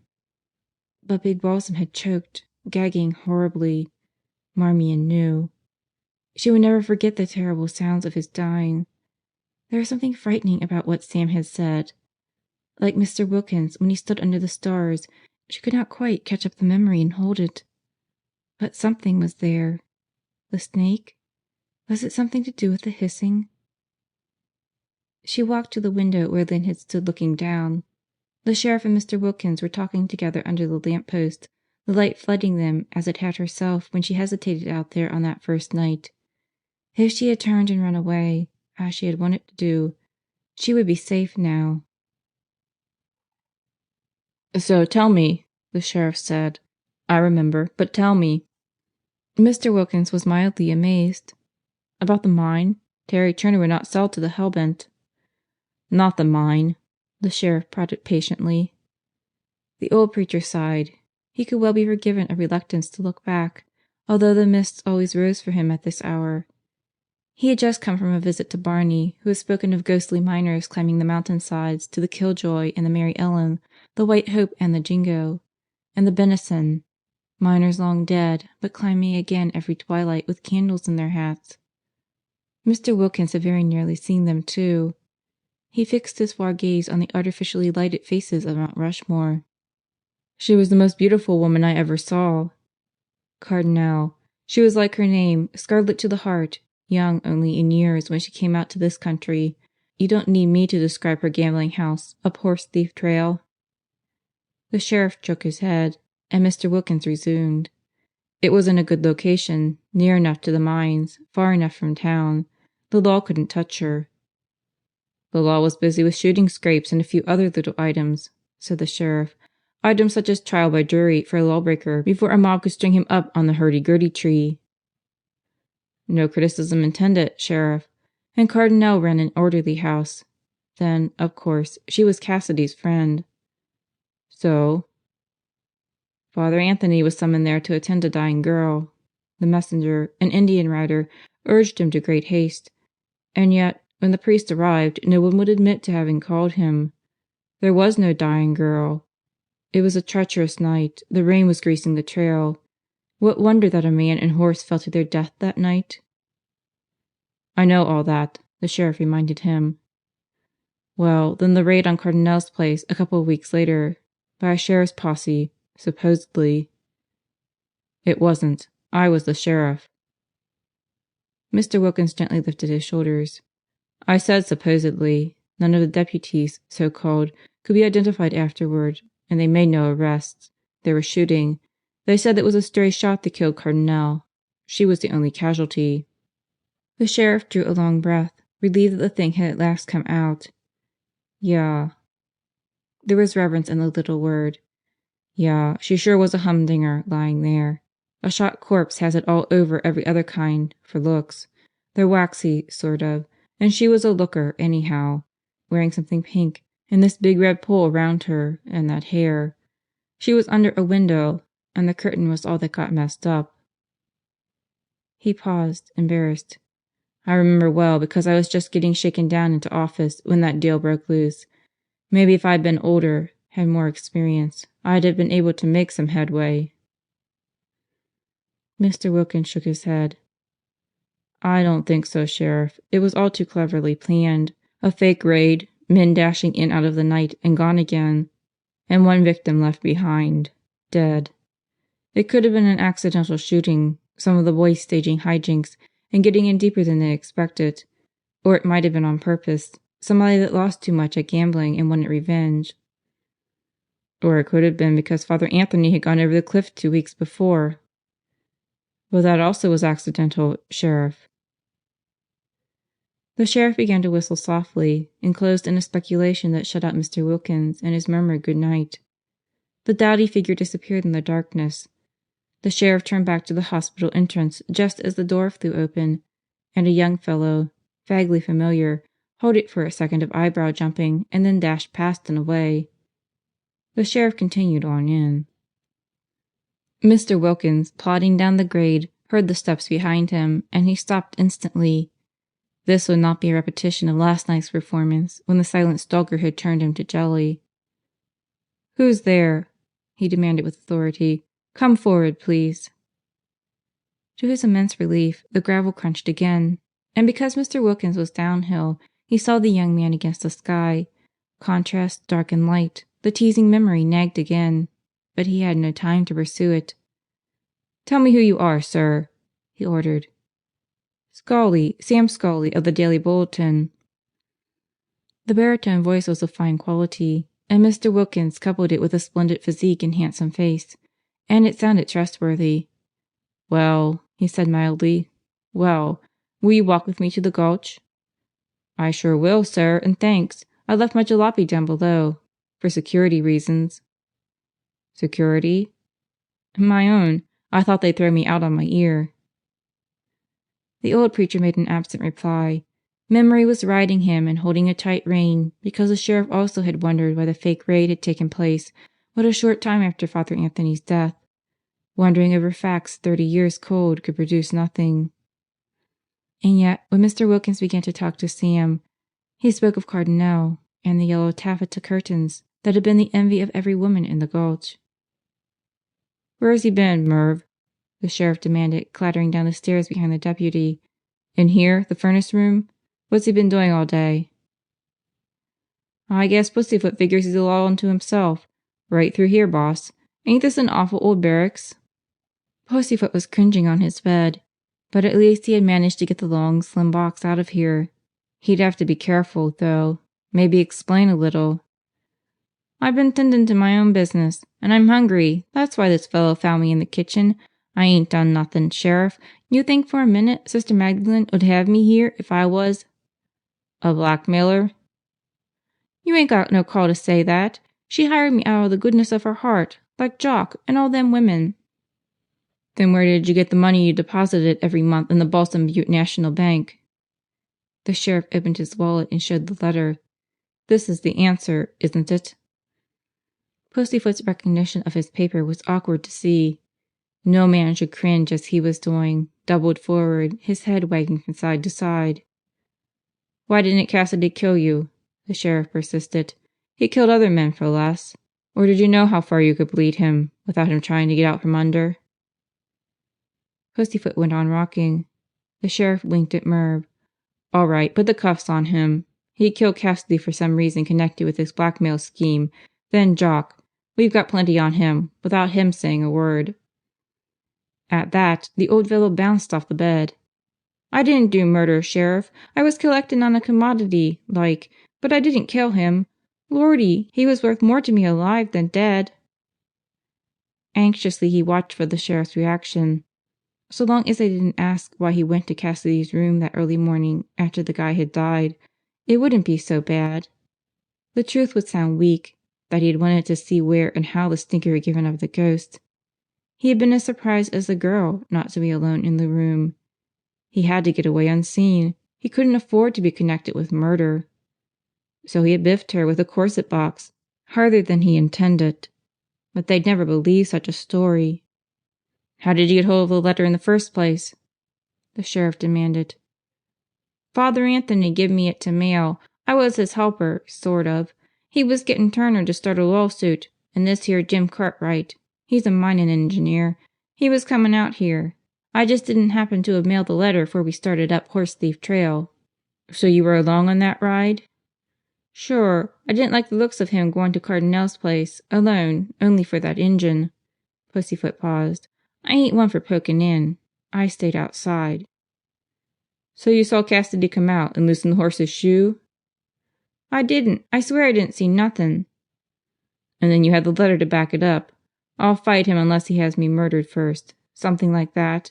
A valuable commodity, Rayburn. The letter was all I had, Pussyfoot whispered.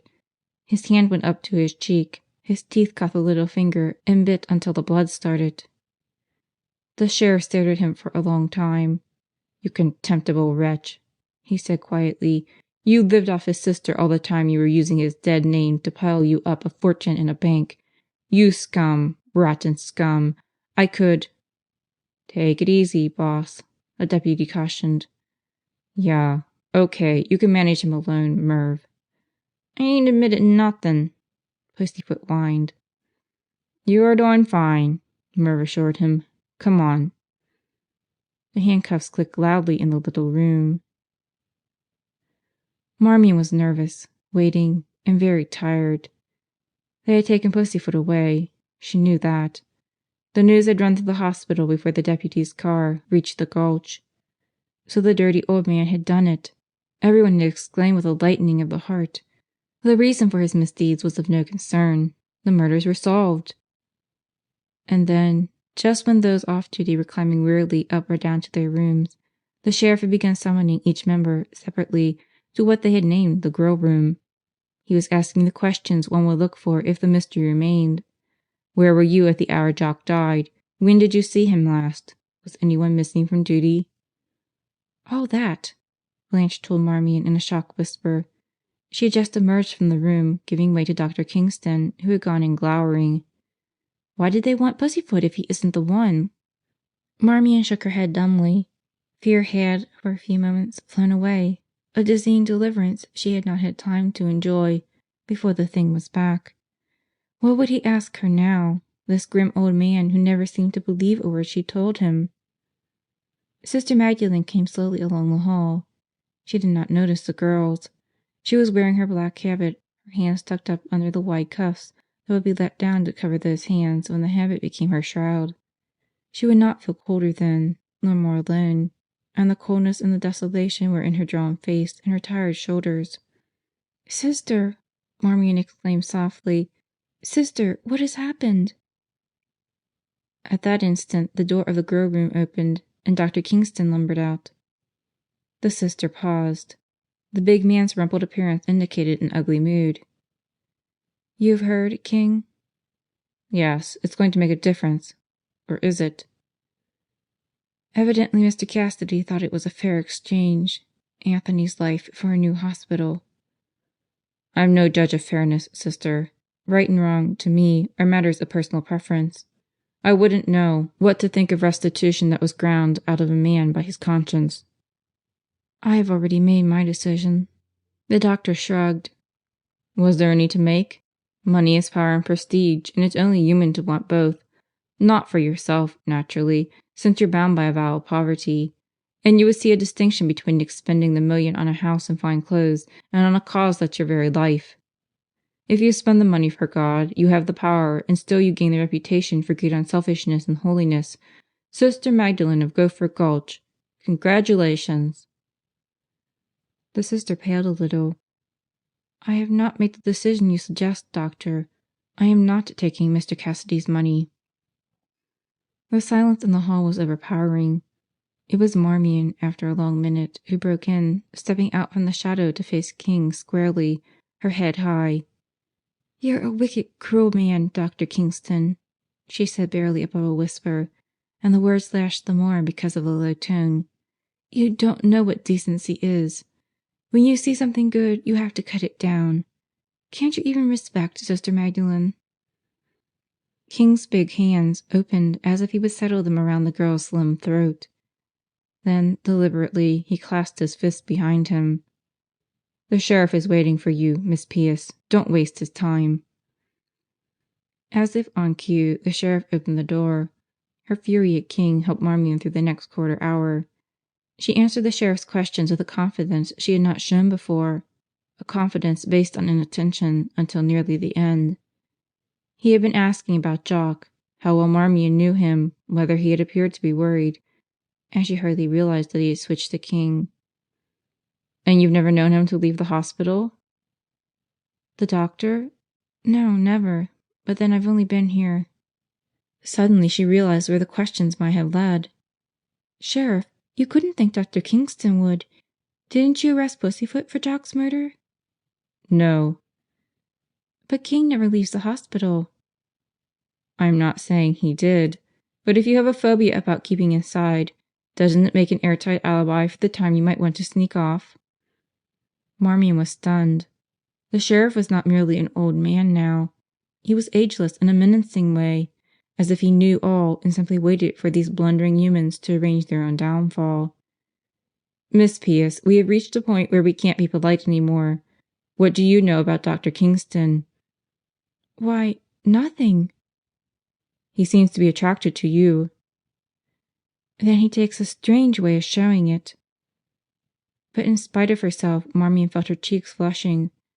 "You're mistaken, Sheriff. The doctor dislikes all women, me in particular." "Isn't it possible that a man can try to hate a woman because he likes her too much?" When Marmion only shook her head, the sheriff insisted. "He's never talked to you about himself?" "Hardly." The officer hitched impatiently in his chair. "It's unbelievable that a man could step into his position of trust without disclosing something about his past. Sister Magdalene advertised in the medical journal for a resident doctor. Kingston applied. She looked up his scholastic record, because he wasn't long out of medical school, found he had been in the Navy, and, by thunder, the job was his." "He's done some wonderful work here," Marmion said, shaken, wondering why she should defend him. "It's the same with the nurses," the sheriff went on, as if this were a personal grievance. "Sister hired them, through the registry, or because they asked for a job, or because she knew their mothers. And what do we wind up with? Murder." He jumped to his feet and began to stride about the small room. The deputy, writing at the bed, shifted his chair out of the way. "Miss Pierce, people murder other people for a good many reasons. Revenge, jealousy, to gain something the other fellow's got, like his money or his wife. But there's the innocent bystander that saw too much. Sometimes he gets murdered too." The girl also arose. "Why can't I make you believe?" "Oh, I believe you, all right. But I think you know something you don't know is of any importance. That can be just as dangerous as the conscious kind. More so. You can't tell when the thing will pop full bloom into your head." The door opened, slamming against Marmion. "Oh, sorry," said the deputy who put his head in. "Long distance, Sheriff. Denver." The sheriff hurried out. The secretary deputy went on catching up on his notes with a notebook spread wide on the bed. His forehead was girlishly white where his hat always covered it. "He said you could go, miss." "I know. But is there anything else you want to ask?" "Me? I guess not, miss. The boss asked the questions." He would tell the sheriff later that he'd bet his boots the girl had something on the end of her tongue right then. "Ask me questions," Marmion was silently begging. "Dig out this treacherous thing I know and don't know." But the deputy did not respond. She let herself out into the hall just as the gong was sending forth an emergency call for the laboratory. The sheriff was in Sister Magdalene's office, listening eagerly to the voice on the telephone. "This is Jim Cartwright in Denver, Sheriff. Your office got in touch with me. Something I can do for you?" "I expect you've heard about the death of Big Balsam Cassidy?" "I read about it. The papers here are full of it." "You knew Cassidy in the early days, Mr. Cartwright?" "I knew of him. Every mining man did." "You had a mutual acquaintance, Father Anthony Dumont?" The line was silent for a second. Then the voice came dryly. It's a good thing you said acquaintance, Sheriff. Cassidy sure didn't call him a friend. But you did? Absolutely. Anthony Dumont and his sister Hetty and I were all schoolmates, public high school. Hetty went into the convent. The sheriff grinned. Hetty's present whereabouts must be unknown to Mr. Cartwright. I have a letter here, addressed to you. Father Anthony wrote it. Good Lord, how could that be? It's turned up in the middle of this murder investigation. I'll read it to you. He laid the letter under the desk lamp and read, and the crumbling old paper dropped another flake or two under his handling. That's it, he ended. Evidence he could prove against Cassidy, he says, down in the old Killjoy, ablaze at the boundary. Would you have any idea of what this boundary business could mean? That mine lies right next to the one owned by a fellow named Turner, doesn't it? Right, the Mary Ellen. Well, you could get an engineer there to confirm this for you, Sheriff, but I give you 10 to 1 I'm right. The Hellbent outfit was undermining Turner's property. Turner wouldn't sell out to them, so they just proceeded to follow the lead right along underground into what rightfully belonged to Turner. It was most likely a pretty deep drift. From the outside you might hear the blasting, but you couldn't tell where it was coming from, and the Hellbent wouldn't let anybody go down into their workings. But Anthony must have got hold of an engineer who determined the boundaries, because he hinted it in the letter. You haven't run across anything like a mark? There's a slop of white paint on the pillar just about where we found Jock, the old man's son. Then that's it, the blaze. I'll be jiggered, the sheriff muttered.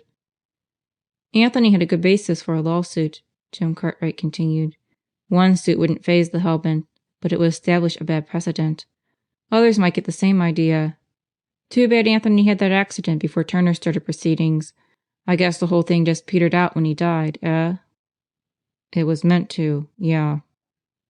After he had hung up the receiver, the sheriff sat for a long time, thinking.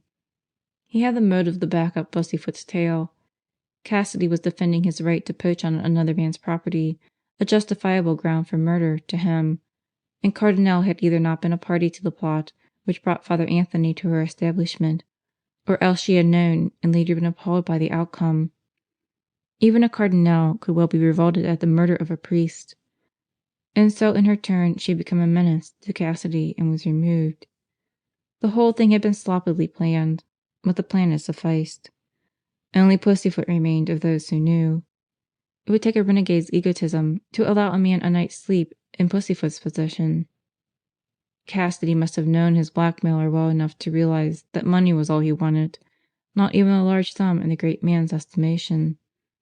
Possibly he did not care to risk another killing so soon. Whatever the reason, Pussyfoot was allowed to live and collect.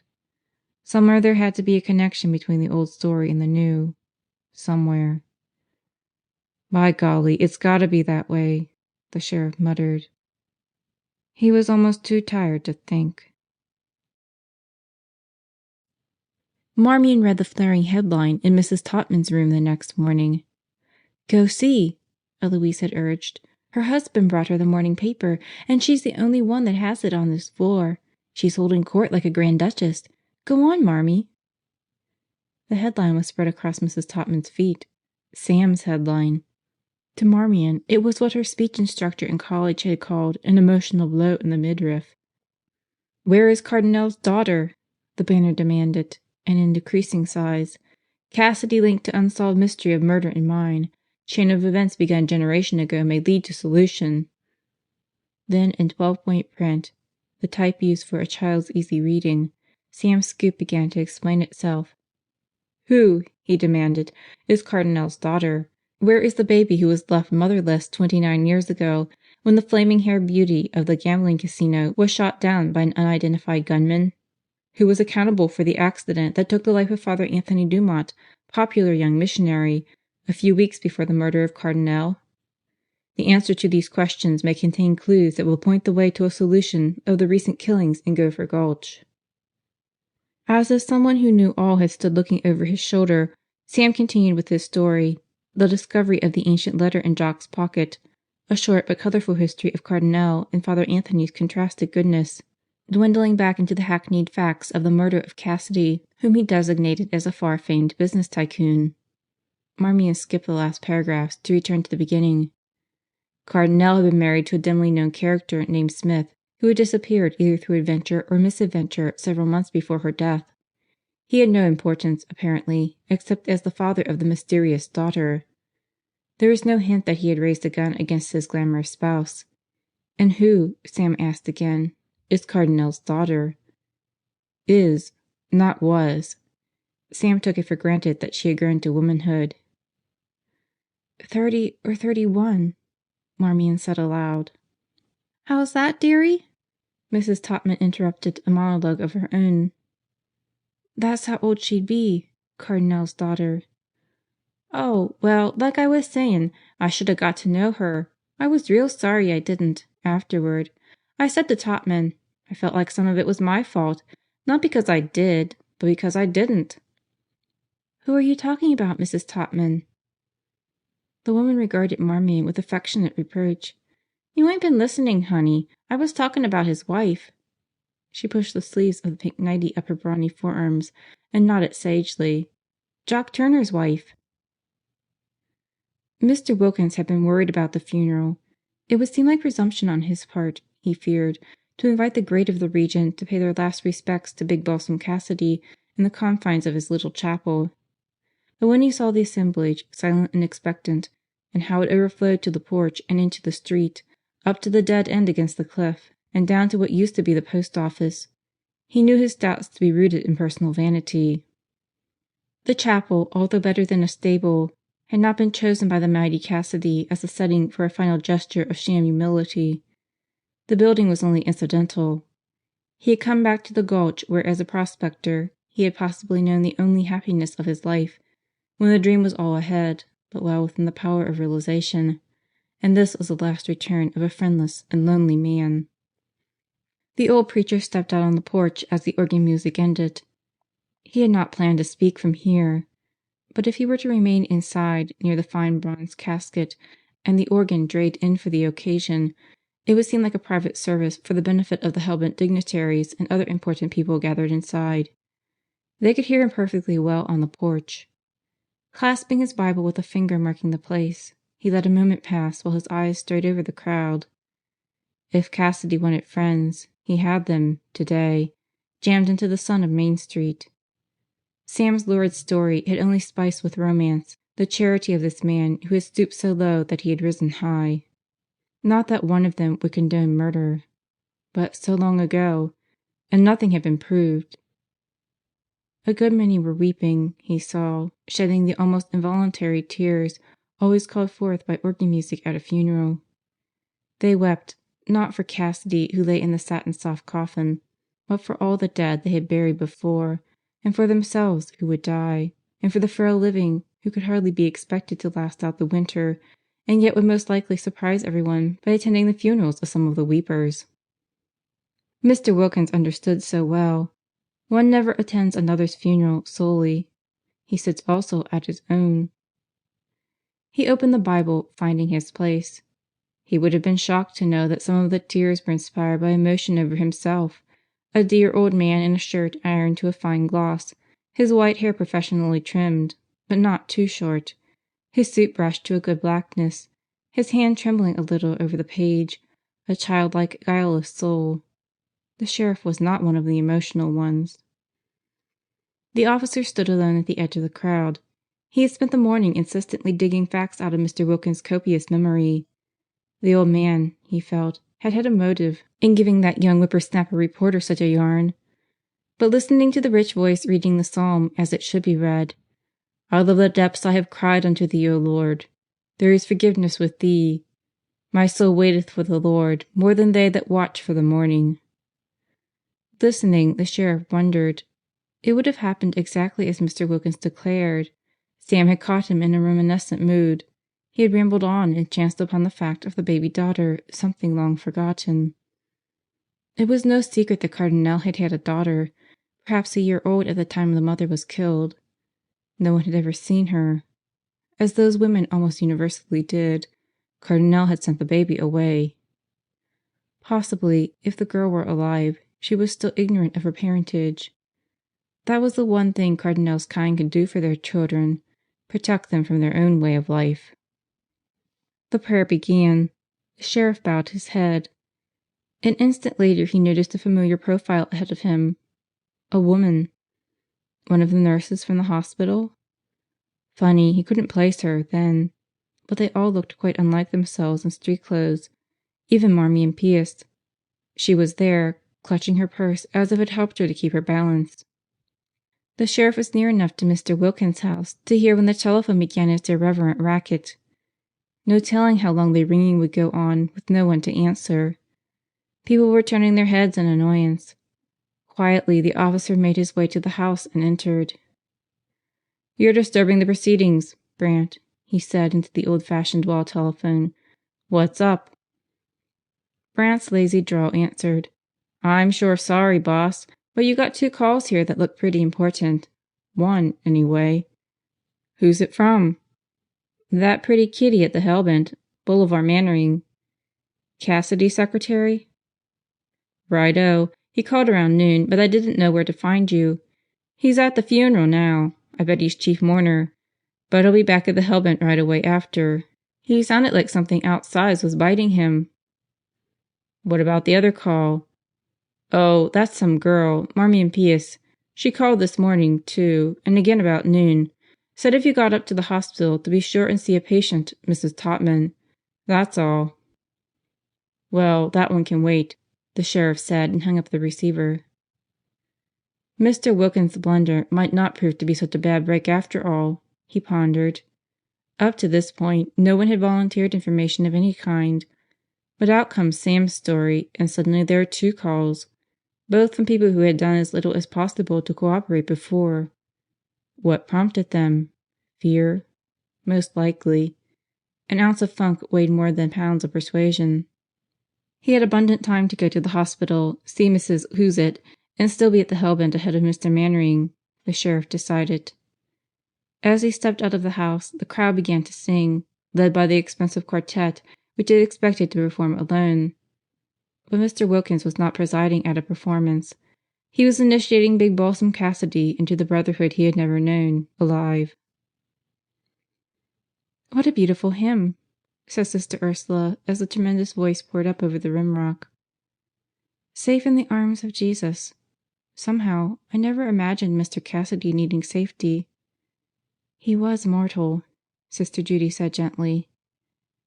They stood well back from the rimrock, out of view of the crowd below, all the sisters together, and the singing of the invisible hundreds swelled up and around them as if it came from inside the hills themselves.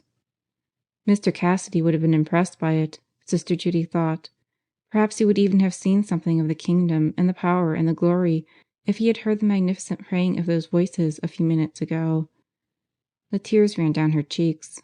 Sister Margaret, beside her, was wondering if she had been correct in assuming that Mr. Wilkins would like starch in his shirt collar, and then she had a twinge of conscience over letting her mind wander from a religious ceremony, and that twinge was followed by another over even this long-distance participation in a Protestant service. But Sister Magdalene had given permission to all the community to pay this final tribute to their benefactor. Theoretically, they could have attended the funeral, but Reverend Mother would never have allowed it, to say nothing of the bishop. So they stood out of sight on the crown of the rimrock and said silent Hail Marys during the part of the services they could not hear. The Superior did not speak during any of the 45 minutes of the ceremony. "Twins this time, Sheriff," Mrs. Topman beamed, shaking the sheriff's hand stoutly. "My husband's calling them Doc and Spike, but we haven't decided on names yet. You a family man, Sheriff?" "One granddaughter." The tired officer eased himself into the rocker. "I understand you wanted to see me, Mrs. Topman?" "Me? Land no! Where'd you get that notion?" "There was a call to my office from Marmee and Pius. She said for me to—" "So that's it." Mrs. Topman stiffened against her pillows with a gleam in her eye. "I knew there was some skullduggery about that corset." The sheriff blinked. "A corset?" "Oh, not just any corset. This was Sister Peter's, and I give it to that girl, trusting her like I would my own. And I says, 'Will you see that Sister gets it?' And she says yes.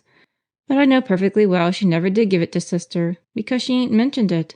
Sister Pete ain't, And she would have if she got it, because sisters are that polite, even to each other, let alone— Mrs. Topman, I don't believe— Mrs. Topman's gaze was unseeing upon the footrail of her bed, and her eyes were hearing nothing but Marmion's treachery. "I'll be glad to," she says, and off she goes. And what she could have done with it, I don't know. It'd make two for her. She's a slim thing, but just you wait till she's had a few kids. "Mrs. Topman," the sheriff interrupted firmly, "I'll be glad to question Miss Pierce about this— garment, but there must have been something else. She'd hardly call me on to her own trail. Think hard, please." "Then it must have been Jock. I was telling her about him. But land, I didn't think it was that important." She pushed herself more erect, and her plump face glowed. "My, that poor young fellow came to an awful end, didn't he? Down in that mine and all. What in the world ever possessed him, Sheriff? And his suitcase right beside him, too, they said. And they said he looked real surprised. My, you just never know, do you?" Rumor had indeed added picturesque touches to the story of Jock's death. The sheriff took out his notebook. He didn't intend to write much in it, but Mrs. Topman was one of those overworked, taken for granted beings who would love to have her words recorded in a notebook. "How well were you acquainted with Jock, Mrs. Topman?" "Oh, not much. I don't suppose I can tell you anything you don't already know. They lived near us for a while, 12 miles being near in our neck of the woods. Alkali Flats." "They?" Mrs. Topman's nod humped her hair against the pillow. "I don't get off the ranch very often. Doc and Spike's number 10 and 11. Course, I only had 8 then, but they're like steps on the stairs, one right after the other. The girl wasn't much for visiting either, kind of hoity-toity. But all us neighbors kind of blamed ourselves afterward. Seemed like the lonesomeness might have drove her to it." The sheriff's hand opened loosely. "The girl? You mean Jock was married?" Mrs. Topman looked at him with reproach. "Look, you dropped your notebook, Sheriff." She waited until he had retrieved it before she continued. "Sure he was married. He had this ranch near us, like I said, and they lived there, 6, 7 months maybe. I could figure it to the last week if you give me time. By Mary's hives. Mary was the baby then, always breaking out with something. And around the time I took her to the doctor—" "The approximate time will do," the sheriff told her. "How long ago was this, Mrs. Topman? Approximately." He changed her formula. "Well, like I say, Mary was the baby when they come, and she's 4 now. 3 years, a little longer, I guess. I had one in between." "You don't happen to know the girl's maiden name?" "Not her maiden name, but I know I've heard her first name. Something short. Maybe it'll come to me. I guess I'd better tell it to you my own way, and some of these things I've forgot might pop into my head." "A good idea," the sheriff murmured, making the notebook very prominent. "Well, I've always thought I understood better than some how that girl felt. She'd come from a city, like me, and she must have thought ranches were awful romantic places. The lady riding out like a duchess, and the cowboy circling the herd in full moonlight and singing while a coyote howled in the coulee. Well, the coyote was all that turned out like she expected, if she was like me. And I know how Jock's place looked. The ranch house was a little unpainted, one rearing up in a ravine, and one cottonwood for shade, and the corrals were just plain old pole fences, and the one cowboy on the place couldn't carry a tune. There just ain't no West like in the movies. She used to play her fiddle some. She was a musician, I know that, but the fiddle wouldn't sound like it used to, with nothing to go with it but a little dogie bawling down the draw. Jock was a rodeo rider then, getting up into the money, national champion bulldogger, or something. He was everlastingly off to some rodeo. At first she'd go with him, but that wasn't any life for a nice girl that'd done all she'd done, so she'd just stay home." "Just what had she done, Mrs. Topman?" "Oh, I don't know. Maybe not so much. But all that fiddling was sure nice. And she had lots of clothes. She must have had some use for 'em in the first place, or she wouldn't have got 'em." Mrs. Topman's eyes were on the undertaker's calendar, which offered helpful services in time of need. It was evident that she had given much thought to the delusioned young wife in her unpainted house down in the ravine with the one cottonwood. "Now this part I don't really know, Sheriff, only that the house burned down and nobody seen her after. Nobody, that is, but the railroad ticket agent in Rapid. They traced her that far. but I guess she didn't go where she bought her ticket for. Anyway, they never found her. See, Jock was gone. We knew that much. And from the looks of things, somebody figured out she'd maybe dumped a lot of kerosene in the kitchen stove to make it burn faster, and it exploded. I expect her fiddle was burned up, too. Poor thing. I often wondered what she did after she left here. And Jock sold the ranch? Yes, a few months after. He got thrown in a rodeo pretty soon, and he was in a hospital over in Cheyenne for a while. Then they brought him here. Couldn't even walk till Doc Kingston fixed him up. My, there's a grand doctor. Only he... She glanced toward the door and lowered her voice. Sheriff, is it the bounden truth that he likes his nip? I ain't ever smelled nothing on him. And Jock sold the ranch, the sheriff repeated. That's right. I guess he'd seen too much trouble there. And you never saw the girl? Never. More's the pity. She was real good looking, I guess. She'd brought all her evening dresses with her. My, I sure wished I'd have seen him. But you did know her name. Well, if I could think of it, something short. Anne? They don't come much shorter than that, do they, Sheriff? No, seems like it had a little more to it. But you're sure you don't know where she came from?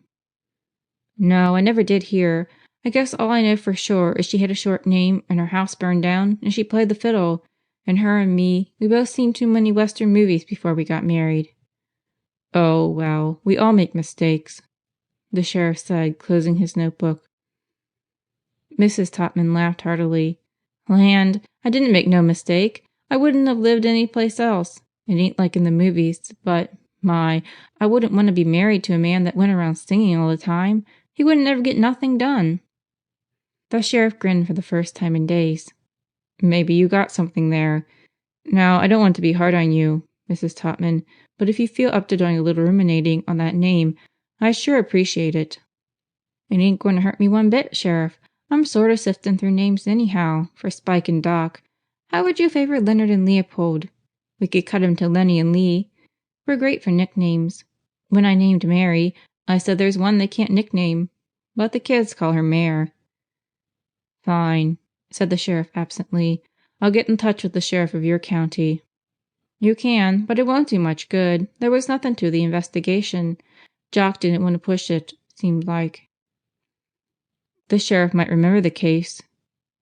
He don't, Mrs. Topman interrupted. He got shot. See, there was this rancher, Plumbag Olibar. He put up a gate to keep this neighbor's cattle from trespassing. But the other fellow, land, I ought to know his name as well as my own. Well, thanks. You've sure helped me, Mrs. Topman, the sheriff said quickly. If you remember the girl's name, you might ask the nurse to call me. I won't tire you out any longer now. So long. My, I ain't tired. And say, don't forget about the corset, will you, Sheriff? Sister Pete wouldn't mind, you being a family man. You bet. Thanks again. The sheriff made his escape. The funeral procession was winding out of the gulch to the highway, where they would travel a few hundred feet, and then turn back onto the opposite hillside, where the cemetery was scarred by an open grave. The sheriff, at the tail end of the serpentine line, fumed at the delay. When finally he reached town in his own office, he had to hasten his instructions to Brant, starting the search for Jock's wife. He did not wish to keep the magnificent Mr. Mannering waiting. The day was very still. Dr. Kingston, at the open window of his office, heard the wheels rolling over clay and gravel on the other wall of the gulch. Slowly, no hurry about getting there. He could see the grave, a small dry spot on the hillside. The black beetles climbed toward it, wound around below it, subsided into quiet. All the tiny people would move now to the open hole. He slapped his thigh impatiently and was about to turn away when he saw the girl again, much as he had seen her on the night she came, climbing, tired from the long road. She had been to the funeral, and it had worn her to shreds. He waited until she opened the door below, until her slow feet carried her up the entrance stairs. Marmion paused when the doctor loomed in the hall before her. He was intimidating because of his sheer physical size, but the girl was not afraid. She stopped because he would not let her pass. She was holding her hat. Her hair was damp where it touched her forehead. King scowled viciously at her. You shouldn't have gone to the funeral. It was totally unnecessary." "I had permission to go." "I was not speaking of permission." There was a chain of little white plastic daisies around her neck. Cheap. Her hair curled over one of them. The doctor jammed his hands into his pockets. "Miss Pierce, you are not the type to integrate well into our hospital staff. Don't you know that by now?" Marmion looked up into his glowering, handsome face. So this was the man who was so attracted to her, according to the sheriff's way of thinking, who, in Sister Judy's judgment, had been badly hurt, scarred like Big Balsam Cassidy, and all the fighting was simply a defense mechanism. Exciting. We're all a little bit in love with him, Eloise had said, and to Blanche he was a scintillating breath on a cold morning. And now he stood here stoutly hating the young convent graduate who had never had a date other than a few proms arranged by the sisters, hating her because he liked her too much. With the poise instinctive to every woman who knows she is admired, Marmion smiled. Afraid of him? Never again. "If I may pass, doctor," she murmured, and still with that little secret smile she stepped around him and went on up the stairs. From the landing she saw King standing where she had left him, astonished, bewildered, but respectful. On his face there was the first hint of frank amusement she had ever seen. Blanche, alone in the kitchen, wished she had disregarded her stomach and gone to the funeral. Even Philippa had gone, leaving Chad down on the gulch with Mrs. Hayes, who had been Cassidy's night nurse. Nothing could be worse than being here by herself, listening to the quiet.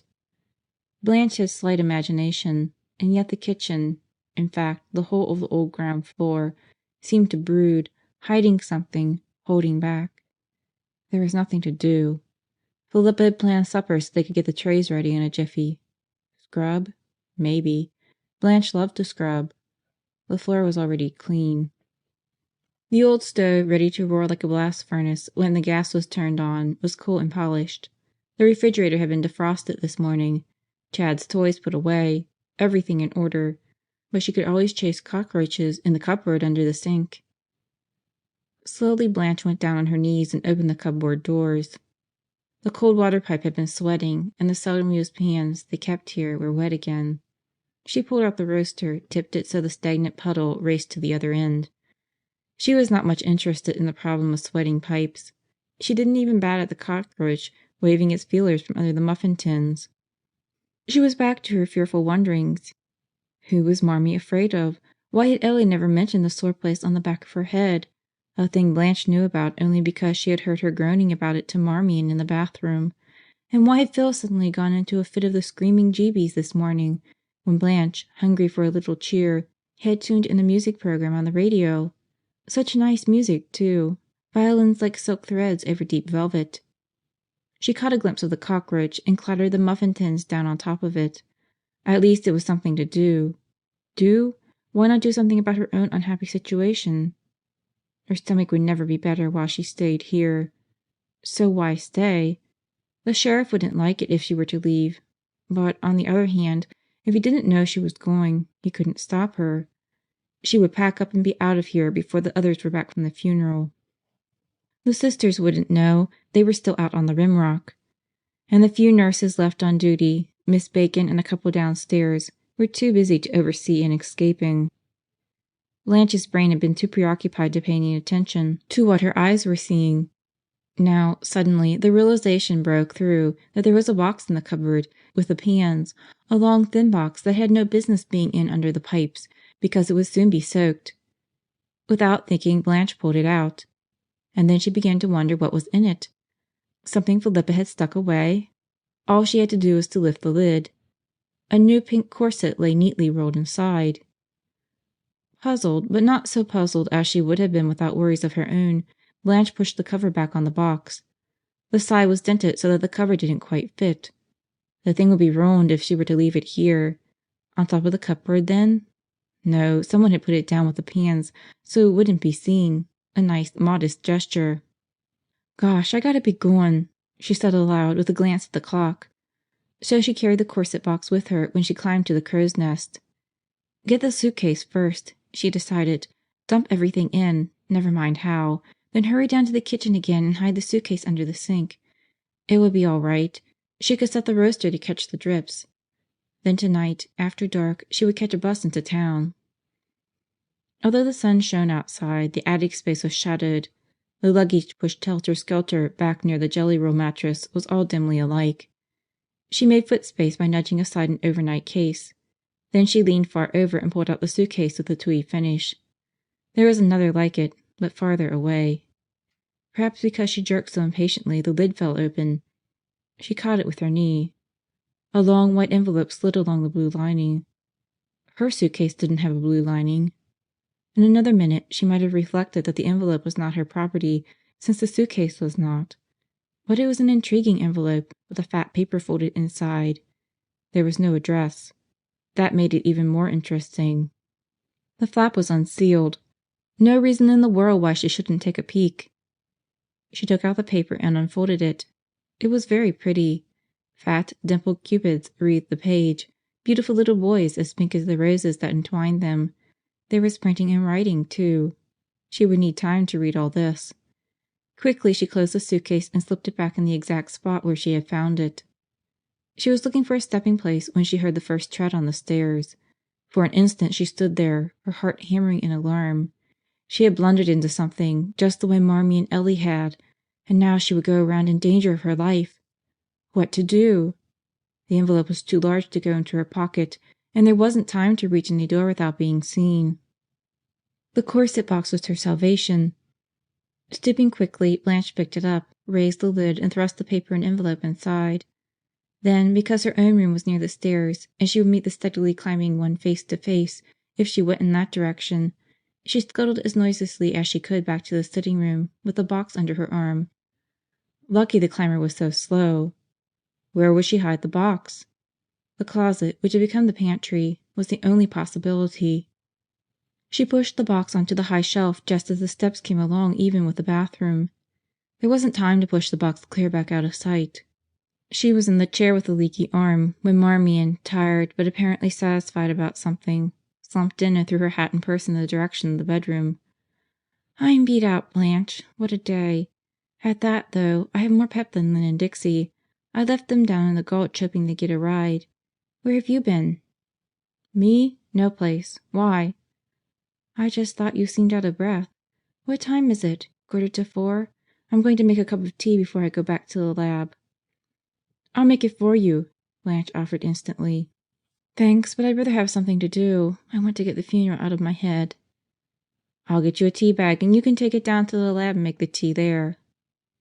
"The lab isn't appetizing." Marmion turned in the bedroom door. "Is there some reason why I can't have my tea here?" "Gosh, no!" Blanche replied hastily. "No, I just thought you go right ahead, Marmee. I gotta be going anyway." Marmion alone forgot the big girl's behavior. She changed into her uniform. Then she went to the bathroom to get hot water. They couldn't have boiling water for their tea, but the water from the tap was always steaming. She came back with a full cup. Groping to the high shelf, she shoved aside a white box that had pushed the tea almost out of reach. The box was a nuisance. She barely managed to finger the tea into her grasp. She was sitting in a leaky chair, squeezing the tea bag with her spoon, when the strange familiarity of the white box began to impress her. She had seen that box before, and it had not been on the closet shelf. Cookies? They had a cookie jar, empty. Setting her cup on the table, Marmion went purposely to the closet and took down the box. And then she stood there gaping at it. It was the shape to hold a dozen long-stemmed roses. "Sister Peter's corset," she whispered. She raised the lid. The corset was there, the lacing neatly uppermost, and on top of it lay a paper and an envelope. Blanche's paper? But why in the corset box? And where had the box been all these days? The nurses were coming up the stairs now, talking and laughing. Any one of them might come in. Marmion replaced the box on the shelf, but without the folded paper. She glanced at it, saw inane cupids and bulbous roses. She didn't dare try to read it now. When Marmion went down to the lab, her large purse was under her arm, and in the purse was the envelope and the paper with the cupids. In the plush office adjoining the other, which had belonged to the great man of the hellbent, the sheriff was ruminating. The man nearest to Cassidy in life sat across the mahogany desk, a sad young man with white hands folded on the very clean plate glass before him. He wore Oxford gray with white shirt and black tie, and the impression was that of a sensitive undertaker about to close the casket in the presence of the bereaved. Last summer there had been a rumor afloat that this same Mr. Bolivar Mannering had dug himself a swimming pool in his backyard, then stood in the hole when he opened the dam to let the creek rush in, and nearly drowned himself. The sheriff found the rumor believable, all except the digging. He couldn't imagine a shovel in those dainty hands. "Your message sounded urgent, Mannering. Have you unearthed a new angle? Or is it something you recollected since our first interview?" The young man let pained brown eyes fall to a point on the desk. "It's neither, really, Sheriff. I didn't think this incident would be of the slightest significance, and it does reflect on me because, well, I overstepped the bounds of good taste, a thing I've never." The sheriff let his annoyance speak. "You understand you may have withheld evidence? There's a penalty for that, you know, Mannering." "I realize what I've done, Sheriff. But honestly, it didn't come to me with any force until this morning when I read that yellow story in the Daily Bulletin." "All right, begin at the beginning." "My duties sometimes take me out of the office, even when Mr. Cassidy was here. I'm not excusing myself, Sheriff. This is simply the truth. I inform the switchboard operator when I'm leaving, and she holds all calls and visitors except the staff." "So you were out and somebody got in?" "Yes, I'd been down to the mills to get the time slips, and when I came back in, this woman was with Mr. Cassidy. When I heard raised voices, well, it was a degrading thing to do, but You listened. What day was this, Mannering?" "A few days before Mr. Cassidy was taken ill." "Go on." "I had reached this desk when I heard the voices, and I looked up and saw that the door there was ajar, and I went over to close it, but when I heard what they were saying—" "Yeah?" The sheriff forgot his irritations over two discreet secretaries and overly bright reporters. "What were they up to?" "The woman, she was young. I knew that from her voice. She was giving Mr. Cassidy a tongue lashing, calling him a devil incarnate and a terrorist. It seemed to me that she was delivering a rehearsed speech, not memorized, but excellently thought through. She never paused for a word." "And Cassidy?" "He didn't say a thing." "What did she want?" "I don't know. Perhaps she had made her demands before I came in. But I thought her attitude was one of utter hatred, that if he had offered her anything she would have thrown it back at him. Really, she gave me crawlies down my spine." "And you thought this was of no importance?" The sheriff sighed. "You're sure you don't know what she wanted?" "Honestly, I don't. I missed a lot of what she said because I was in such a quandary myself. I couldn't decide whether to close the door and hope Mr. Cassidy wouldn't notice, or leave it open and go out myself, which is what I did after a minute. When I came back, she was gone." The sheriff sat down and thought for a moment. Now he had something to root out, a woman's identity, name her, and give her a past and a present. Her future, too, would come under his jurisdiction if she had connived to kill Cassidy. She had disclosed a motive, cold and calculating hatred. Cardinal's daughter would hate him that way. "Did this affect Cassidy at all?" the sheriff asked. "Make him moody, for instance?" "Oh, definitely," Mr. Mannering replied. "Yes, you'd think a wand was waved over him. He lost his appetite, for one thing, because he didn't go out for lunch. Just sat in there with the door closed. I wanted to get him coffee, but he wouldn't have even that. I don't believe he ate a thing those days. And of course he began to look thinner. If it hadn't been Mr. Cassidy, I'd have thought he was frightened and, well, perhaps remorseful. Then that last afternoon I heard him fall. I ran in, and when I saw him lying there I thought he was dead." "Can you give me the exact date the woman was here?" The secretary turned to a calendar. "Yes, October 2nd. That would be the date for picking up the time slips for that 2-week period." "Good. Would you know her voice if you heard it again?" "I doubt it. I was very much confused." "Well, if you think of anything else, call me, even if it's the middle of the night. Mannering?" The sheriff grabbed his hat. He had given up any idea of reprisal against Mr. Mannering for withholding evidence. He was at the door when the young man spoke again. "There's one more thing, Sheriff." "Yeah?" Something she said, quite horrible because she said it so softly and clearly. I could imagine her screaming it, and it wouldn't sound half so terrifying. But in that low voice, you'd have to believe her. The secretary's voice fell to a hoarse whisper. Sheriff, she called him a murderer. When Marmion reached the laboratory, she saw the reason for the doctor's amusement. He had lined up a full evening's work for her. Exasperated, she flipped through the slips. Nothing unnecessary, but he had marked them all for tonight. Damn him, she muttered, flinging her purse into a cupboard. All right, Kingston, M.D., you'll get them tonight, and from me, personally. Sister Judith had left the laboratory, no doubt before King sent up the slips. He would never have dared do it if the nun was on duty, and Marmion would not call her. Straight through the supper hours she worked, and her hair grew damper on her forehead, and her uniform clung to her shoulders. It was 9 o'clock when she was finished. She stacked the reports neatly and went down to the doctor's office. To her surprise, he was there, seated in his swivel chair, the lower desk drawer pulled out for a footrest, a medical journal tossed open in front of him. Marmion slapped down the sheaf of slips. My reports, doctor. How efficient you are, Miss Pierce. Thank you. Will that be all for tonight, doctor? I believe so. If anything comes up, I can always call you. Oh, don't hesitate. Sister Judith is on call tonight. Thank you. Good night, Miss Pierce. He whirled the chair until his back was toward her, but instead of looking over the reports she had worked so hard to provide, he picked up the magazine and began to turn its pages. Marmion was not surprised. Striding angrily back up to the lab, she told herself that this was what she had expected of King. She would not leave voluntarily, so he would persecute her. She was not at all thrilled by him now. Through the dark little labyrinth that spewed off to the X-ray room she went without thinking of being afraid, and when she took her purse out of the cupboard, where she had kept it all evening, it was with never a thought that someone might be lurking out of sight, but within hearing. She was going to peruse the mysterious paper right here and now, without being disturbed. Upstairs there would be Eloise, at least, possibly Blanche and Lynn and Dixie to come in upon her and ask what she had. Opening the purse, she mused that she could return the thing to Blanche or put it back in the corset box for her to find, but all the time she was taking out the paper. A week ago she would never have considered reading anything belonging to another person.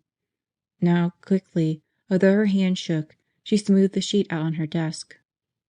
The page was printed, with names handwritten in the spaces provided. She read it, then read it again. On the 10th of September, 4 years ago, Eleanor Ann Roberts had been united in marriage to Joseph Terence Turner.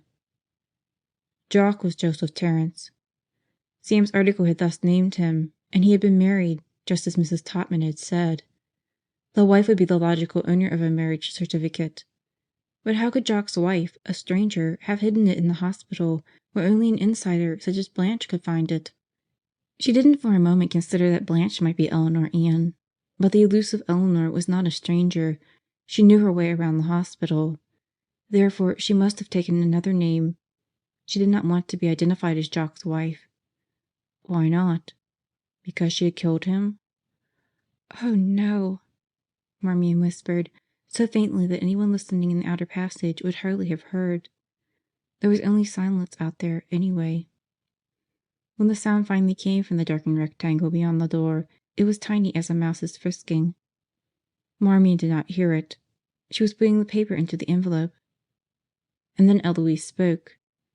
"What's that, Marmie?" Marmion jumped and gave a choked exclamation. "What? Oh, Ellie, you scared the daylights out of me." She stopped, horrified. What had she just said? Oh, Ellie. And Ellie could be short for Eleanor Ann. But it wasn't. This was Eloise, her friend, her confidant. Ellie, who had gone down the big balsam's room to get the corset box, who had insisted on going, and she was too young to be Eleanor Ann. "Marmie, what in creation is the matter with you? So help me, you look as if you had seen a ghost." The tall girl was in pajamas and robe, her feet in soft slippers. Anyone could walk unheard like that. Marmion fumbled at her purse, closing it clumsily. "You just startled me, Ellie. You know how we all are." "What are you hiding in your purse?" "Hiding? Nothing." "Yes, you are, baby. Tell Mama." Eloise came softly over to the desk. Marmion laughed shakily. After all, why not let Ellie see the certificate, watch her, and try to detect any recognition? It would be a quick test. And she would know, then, whether Eloise was friend or enemy. She opened the purse. "Can you keep a secret, Ellie? This is a whopper. Look!" She unfolded the paper quickly and thrust it at the girl. And Ellie's reaction was the same as her own. Bewilderment first, then comprehension, then awareness of danger. When finally she looked up, her eyes were dark with fear. "Marmee, this isn't good," she whispered. "How did you get hold of it?" "It was in Sister Peter's corset box, on her closet shelf." Marmion, reassured by Ellie's apprehension, felt her own doubts fade. "There's nothing to get us into trouble, really.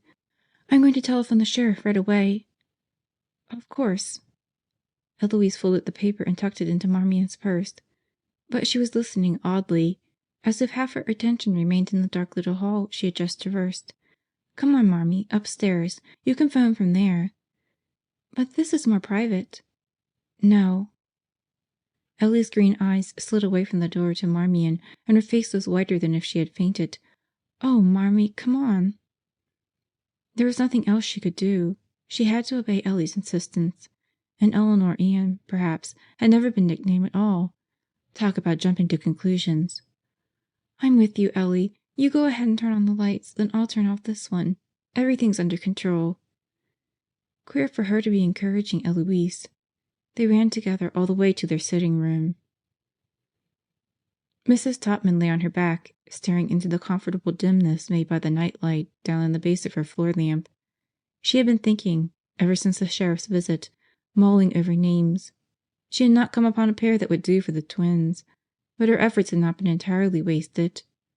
Out of memory, at last, had come the name of Jock's wife. A simple one, but tricky to remember. Several times she had picked up the string of her signal light to call the nurse and ask her to telephone the sheriff, since she had promised. But Baxter with the corns was on duty, and probably not in a frame of mind to deliver messages. Tomorrow, too, the sheriff would be here, and there would be the great satisfaction of telling him herself. She wouldn't forget the name, either, once she had remembered it. She turned over and settled for sleep. She wouldn't forget. The name was Ellie. Indian summer abandoned the hills for good in the night. Morning came dismally, under a gray sky and over ragged veils of fog trailing the valleys. In the hospital corridors the lights burned without dispelling the gloom, but the day was beginning. Dr. Kingston, coming up from the basement floor, stepped back to avoid meeting the procession of two. Sister Magdalene with her lighted candle and her tinkling silver bell, the young priest in white vestments bringing communion to the patients. King nearly always managed to escape the halls at such a time. This morning, particularly, he was disgusted with his blundering up the stairs, but his mind had been on Marmion and the invention of a casual errand that might take him to the laboratory. Once there, he would consider what to do about an apology for his boorishness of last night. He was further incensed at Marmion, then, for the distraction that brought him face to face with Sister Magdalene. He had not seen her since the night before last, when he had heaped such bitter censure upon her. They passed on by, the priest's robes rustling softly. He was very young, recently ordained, still looking starved from his seminary days, a mere assistant at the cathedral in Balsam City. No wonder Magdalene had not consulted him about the moral problem involved in Cassidy's legacy. No wonder she had Johnny drive her into the city to consult the bishop last night. As if she remained in doubt. King's lips made a derisive plop, but the derision was difficult to maintain. When he continued on up the stairs, his head was not high like a conqueror's, and he did not go to the lab.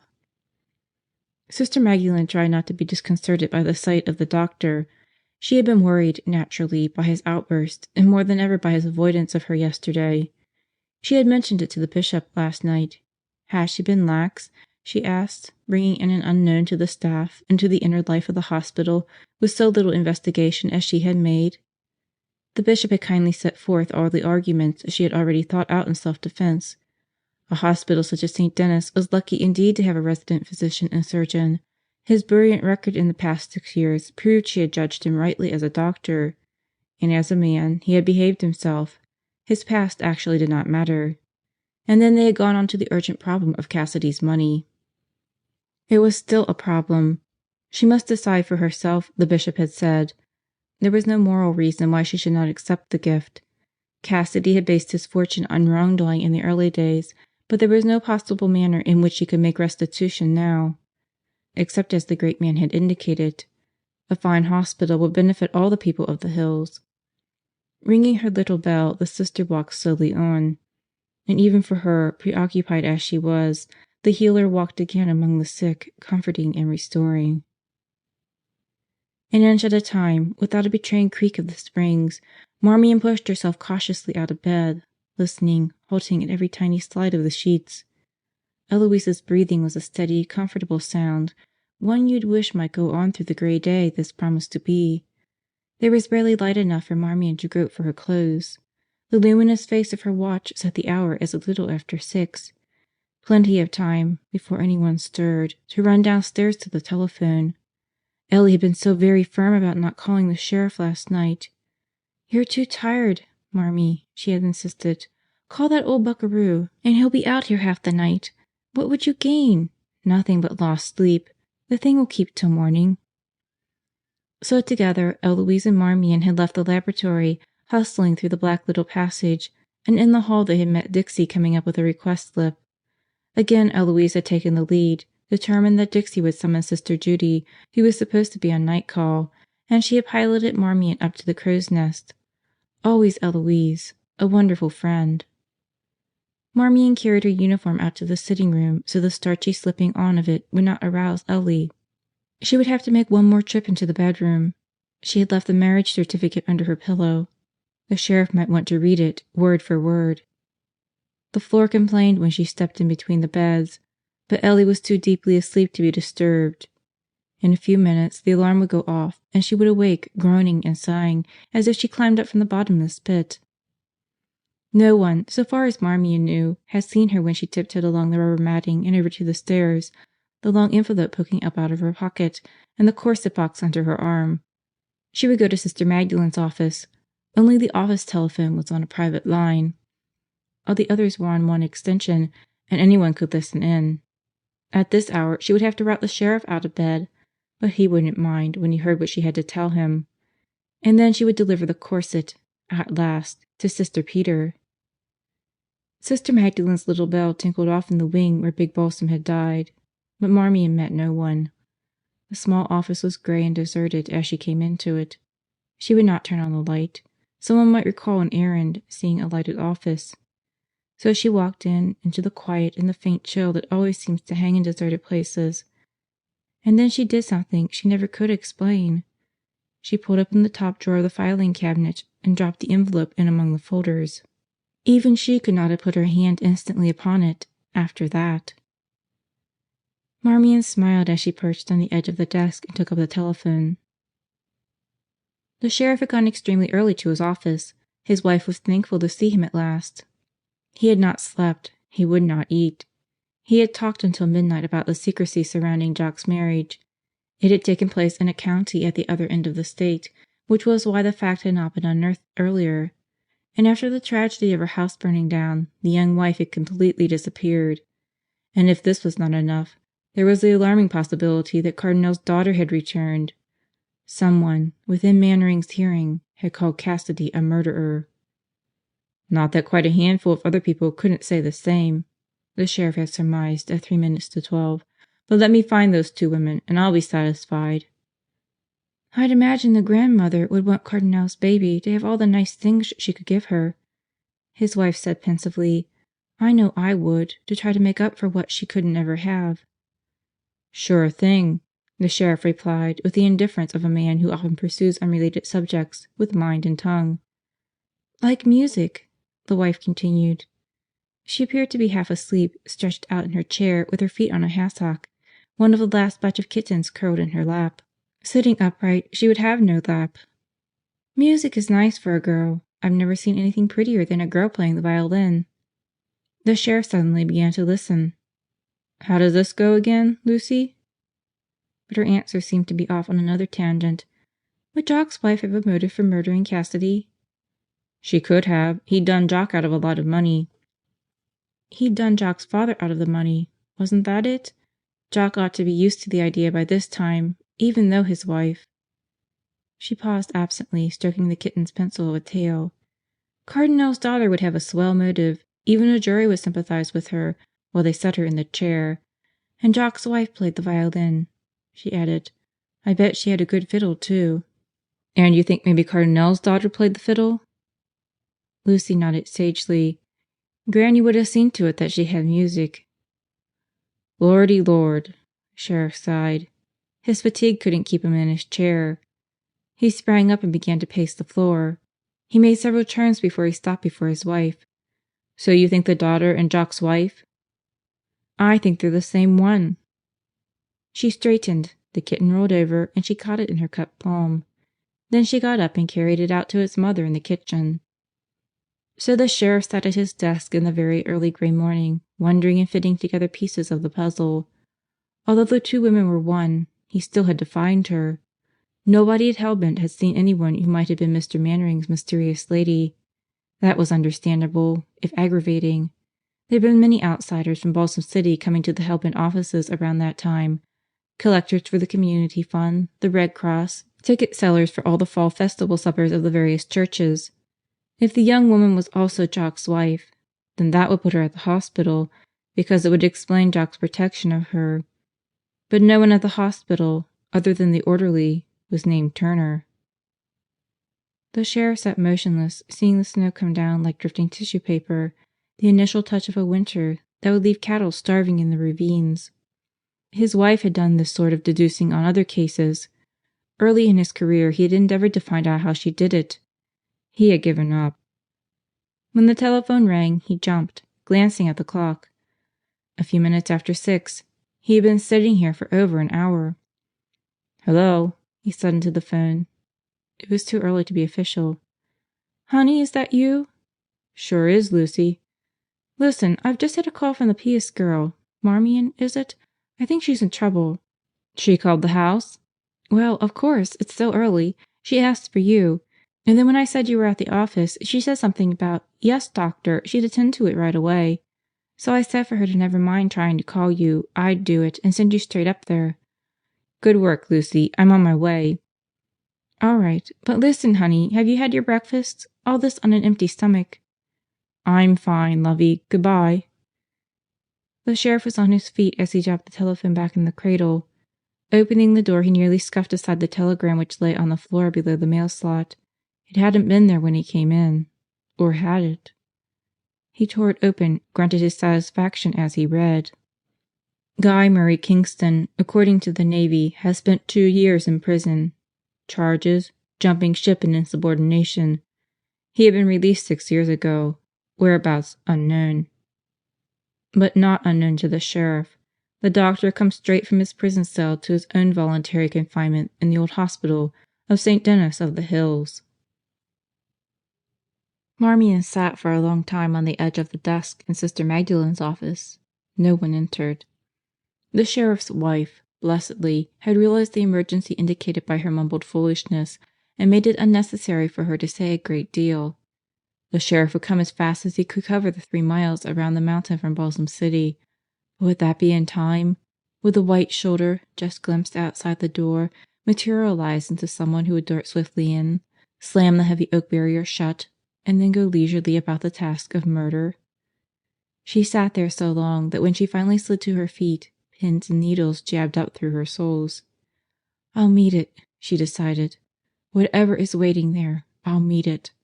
It was almost an anticlimax to come to the door, look out into vacancy, hear the first clatter of trays being prepared in the kitchen, the first radio blatting the news. Leaning against the door jamb, Marmion began to laugh. That would never do. Someone would see her, ask her what was the matter, and she must get away from the office, where the marriage certificate lay safely in the file. Once again, Sister Peter's corset was performing a function.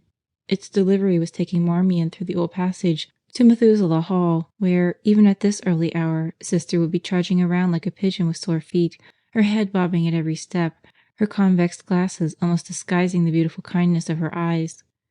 At the end of the passage, Marmion paused. She was not called here often, because these were chronic cases, but she recognized the usual morning hubbub. The old refugee from the prairie dugout demanding alcohol to drink, not rub, Barney cracking an Irish joke, fat old Mr. Larson reading the morning paper aloud, the country club, Johnny called it. Sister Peter, carrying a wash basin, came out of a ward and stopped when she saw Marmion. Her day would not end until 9, or later, this evening, and yet she was beginning it with placid expectation. "Sister, this is for you," Marmion said, offering the box. "Mrs. Topman gave it to me nearly a week ago. I'm sorry I didn't get it to you sooner." The sister's homely face flushed with pleasure. "So she remembered! Thank you, dear. Did she happen to tell you to mention the size?" Marmion searched her memory hurriedly. "Plenty big," she said. "Exactly right." Running back through the passage and up to the crow's nest, the girl mused almost enviously upon Sister Peter's tranquillity. Did it come to you when you took the veil, or was it something you made for yourself? But tranquillity was too ethereal, too unattainable to ponder long. Ellie, she thought more practically, would be gone by this time. She didn't distrust Ellie. It would be easier, however, not meeting her. The third floor was noisy now, a girl laughing, someone running a shower, another singing the "Prisoner's Song," a normal awakening to a new day. If Marmion had paused in the sitting room, she would have noticed that the bishop was hanging crooked on the wall. It was Eloise's tumbled bed that caught her eye. Not only was the bed tumbled, but the bottom sheet was ripped off and hung torn over the footrail. Dazedly, Marmion reached the door and saw the full turmoil of the room. The dresser drawers had been pulled out and dumped, clothes thrown out of the closet, her own bed with even the mattress crooked. She didn't have to ask herself why, or who. She knew. Eleanor Ann had come hunting for her marriage certificate. Only Eloise, she thought after a blank interval, only Ellie had known she had the certificate. But Ellie had seen her put it under her pillow. She wouldn't tear the room apart like this. Relief flooded Marmion's tired brain. Now she could admit that she had been foolishly wrong about her roommate, especially last night when Ellie wouldn't allow the call to the sheriff. What a wonderful thing to know there was someone to trust. With the relief, Marmion could think again. Quickly she closed the open door to the hall. No one must see the mess in here until the sheriff had come. She remembered Philippa standing in that doorway. How many nights ago? Surely more than 6. And young Chad taking his finger from his mouth to remark concerning the bishop, "That's my father." Poor Phil had cried. Chad was always adopting inanimate things as fathers, she said, because he didn't know what a father was. Cassidy had done that to her baby. She would kill him, she screamed, if she knew how. The house phone rang down the hall. "P.S. It's for you," someone shouted. "A man. Felicitations." It would be the sheriff, Marmion knew. He would ask her to come downstairs, and she would tell him everything. Sister Magdalene knew she was sadly neglecting her duty that day. In an uneasy round she had gone from one patient's room to another, up to the laboratory where Marmion jumped at every footstep and Sister Judy worked in silence, into the X-ray room to help Eloise shift the heavy patient, to the nursery where the baby slept like Christmas dolls. Anywhere but to her office and the pile of mail lying on her desk, and King tramping in from time to time to see if she was there. She did not wish to meet him. Her unpreventable interview with the sheriff had been enough. Marmion Pierce, he said, had at last told him a straight story, given him the marriage certificate, been as helpful as she had been hindering before. But now he was uncomfortably certain that Eleanor Ann, under cover of some other name, was here. The girls who had been in the crow's nest during the ransacking of Marmion's room seemed to have formed a conspiracy of false clues and denials. No one had heard or seen anything that someone else couldn't explain away. There had been people all over the place. The ransacker had evidently chosen a foolhardy but foolproof time for her search. "Well, I'll have to get her from another direction then. But I'll get her." The sheriff swore to Sister Magdalene. "I'm going to put more men out here, that's for sure. And if you hear or see or even smell anything out of the ordinary, call me, will you?" With that he had gone away. One could almost gain an illusion of peace looking out on the gently falling snow. The ponderosa pines were becoming heavy with it, their branches drooping until the wet load slid off and the branch snapped up again, dark among its white neighbors. Sister Magdalene watched the lovely process from the sun porch. In a minute she would go and find something to do. But it was too late. She recognized a step coming in behind her. How she wished she had gone straight to the cloister. "May I see you a moment, Sister?" "Of course, King." "You've been busy today." Because there was a bit of ridicule in that, she didn't answer. When the silence became cumbersome, the doctor broke it. "It's not easy to talk to a person who won't look at you, Sister." She turned around. King's hair was tousled, his linen rumpled, but there was something different about him. His shoulders were straight, that was one change, and he was not glowering. "The sheriff told you, I see." The words were what one would expect from King, but not the manner. He was ill at ease, humble, if he understood humility. "The sheriff told me what, King?" "About my prison record. Do I lose my job?" Without waiting for her answer, he swung impatiently to the window. "I didn't want you to know, naturally. A man is never proud of being a jailbird. You ought to understand my crime. You put up with more of it than the Navy could stomach. Insubordination. They gave me 2 years. I'll not tell you the reason. I wouldn't tell the sheriff either, even though I know he can dig it out for himself. And I'll not ask your pardon for anything I've been or done. An old priest told me once that your God provides irritations for saints in order to develop their perseverance. I remember he said he had already pushed his bishop far along towards sainthood, and I've done the same for you. So I've not been wasted. Even a negative blessing has its place." Sister Magdalene smiled faintly. "I have often said you were our salvation, King, but I didn't mean—" "Don't obligate me further with praise. You don't owe it to me, but I have a debt to pay." He wheeled, facing her belligerently. "Whether you build your hospital is up to you. I'd do it in your place, but then I have the scruples of a skunk. If I have a streak of decency, too, would it surprise you? Probably not. You can always find the good in the worst of us, can't you? Well, you'll see." Sister Magdalene had no pious homily to deliver. Tonight she was as bleak of spirit as old Barney ever had been. 29 years ago Anthony had died, and because she could not see her way to going on without him, she had been ready to return to the mother house.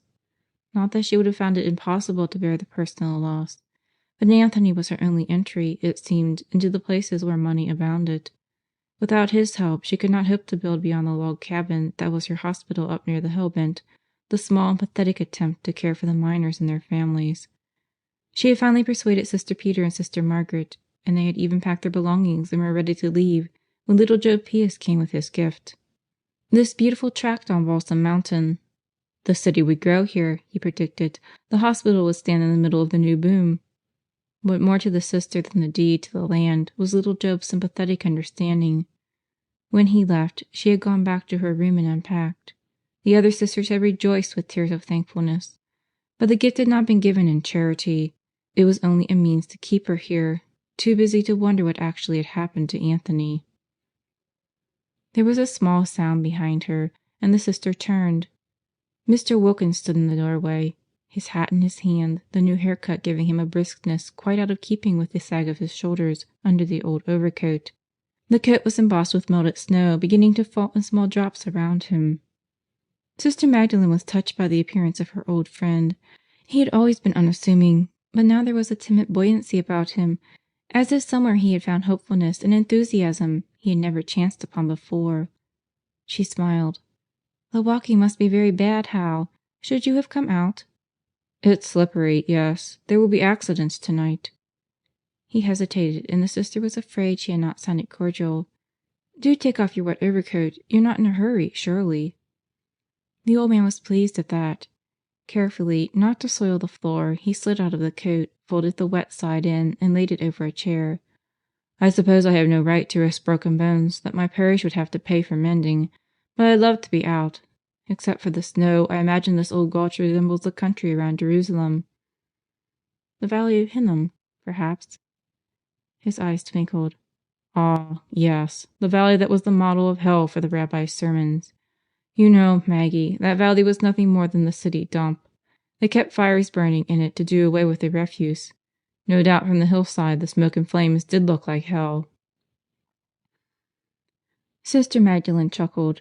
She had seated herself in a rocker, and now she began a gentle rocking, her arms folded as if she held a baby. "You're good at banishing ghosts, Hal." "I've come to banish another, I hope." He sat down with his back to the window, and the snow seemed to fall around him as he went on. "Big Balsam Cassidy's ghost, Maggie." She stopped rocking. "His ghost is laid, for me." "If I could be sure of that, I'd say nothing. But," he leaned forward with kindly determination, "one look at you and I know it can't be true. If you had reached a decision you felt was binding, whether it was to take the money or not, you would be at peace. And you aren't. You believe you have turned down the legacy, of course. Actually, you haven't. I would guess that your bishop, being a very wise man, counseled you to follow your own inclination in regard to the money, and so you are considering again." He paused in embarrassment rather than uncertainty. "I am not so wise as your bishop, you see, and I have come to offer advice, to urge you to accept Cassidy's fortune. I pray for such an opportunity for you. I want my prayers to be answered." Sister Magdalene smiled, about to thank him and assure him that she had quite irrevocably made up her mind, but Mr. Wilkins' gesture stopped him. "Let me say it out, please. I've never thought it was by an odd run of luck that we all came west at the same time, you and Cassidy and I, and in the past few days I've been more convinced of it than ever. Our lives are meant to be lived out together. One can believe in a divine plan without being a fatalist. You saw the practical vision of service. Cassidy made the money so you might carry out the dream before you die. What my part was meant to be, I don't know, Maggie. I do know that my regard for you has kept me in Gopher Gulch all these years." The nun wondered, for a moment, whether she had heard correctly. Mr. Wilkins had lost a shade or two of his usual healthy color, and his eyes were fixed on the wet circlet, where he had stood with his overcoat dripping. But elderly ministers did not sit in sun parlors speaking of lifetime affection for nuns. She had mistaken his meaning. Mr. Wilkins continued. "Until yesterday I would have said that my dowdy little round in Gopher Gulch amounted to zero in the general scheme of things. In fact, I did say as much to you. But then I conducted Cassidy's funeral, and I realized suddenly the loneliness of everyone's passage, and that there is so much loneliness because we don't know how to go about finding real friendship. Cassidy didn't. He didn't know how to make a generous gesture, beyond buying a few tickets for bazaars. He was the Lord's instrument, like Judas. I've always been sorry for Judas. He had to be the one to strike Father Anthony out of your life because you were to be enabled to build uncommon spiritual strength, and now the Lord is using the same instrument to endow you with temporal means." The old man's hands were lying upon her knees, and he turned them suddenly palm up. "I have not said this well, Maggie. The excitement of these days has tired me. I'll have to leave the rest to your understanding." He rose, shrugged on the overcoat, and stood before her with his hat in his hand. "I've brought tears," he said gently. "I'm sorry. Whatever I have said that needs forgiving, I know you'll forgive. Good night, Maggie." He left her. He had never felt so tired in his life. He would go straight home and to bed, and he would sleep until his brain was perfectly clear again, and then he would think over what he had said to the sister that he should not have said. After that, perhaps, he would go back and ask her pardon properly. Although why, indeed, should he degrade by apology the affection that had been the splendid experience of his life? The old man stopped because he had run almost headlong into King. He did not know that the doctor had been watching him from the time he left the sun porch. "You're out on a bad day, Mr. Wilkins." "God never made a bad day, doctor. He knows we can attend to that ourselves." "It's coffee time in the kitchen. I'm on my way down. Come along and have a cup." Mr. Wilkins needed no persuasion. He was a little surprised that the doctor, usually brusque, should seek his company. It was, as King had said, coffee time in the kitchen. Quite a group had assembled. Mr. Wilkins knew every one of them by sight. He answered the chorus of greetings with a bow and smile, which always sufficed when he could not remember names. How pretty the women were in their white uniforms, so clean, the cook in her blue. Contrast. The strange teasing uneasiness that had been with him under the stars was back again, only now it rushed over him like a dry river of dust, choking out all sight and sound, and even the pleasant aroma of the coffee. He swayed and would have fallen, except for King's hand instantly under his elbow. "Here, sir, sit down. Get him some coffee, Blanche." They were agog around him, putting him into Philippa's rocker, pushing Chad and his fire trucks aside to make room, exclaiming in sympathy like a bunch of high school kids instead of people who were trained to be unemotional about illness. Mr. Wilkins was disconcerted by all the attention. It had one good feature, however. The young woman would never guess that his sudden realization of her identity was what had set him reeling. He would not look at her now, and he would decide in a minute what to do. "Did you put some sugar in, Blanche?" the doctor was asking. "Never mind whether he likes it. It's going to give him quick energy." Mr. Wilkins raised his head with a faint smile. "I'm only a little tired. Really, I'm not ill. The excitement of yesterday, perhaps, and then the long walk." And he realized vaguely that the young woman herself seemed to be watching him with great concern. "We have to begin taking things easy at our age, sir," said Johnny, who should have been in school. "Now drink this," King said, putting the cup into Mr. Wilkins' hand. The old man drank it without complaint, although he never took sugar in his coffee. It really was a poor brew, too bitter under the sweetness, but it made him feel stronger at once. "There's nothing like coffee for a harmless stimulant," the doctor said. "Don't let anyone ever talk you into giving it up, Mr. Wilkins." They had stopped fluttering around him.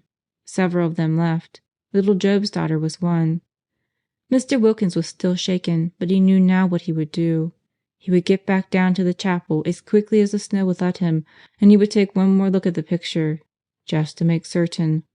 Then he would call the sheriff. When Mr. Wilkins started down the road, the gravel was greased with snow. He had to walk slowly, digging his heels in. He saw a stout branch hanging from an aspen, pulled it loose, stripped it of twigs, and went on down the hill, using it as a staff. The staff was a great aid. The falling snow was dizzying, and coupled with the slippery descent, it gave him an unbalanced sensation, as if he would tumble into sleep right there in the snow. The going was easier once he reached the gulch. He paused, and taking off his hat, raised his face to the sky. The snowflakes were tiny cool pats on his eyelids, fairy puppy dogs licking his cheeks. A fanciful thought for an old man. Leaning heavily on his stick, he opened his eyes. The snow fell from slate gray, coating everything but Little Balsam Creek, which still ran dead black through the white. Contrast. He had no excuse for not having remembered earlier that red hair photographs dark. He should have known the young woman immediately. But many people during the summers asked him about the gulch and the mines, and she had seemed no different from any other coming along on that lazy Sunday afternoon. She had known about Cardinal, he recollected now. He might have told her the story of the fake raid and the yellow taffeted curtain stained brown. It was almost a legend. He would have attached no importance to the telling. He drooped over the stick while the little fairy pats of snow went down his neck and turned soggy inside his collar. There was no reason to hurry. If he had collected his wits 2 days ago, Jock would still be alive. A week ago, and Cassidy would not have had to die. His shoulders became so blanketed that when Mr. Wilkins finally moved, a soft crust slid away as it did from the branches of the ponderosas.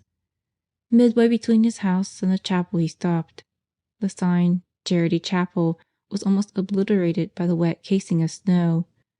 Even the ruins did not appear ruinous. "A beautiful world," he sighed. "I have loved, O Lord, the beauty of thine house and the place where thy glory dwelleth." He liked remembering that Gopher Gulch had always been the place where the glory dwelt.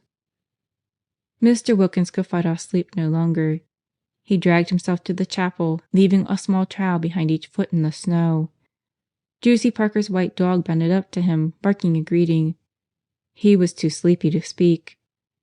As soon as he had looked at the picture, he would go straight to his house and to bed. He pushed open the door. The organ was still there. They would take it away tomorrow. The stick fell from his hand. The little room was cold. "I ain't telling," Blanche insisted doggedly. It was evening, and she was humped on a high stool beside Marmion in the lavatory, where she had been for the past half hour, ever since Sister Judy left for her rest period before going on night call. "I ain't telling nobody where I found that paper, whatever it was. I told you I didn't say nothing to the sheriff. I'm not—" "I know, not getting yourself into trouble," Marmion said with an exasperated sigh. Look, Blanche, I only asked you once, and you said you wouldn't tell me, so I believe you. Now will you please be quiet so I can get this job of matching done? I don't want to be here all night." "Blood is blood, ain't it?" "Huh," said Marmion. The telephone rang. She went to answer it. "Hi," Sam greeted her, and her heart turned to flip-flop. "How's stuff?" "Not bad. Congratulations on your story, Sam." "Thanks. It kept me away from the hospital today. I dasn't set foot in the sheriff's beat. I wanted to, though." "You did, Sam?" Marmion glowed. "Sure did. I wanted to ask you what you meant by Cassidy choking to death. Why wasn't it more like smothering? Why would he gag? That's worried me." "What a pity!" she snapped. So Sam couldn't come to the hospital because he was afraid of the sheriff, and if he had braved the perils, it would have been merely to get another story. "I'm afraid you'll have to get your information from someone else," she added coldly. "Goodbye, Sam." "Oh, now, listen. I didn't mean—" She broke the connection with her finger, leaving the receiver against her ear. After a few seconds she listened again. Sam was protesting in very satisfactory anguish. And then, in a tiny pause, she heard the unmistakable sound of a receiver going down. Not Sam's. He was still talking. Someone was listening on another extension in the hospital. "Gee, you're mean to him," Blanche remarked. Softly Marmion dropped the receiver onto the hook. Why should she feel a blast of raw cold in the overheated little room? The dark gray window was tight shut, 2 stories above ground, safe from prying fingers. "Come on and get this stuff done, if you're not going to talk to him," Blanche urged. "I want to get upstairs." "Why don't you go ahead?" "I'm scared. Look, you got 2 Johnsons here. Is that poor guy ever going to have a bill?" "It isn't the same family. I wish you'd go, Blanche, honestly." But Blanche remained. She was not, she insisted, getting herself into trouble. Marmion, concerned with her own frightened thoughts, worked quickly. She had said nothing to Sam that would be of any consequence. How could it matter, then, that someone had overheard the pointless conversation? Even in the security of the crow's nest, Marmion could not relax. Eloise had not come up, although it was nearly 8. Throwing herself on the bed, she tried to face her apprehensions and reason them away. The sheriff had been here today. He had listened to her story, seen the ransacked room, talked with Eloise as he had with everyone else, and apparently seen nothing alarming in the similarity of names. So why be concerned? Think about Sam instead. Perfidious Sam. A little determination had scared him away on that first day, when she had pretended she thought him to be a blood donor. Blood? Marmion closed her eyes tight. She had just set out a bottle before coming upstairs. RH negative for Lynn's Jimmy. But was it negative she had left ready for Lynn? Or, in the confusion of listening to Blanche's chatter, had she inadvertently taken RH positive? For a minute she lay there, thinking. Only one way to be sure. Go down to the lab and look. Wearily, Marmion sat up, swinging her feet around to find her shoes. Lynn might notice the mistake, if there had been one, but she might not. It wasn't good to take a chance, and the trip to the lab would be very quick. She was not even afraid when she started past the rooms. Ellie was up here. She could hear her talking to Philippa. Silly to feel relieved.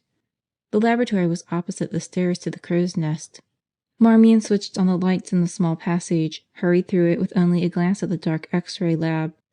Her own workroom looked cozy tonight, the white walls gleaming, Sister Judy's little footstools neatly shoved out of the way. She glanced at the bottle, saw she actually had made a mistake. In a minute she would find the right one. She sat down at the desk and laid her hand on the telephone. Really, it would be only decent to call Sam, let him know she wasn't always a witch with a temper. On the other hand, a short period of squirming never did a young man any harm. Tomorrow she would telephone him. That would be time enough. Marmion didn't realize she had sat thinking of Sam for 10 minutes. She was faintly smiling when she arose, went to the refrigerator, found a bottle with the correct type for Jimmy, and took it out for labeling. And then, backing against the door to close it, she caught a glimpse of the passage. It was dark. She had left the light on when she came in. Had Sister Polycarp flicked off the switch? But Sister would have seen the bright lab, then, and come to investigate. The red flagon was cold in her hand, but Marmion was aware of no sensation but terror. She was not alone. No one was in the room, to be sure, but out in the black little passage there was a gentle unrest of breathing. Sister Polycarp would not stand out there, just beyond the barrier of the wall. Panic beat in Marmion's throat. She would scream. Someone would hear her. But before she could make a sound, the lights went out in the laboratory. Not even a hand had been visible, because the switch was on the wall in the passage, convenient for a person entering at night and lighting the way before him, but not convenient for the one who stood half fainting against the cool door of the refrigerator, remembering how like the lung that smooth enamel felt, and clutching an ice-cold bottle in chilled palms.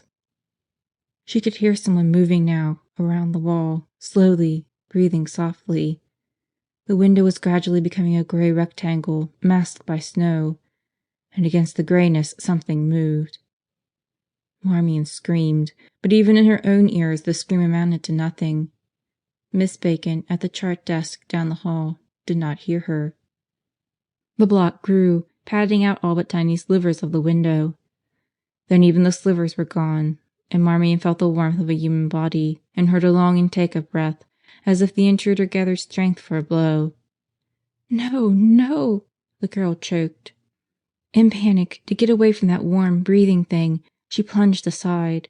She tripped over one of Sister Judy's footstools, and she fell and lay still. The sheriff, heading into Gopher Gulch at a speed that would not have been reckless on a dry road, held his car to the highway with absent-minded skill. Where Pussyfoot's favorite bridge spanned the Black Creek, he turned sharply up toward the ghost town clasped between the hills. He was too preoccupied to see, as Mr. Wilkins had, the clean beauty of wet snow on the false-fronted saloon, kind beauty that made the saloon and the gulch mysterious rather than vacant. The car slewed on the turn. The rear swung across the road like something dangling on a stick, and with a jarring thump came to rest against a snowy hummock in the ditch. "So I'm stuck," the sheriff muttered as he let the clutch out and in, trying to rock a wheel hold. He gave it up after a minute and climbed out. Not too bad a break that the hummock was there. Without it, he'd have careened clear back to the highway. Slipping on his collar, he started up the road. A few lighted windows glowed orange, but not the right ones. He had expected darkness in Charity Chapel, but Mr. Wilkins' house should be alight. The hour was early, 7:30 or so. Yet, if it had been midnight, the sheriff would have come straight along and routed the old man out of bed. When you had been smitten by a burst of perception, when all you needed to tie up your case was identification of the suspect, then regardless of the hour, you would seek out the one who could establish the identity. Murderers and their hunters don't wait for morning. He tramped up to the small house and pummeled on the door. "It's the sheriff, sir. I'd like to see you for a minute." There was no reply, no shuffling of an old man arising from bed. The gulch was so still that the large wet flakes could be heard landing. The officer knocked again, then tried the knob. The door swung open and he turned his flash inside. Even before he saw that there was no one at home, he felt the chill as if the fire had gone out long ago. Strange. The preacher was no great hand for being out in the snowfall. Why should he be away tonight, when of all times he must be tired to death? A white dog barked and wagged out from between the houses as the sheriff stood undecided in the road again. No tracks led away. The small dents the dog made, the man's own large plowing were all that broke the snow. The chapel was dark. Where to turn next? That was the question. What would be the use of storming into St. Denis and declaring his case to be solved when he still could not identify the evildoer? Through the afternoon, the feelers he had sent out for information had been paying off one by one, building his case to a climax, and now it appeared that the climax had fizzled to a cold ash. All he had accomplished by driving so impetuously to Gopher Gulch was to get his car stuck in the snow and keep company with a roaming dog. The dog had been leaping in circles around his new friend, throwing the snow high as he burrowed through it. His last circuit had taken him close to the chapel. Suddenly he stiffened his legs, sliding deep into a drift. The hair rose down his back, his neck stretched, and slowly, one stalking step after another, he crept to the chapel porch. His low growl was a warning and a summons. The door was open a crack. The dog did not like what was inside. The sheriff caught him in the beam of his flashlight, but the animal was not distracted. One paw raised, his nose only a foot away from the dark crack, he crouched there and growled deep in his throat. The light fell from the man's loosened fingers, and the next thing he knew he was on his knees in the snow, hunting. He had to have the flash. No sense in shaking like this. The old preacher had simply come out of the chapel and neglected to close the door tightly, and the wind had blown it open. He got up, brushed some of the snow off his clothes, turned on the light, and strode to the porch. "All right, Buster," he said. "One side with you." The dog backed a slow step. A wave of snow had curled in through the crack, a small dune out of which an aspen stick protruded. The dune did not reach Mr. Wilkins's feet. The old man sat in his chair with the dingy cushions. He must have sat down in daylight, for he had not turned on the lamp beside him, and he had been looking at something, a picture lying under the hand in his lap. He was wearing his overcoat and overshoes, his head lay against the chair back, and his eyes were closed. He was ready for a journey, but he had already gone. The sheriff touched him only once. At the touch, fury skimmed away the dread that had come with him, across the road. How dared she do this thing? His wrath was as cold as Mr. Wilkins's flesh. Harmless, mild old man, but not harmless to the one he could have identified as Cardinal's daughter. And this last act would not protect her. Somewhere in the world there would have to exist someone else who could do what the preacher had been denied. "And I'll find him," the sheriff promised solemnly. "If I have to walk after him barefooted to the ends of the earth, I'll find him." He turned the light away from Mr. Wilkins's peaceful face, and the beam fell upon the picture. Eagerly he bent down to look. The picture was one of the type sometimes taken as a news shot for a feature story. It was a group of people around a gambling table, 4 men and 1 woman. The woman was nearest to the camera, and her charm had not faded with the dulling of the old print. She was beautiful, not young, not smiling. Her eyes narrowed in supercilious amusement. Her red hair had photographed dark. The picture of the mother was more like the daughter than the two could be in real life. The sheriff did not straighten for a long moment. Then he gently disengaged the picture. Mr. Wilkins had framed it. For some reason he had prized it. "You've done it, Mr. Wilkins. She didn't stop you. Bully for you." A small doubt struck him. The old man's heart might have been unable to stand the strain of the walk through the snow after the cumulative excitement of Cassidy's death. But when there had been 2 murders, and Mr. Wilkins had been about to point the finger at the one who was Cardinal's daughter. He turned away quickly. The dog's eyes shone like iridescent grapes. The man kicked out the snow and closed the door. The dog trotted at his heels as he crossed the road to Mr. Wilkins's forsaken house. Dr. Hamlin, riding up the gulch on horseback, saw the cart in the ditch where the sheriff had left it, but he did not stop. Guiding his horse as best he could, he held the blanket-wrapped child with arms that were numb. He would be in no shape to operate tonight, but King would do it if necessary, and they might be safe in waiting until morning. A blood test would tell the tale. He urged his horse onto the long slope where the snow lay unbroken. The child stirred and whimpered. "We're doing fine, Beth. We're almost there," the doctor said. "Sister Magdalene will put you in a soft bed, and you can go right to sleep." "It hurts, doctor." "I know it does, honey. Hang on now." Beth had been a great little soldier. For nearly 2 hours he had ridden with her down from a cabin that was inaccessible by car.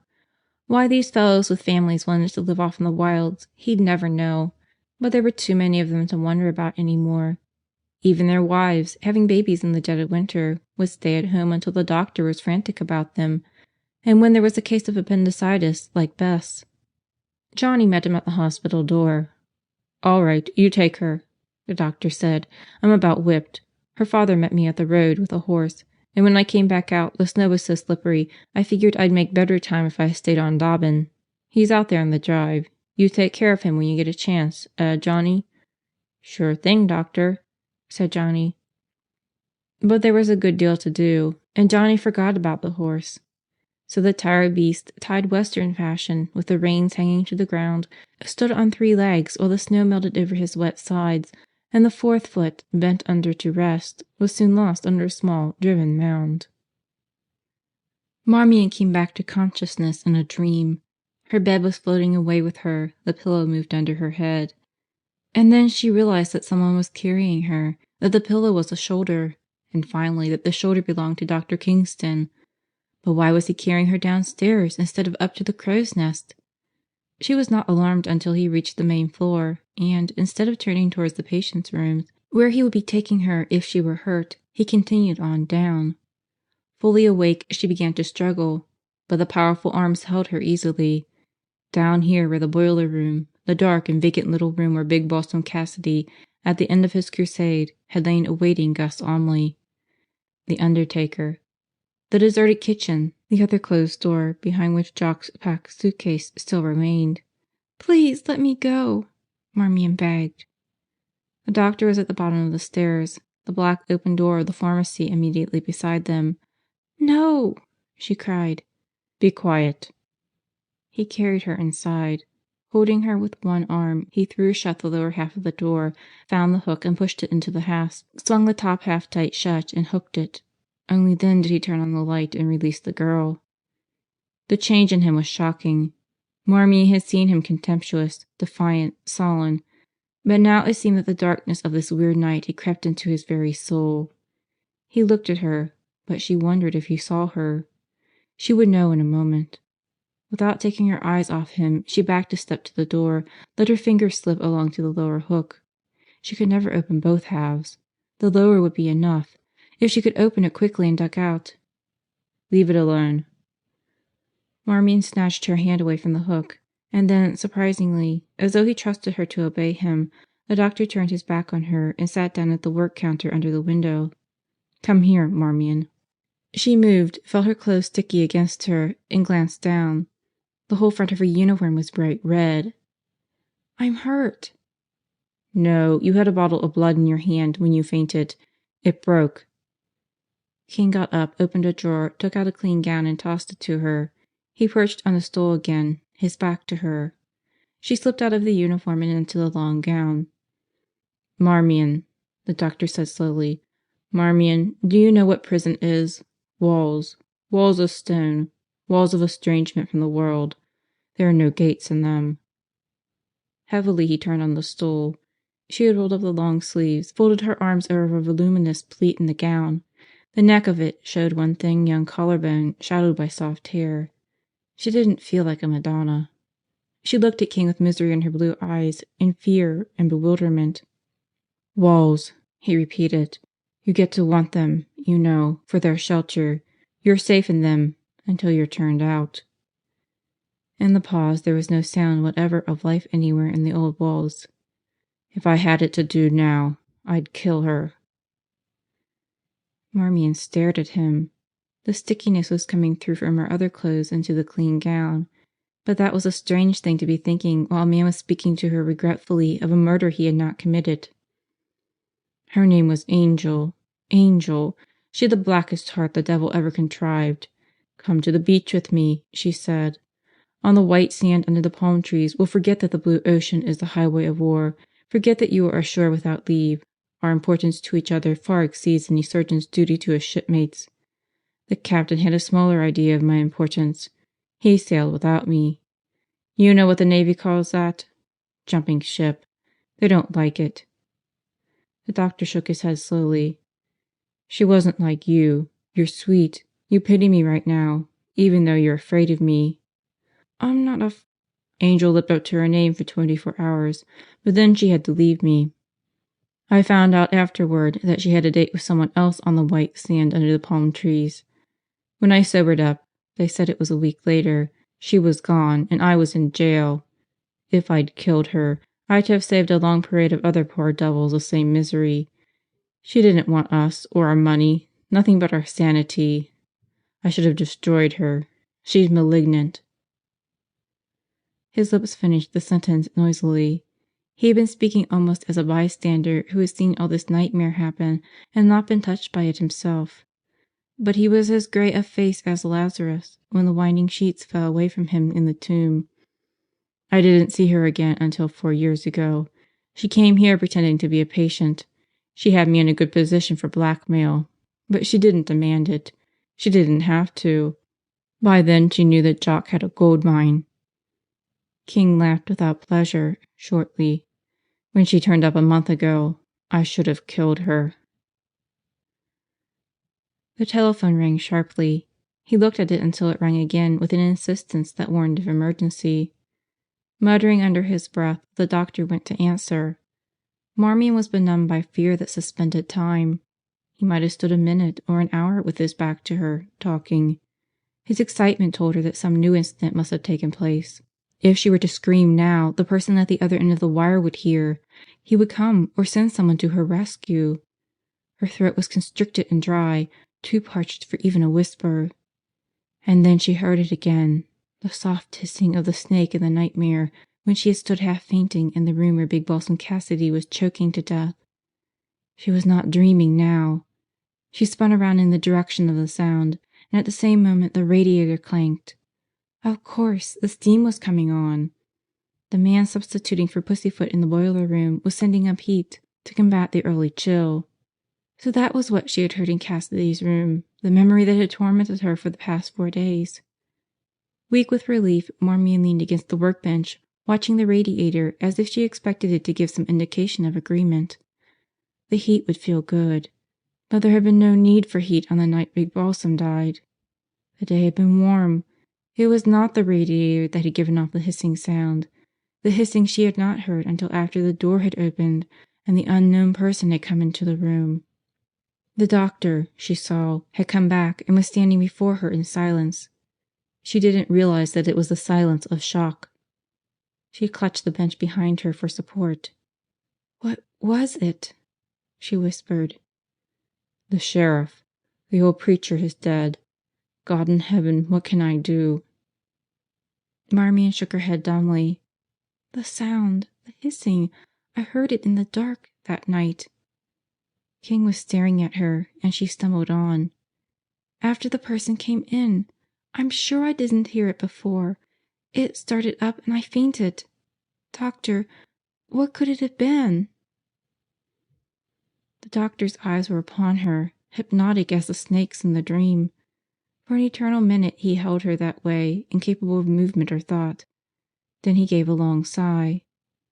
"So you did know." "But I didn't. I don't yet." "The oxygen tank," he said wearily. "It was turned off in order to make Cassidy's death certain when the lung quit, but it had to be on again, everything normal, before help came." His voice fell to a hoarse whisper. Marmion watched him drop to the stool where he had sat before, flip a piece of paper into the typewriter he used for writing prescription labels, and then begin to peck at the keys with 2 fingers. He was not excited. He appeared, rather, to be on the edge of despair. "Doctor."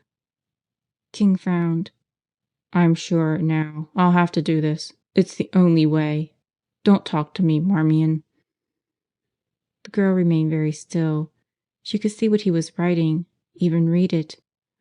"I confess that on the night of October 20th I caused the death of Michael James Cassidy." The type blurred. There was more, but she need not read it. Jock's name would be on the page, later. And then her own? The doctor knew now what she had known from the beginning, and her testimony would be damning.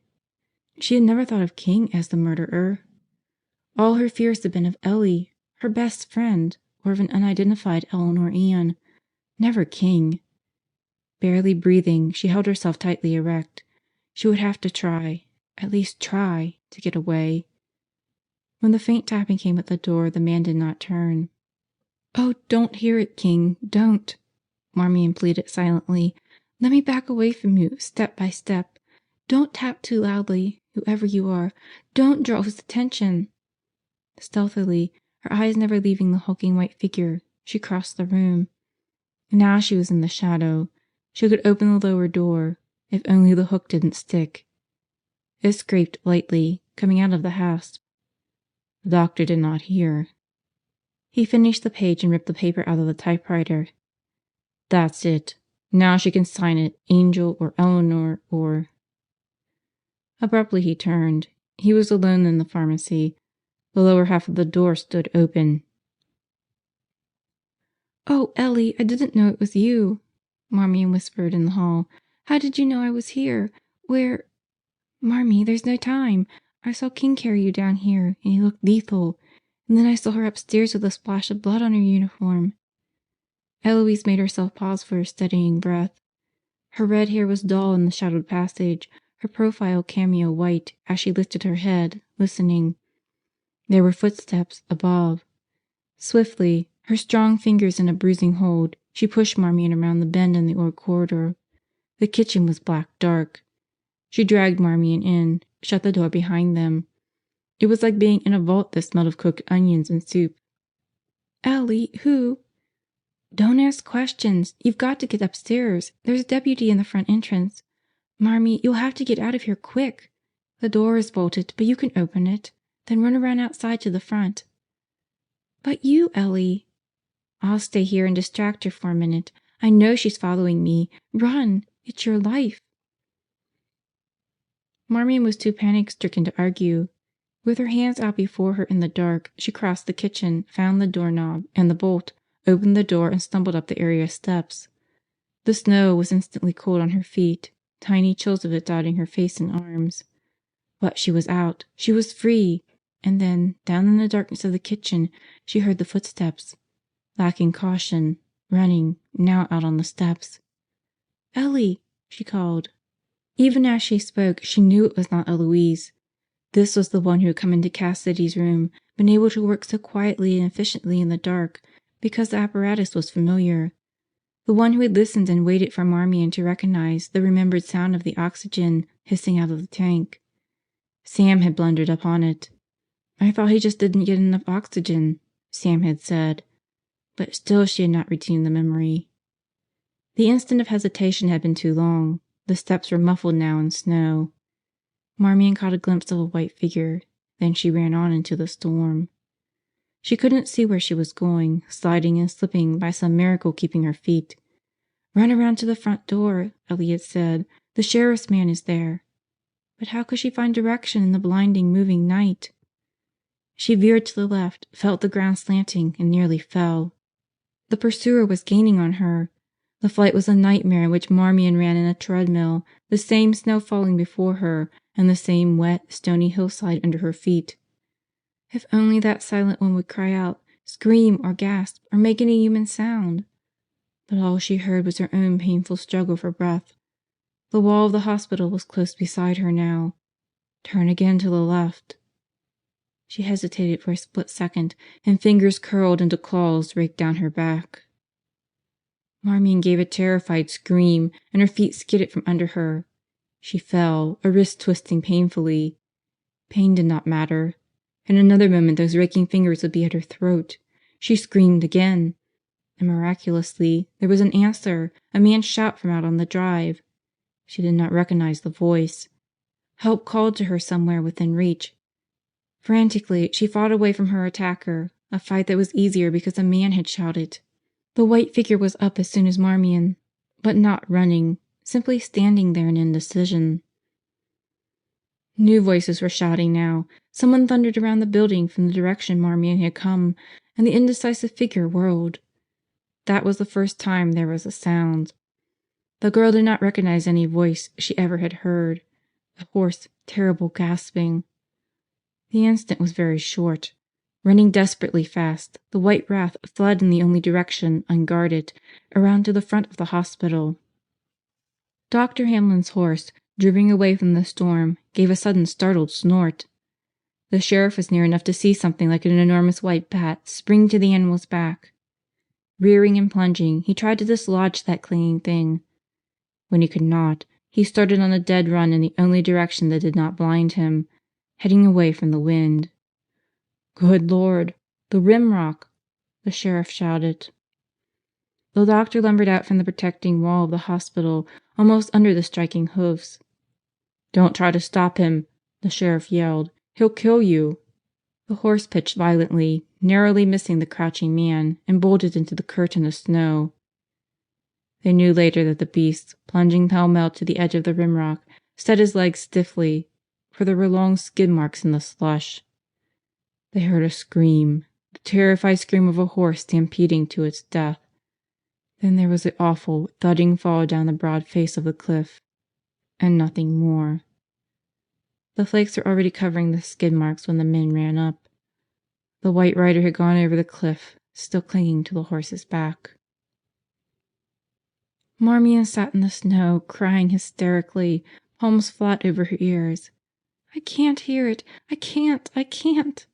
She kept sobbing long after there was only silence over by the rimrock. It had seemed to her that it was Eloise she had seen in that ghastly glimpse as she fell. Ellie, whose hair would look dark, plastered wet to her head. She didn't question his fortuitous arrival when Sam dropped down beside her, pulled off his coat and wrapped her in it, then picked her up as easily as King when he found her on the lab floor. "There now, baby, you're all right. It's all over." "Oh, Sam," Marmion groaned. "Who was it?" "That doesn't matter, does it?" said Sam. Over on the crown of the rimrock, the sheriff and the doctor stood looking down into moving white. "We can't go this way," the sheriff said. "Doc, you'll have to come with me around the long road. You'd better go in and get a coat." They both knew there was no need to hurry. There was no sound from below. In King's pocket the confession was a wadded paper. She had not signed it by any of the names she could have used. Angel, or Ellen or Anne, or Lynn. She had not signed it at all. The doctor, standing close to the wall of old St. Denis, looked out into endless space. With dawn the snow had stopped, and the sun was reflected everywhere in white that appeared to throw off sparks. There was no mark on top of the rimrock where a horse had skidded to his death last night. If the doctor were to tramp through the snow to the rock and look down, he would see no mark either of the place where Angel had lain, a sleeping beauty, her lovely face unmarred. But he was not quite ready to walk out and away from the sheltering wall of the hospital. Angel was dead. It would take a little while for his resentment to die, like the sensation of the patient who had complained to him that she missed the weight of the tumor he had removed, or the old man who still felt the pain of an amputated leg. But the load of his hatred was gone. If ever he had loved Angel, it had been only for those few hours under the palm trees, not as Jock had loved her, protecting her, knowing she was following him to the mine, but willing to trust her even then. Perhaps he had told her of Father Anthony's letter. And, afterward, he had been going to take himself away with this dangerous knowledge of what Lynn had done the night of the storm. I wasn't quite such a fool, the doctor thought. I only let her make me into a psychopath. Marmion had already begun his resurrection. Last night, when she screamed, he had run out into the storm as if it were the natural thing to do. That was the sweetness of Marmion. She was so real and timid and determined. But why think of her when he would so soon be leaving St. Denis? Quietly the door opened behind him, and Sister Magdalene came out. She was in her white habit.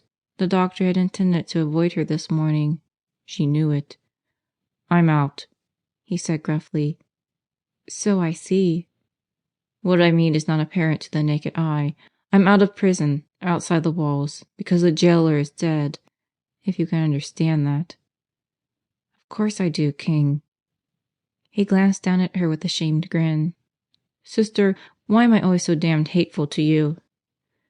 "Because you want to get even with me." The sister chuckled. "You do, you know, King. You can't bear to have anyone think well of you. Because I see the good in you, as you reminded me the other day, you're bound to be bad." He smiled unwillingly. "We won't discuss it. Whatever the reason, I've been enough to try the patience of a saint. Not that it matters too much now. I'm leaving." He paused, and because the sister did not appear to be either surprised or impressed, he continued belligerently. "I apologize for what I said to you about Cassidy's money. I've never been as sure of heaven as I was of hell, but I do have the perception to see that there's a difference in the powers of money. Cassidy made it his god. You would make it serve your god." King paused again, ruffling the snow with his white shoe. "I wish, somehow, that you were taking it." "I am, King." After a long interval, during which both she and the doctor looked at the radiant snow without seeing it, she resumed. I couldn't turn down the money now. Not when there has had to be so much clearing of the way to make it available to us, from Anthony's time down to last night. Only yesterday afternoon Mr. Wilkins spoke of it. He said he couldn't see what his role was to be in the general pattern that had involved himself and Mr. Cassidy and me, but now I know. He was the defining link between the old pattern and the new. There will be the new hospital, you see, built with Cassidy's fortune, and those of us who care will realize that the memorial is not to the great man of the hellbent, but rather to the lonely man Mr. Wilkins saw, the man who fought away from friendship because he did not know how to ask for it. No, the past is all ended, King, even for me. Sister Magdalene smiled. May I shake hands with my new chief of staff? The doctor stared at the plump hand. Finally he took it. I'll repay you with all my working days, he said hoarsely. Melodramatic, the sister thought, as she opened the door to go back into her work. But he would become a fixture in Gopher Gulch as Mr. Wilkins had been, as Sister Magdalene herself would still be, and he would be surly at times, brilliant, exacting, hard to work with, an outstanding doctor, and, in time, a more or less normal man. Climbing the stairs to the second floor, pulling herself up by the railing, she thought of Hal Wilkins, how many times his hand had slid over the smooth old wood, how faithfully he had helped to wear the hollows in the stair treads. The sheriff had told her what he knew of Lynn's past, that she was Cardinal's daughter and Jock's wife. Jock had made himself vulnerable by loving her. Cassidy had earned the wages of sin. But Hal had done nothing but remember too much. Marmion in the laboratory looked up to see Sister Magdalene standing in the doorway, and she slid hastily to her feet. Sister Judy, on her little footstool at the microscope, turned to nod. The floor was washed clean again, the sun slanted in through the snow-trimmed window. But the girl, turning around the desk chair for Sister Magdalene, reflected that no amount of cleaning and sunshine could span the unnatural gap of the past 5 days. Nothing would ever be quite the same again. Dixie is on the Anderson case now, the superior said with what might have been irrelevance, but Marmion nodded. Jimmy would be cared for, efficiently and perhaps more sympathetically, by a pair of hands other than Lynn's. But in the room would be the pillows and tumblers and medicine bottles that she had touched. The patient still would look up and feel a small flare of disappointment when it was not Jock who entered. Mr. Wilkins was not yet missed, but even by noon he would be. Cassidy, the Great, was the only one of the 4 who would leave no regret behind him. Still, Sister Judy bent over her microscope with the utmost concentration, as if she found it difficult to keep her attention on the beautifully colored slides. Marmion could find no reply other than an inane, "Yes, Sister." The needlessness of Mr. Wilkins' death, that was what made the Sister desolate, the girl thought. For the others there was a reason, however twisted. But not for him, padding up the stairs, sighing when he thought himself unobserved, shabby, wistfully anxious to share with her old friend the fate that had been his wealth. Sister Magdalene picked up the glass paperweight on the desk, turned it upside down, and set it back to watch the snow fall around a tiny pair of children. She was a strange girl, Lynn was, like Big Boss and Cassidy. They both lived to exact satisfaction for a wrong done to themselves.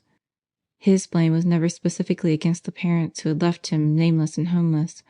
It was always turned upon his immediate world, and he had to become greater and richer and more influential to prove that what other people had, a name, was of no consequence to him. He could rise and gain by his own powers. Lynn, of course, had a precise grievance against her mother's murderer, which she extended to many men. I wondered. Suddenly, out in the hall, there was a swift patter of light feet, a child's high, delighted laughter, and Chad came running into the laboratory, his eyes wide with the excitement of the chase. For an instant he hesitated. Then, seeing Sister Magdalene, he shouted and ran to her, burying his face in her lap. His bib was smeared with breakfast cereal, one fat hand sticky with it, but the sister smiled and cuddled his head between her hands. "Now you're safe, Chatty. She can't get you." Blanche, thudding in from the passage, stopped short when she saw Sister Magdalene. "Oh my gosh, Chad, you're a bad, bad boy. But it isn't Phil's fault. Honest, Sister. She tries like mad to keep track of him. But just lately, he started running away to get us to chase him." She finally paused for breath. "And the doctor and the sheriff's on their way up here. I passed him on the landing." Sister Magdalene lifted Chad into her lap. "Give me a hand towel, will you, Marmion? And wet one corner of it, please. You can take him in a minute, Blanche." Marmion, wetting the towel at the sink, wondered how much of Blanche's panting was a nervous twitter. They were in the passage now, the doctor and the sheriff, and suddenly Marmion shared Blanche's excitement. She had not seen King since last night, when she had been so desperately afraid of him down in the pharmacy. Would he be different this morning, with the chapter of Angel definitely closed? She gave him only a glance as he loomed in the door with the sheriff, but that was enough. His hair combed, his white linen fresh. The sheriff, unshaven, slouching with fatigue, was an unflattered contrast to King, but he had the composure of one who has triumphed and can go home to relax. "The sheriff has news for you, sister," King said. "I'm sorry it has to be what it is." Apprehension stilled every voice and motion. Sister Judy stepping off her footstool, Blanche with a hand pressed to her lips, Marmion near enough to Sister Magdalene to hear the soft sigh that was almost like life leaving a person. The sheriff regarded the superior with sympathetic understanding. "I wanted to tell you about Mr. Wilkins. It didn't hurt him. I mean, he just dropped off to sleep. You'd know how it would be." Sister Magdalene went on wiping Chad's fingers. The officer glanced uneasily at King. When the doctor nodded, he cleared his throat and continued, groping for the right words. "It was an overdose of sleeping medicine. Barbiturate.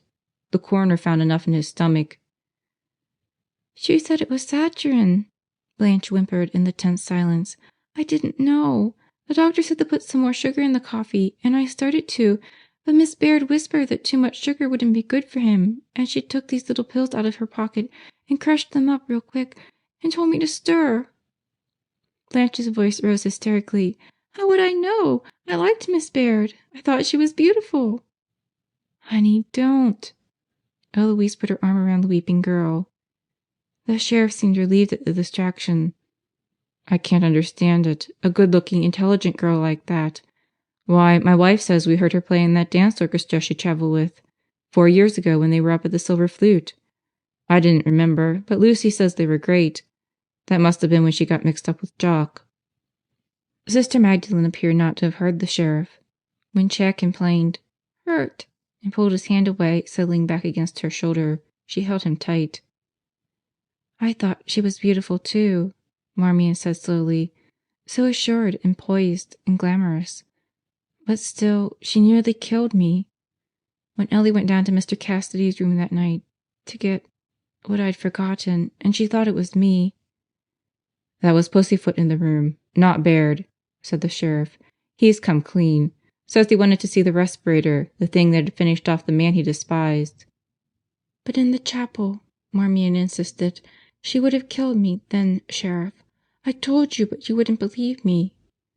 "Oh, I believed you all right, but I thought then, and I do now, that she was only trying to scare you away. She couldn't have you here, with what you knew about the oxygen tank being turned off. She was about the only one that could have done that, you see. You could practically have identified her any time you recollected that noise. So when you wouldn't scare, she had to try to shut you up, permanent." "I did remember. Last night, when the radiator began to hiss." Marmion hesitated.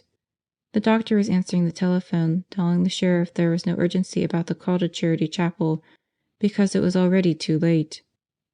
Lynn, entangled finally by her own desperation, had performed her last unnecessary misdeed. "I'm sorry," Marmion said. To her surprise, Sister Magdalene stirred and looked up at her with a faint smile. "We're all sorry, dear, but I brought to mind one of Mr. Wilkins' quotations. 'Look not mournfully into the past. It comes not back again. Wisely improve the present, it is thine.'